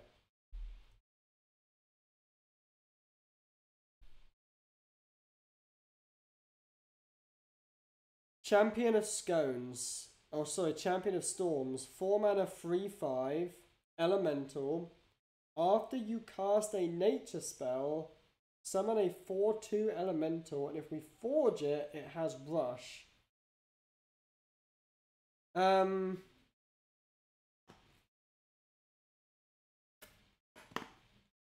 mean, we need to know, are there any like cheap nature spells? Oh, here we go. Lightning Reflexes. Discover a nature spell. If you play it this turn, discover another. So there are some cheap nature spells, right? There's this one, costs 1 less for each nature spell you've cast this turn. Draw a card. Oh, here we go. Draw a card next turn. Your nature spells cost 1 less. Right.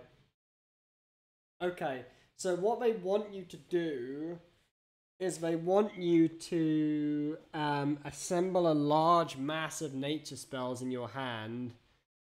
They want you to forge this, and then they want you to summon a full board whilst playing all of these nature spells. Like, it's good, but it requires a huge amount of setup, right? No, the 3/5 doesn't get rush when you forge this. I think this card is fine. We've seen it before, but there was an 8 mana version of this in Druid. It was like a serpent. It was like an 8 mana 4/9 or something that summoned 4/2s with rush after you cast a nature spell. That saw almost 0 play. So now it's back to 4 mana. But you have to forge it, so it's kind of 6 mana. I gotta be honest, I think this is somewhere between a 2 and a 3-star. Chat thinks it's 2 as well. Yeah, Deviate Dreadscale, that's for 1, Hacker. That's for 1.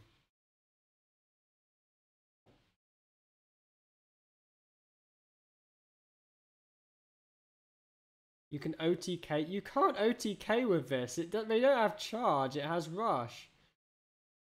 You definitely. Right. Okay. Let's move on.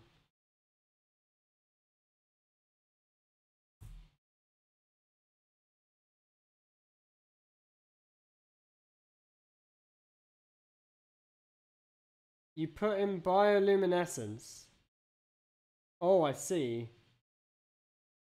But then, like, mate, how am I gonna spend that much mana? Like, sometimes I think people in chat forget that you actually have mana in Hearthstone. Right, Flash of Lightning. 2 mana, draw a card. Next turn, your nature spells cost 1 less. So, obviously this is pretty strong. The question is, how many nature spells do I have to cast for this to be good?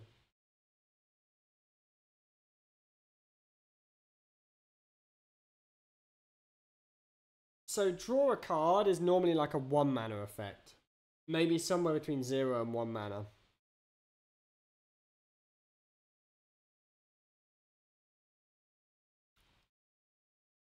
We're probably going to have to cast like 2 nature spells for this to be worth. 2 to 3 nature spells. And I think in the right deck, this has the potential to be like archetype defining.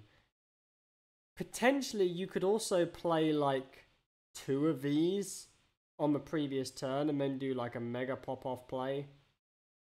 I do think it's good. I think this is probably like a 4-star card. Right? Chat thinks 4 and 5-star. Yeah, I think this is very good. And there's Discover Nature Spell and keep doing it after playing this. Wait, hang on a minute.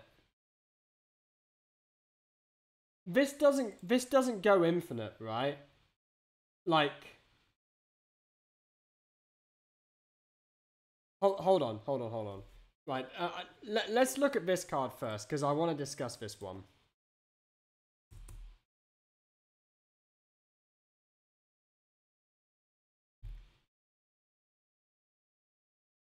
Lightning Reflexes. 1 mana, discover a nature spell. If you play it this turn, discover another. So this is max 2, right? It's good. Like this for sure. This is the payoff for Flash of Lightning, right? So you play your Flash of Lightning. 2 mana, you draw a card. You hope that one of the cards in the hand is this one, Lightning Reflexes. And what they really want you to do is they want you to have like both Lightning Reflexes and the Champion of Scones in the hand. And then you play the Champion of Scones, you play the Lightning Reflexes to discuss like twice, and then you play your Crash of Thunder for 0 mana. Like this is the kind of deck where like if it works, it's gonna work so freaking well, you know, so well. But I've just got this feeling. That you're gonna sit there like most games with this deck, and you're gonna have drawn this one but not this one, or you're gonna have drawn this one but not that one, or you're gonna be missing your Lightning Reflexes. I think when the stars align, I think it's gonna be powerful, but I think it's gonna be a little bit too inconsistent. Bioluminescence. I mean, yeah, so if you have enough mana, then you can play this boy. You can summon like a full board Bioluminescence and then like play Crash of Thunders and Lightning Bolts and stuff. Like you can OTK, yes, but you need a very, very, very large number of cards in the hand to do that. There are easier ways in the game to OTK. Chat's given this a 4-star. I agree. I think this card is a 4-star card. I think it's strong. I think I would put this on 4-star as well. Gives you Naga Mage vibes. Yeah, not quite as hard as Naga Mage, but somewhere in that ballpark.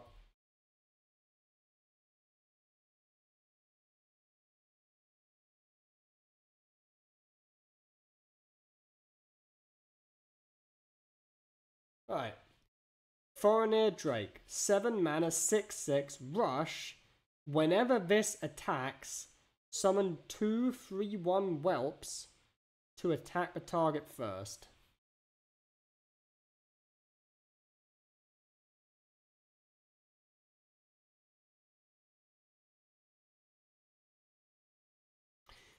That's a bit weird, isn't it? I'm trying to wrap my head around that. It's a dragon. So, basically, if the target has 3 or less health, we're getting like immune while attacks, summon a free one. If it has between 4 and 6 health, we're getting immune while attacks. We don't get the whelps. It's like, it's solid, right? It's a buff to evolve. Oh, it is a buff to evolve. I guess it's also a buff to there's a 7 mana card. Does the 7 mana card summon 7 drops? Is Pack the House 4, 5, 6, 7, or is it 3, 4, 5, 6? I can't remember.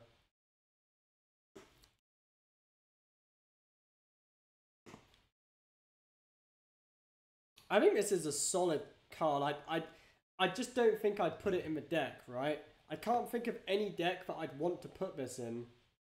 So I'd probably give this I'd probably give this card 1 star, even though it does buff other things. Chat's actually giving it 3. So you want to put this in your deck, chat? I mean, I'm interested. I guess it's...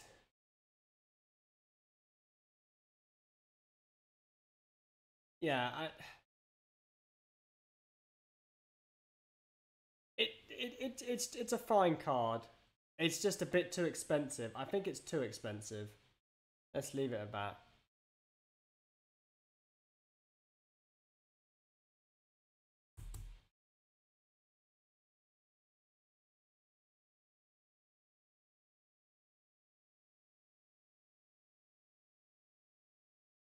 Tempest Hammer. 4 mana, 1/3. After your hero attacks, deal 3 damage to the lowest health enemy.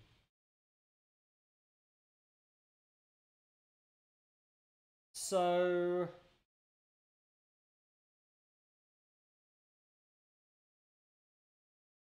it's kind of like a 4 mana 4/3 weapon.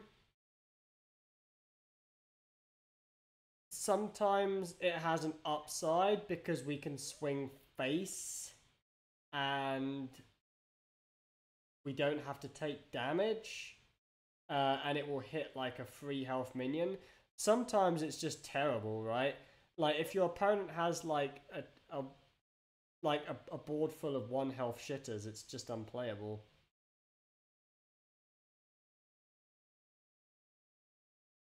Like, I think this is a hard 1 star. I think we never put this in the deck. It looks very bad.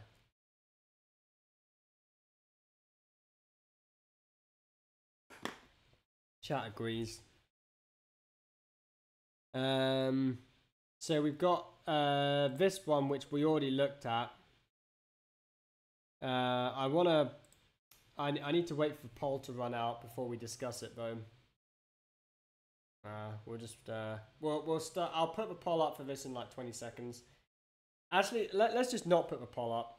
I'll put like a 1-minute poll up.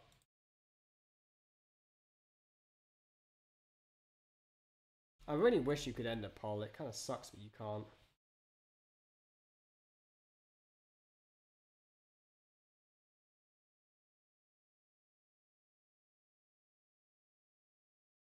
One minute for this one.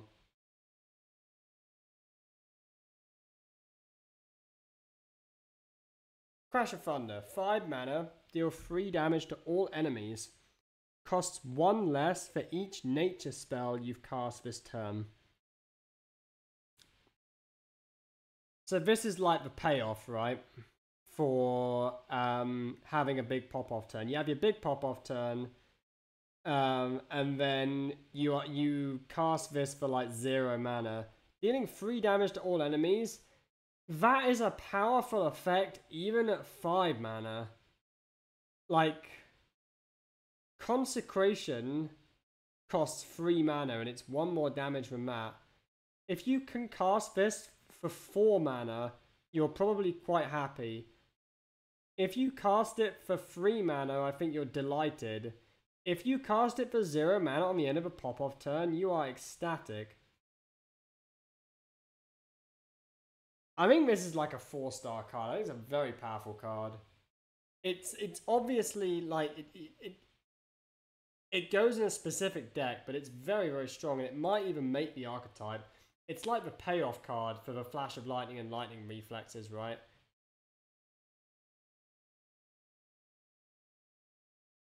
Imagine this in Priest. Yeah. I mean, Priest has Holy Nova, which does a similar thing, but 2 less mana, but okay.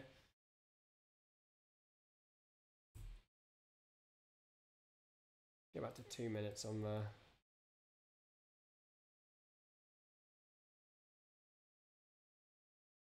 Okay. Turn the Tides. 3 mana. Give your hero +3 attack this turn. Summon a 3/3 elemental with Rush. Overload 1. Now, this is a card that Shaman was missing. Because I don't know if you remember, but there was a certain weapon released a couple of months ago that has Wind Fury. It was a card that made Paladin very, very strong. And it was a card that I was not very happy about. And now we remember that Shaman was also given that card because it was a dual class card, the weapon. But it didn't see play in Shaman because Shaman didn't have a way to give itself extra attack. Well, now it does. Give your hero +3 attack this turn.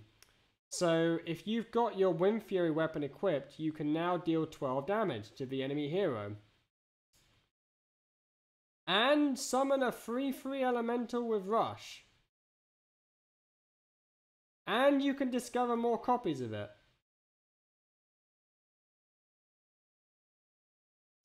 It's good, right? I think it will see play, and I think it will make the Doomhammer weapon see play as well, which makes me upset because I hate that weapon. I hate it with all of my heart and with all of my soul. But hopefully they will nerf it if it's good in 2 classes. I think this by itself is a 3-star card. Chat thinks it's a 4-star card. Now, I can understand why chat is rating it 4-star. It's because I bigged it up with a weapon, right? But you've got to remember that the 4-star card is the weapon, right? This card is the 3-star card because this card requires the weapon to be good. Anyway.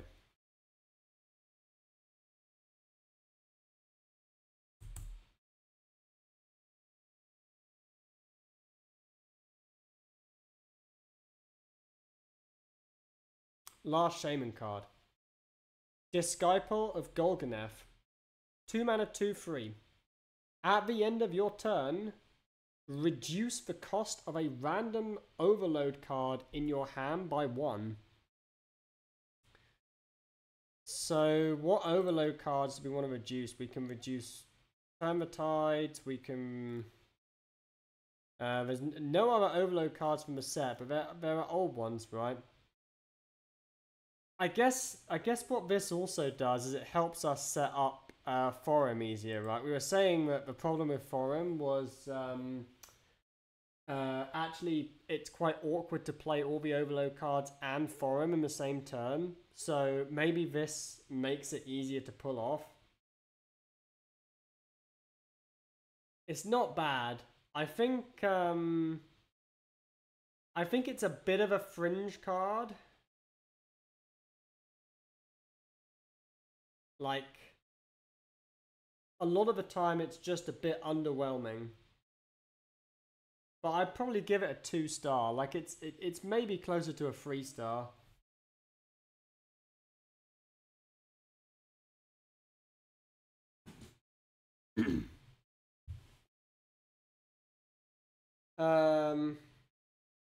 Anyway, that's the set, and I think Shaman had one of the best sets, but it kind of needed it, right? Shaman was in such a bad spot, and it has had a really, really, really thumping good set. Like one of the best Titans. Some really sweet nature cards. The art on them looks cracking as well. Good set for Shaman. Now, I was kind of hoping the Warlock cards would be out by now. Are the Warlock cards out? Some of them are. I don't know if they're on the official site. They should be out, right? They should all be out.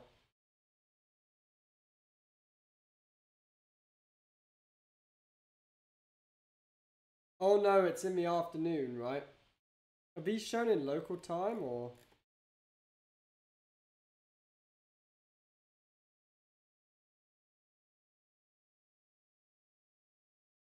$15, okay.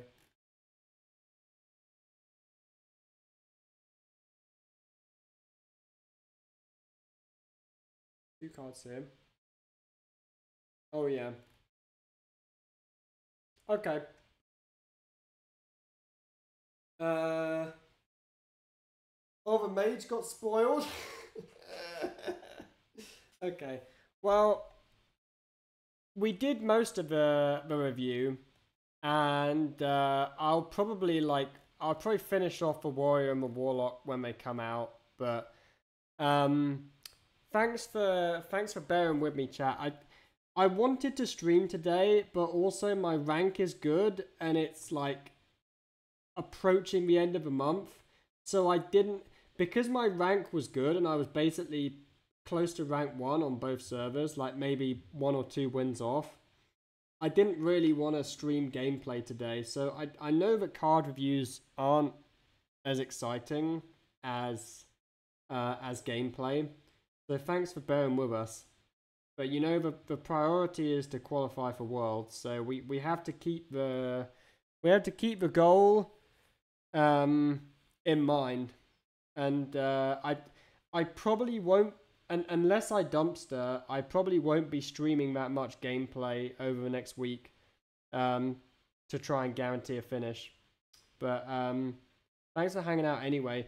We're definitely going to be back on the 26th, so 5 days time, for the Titans Theory Crafting stream. That's going to be a lot of fun, so make sure you're here for the Titans Theory Crafting stream. We're going to have a shit ton of giveaways. And I might see you before then, but if not, I'll see you soon, and we'll find someone to raid. Who should we raid today?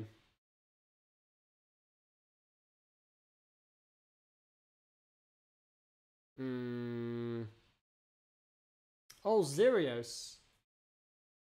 Mate, I haven't seen Xerios in years. Love Xerios. Slash raid 007. Okay. Post.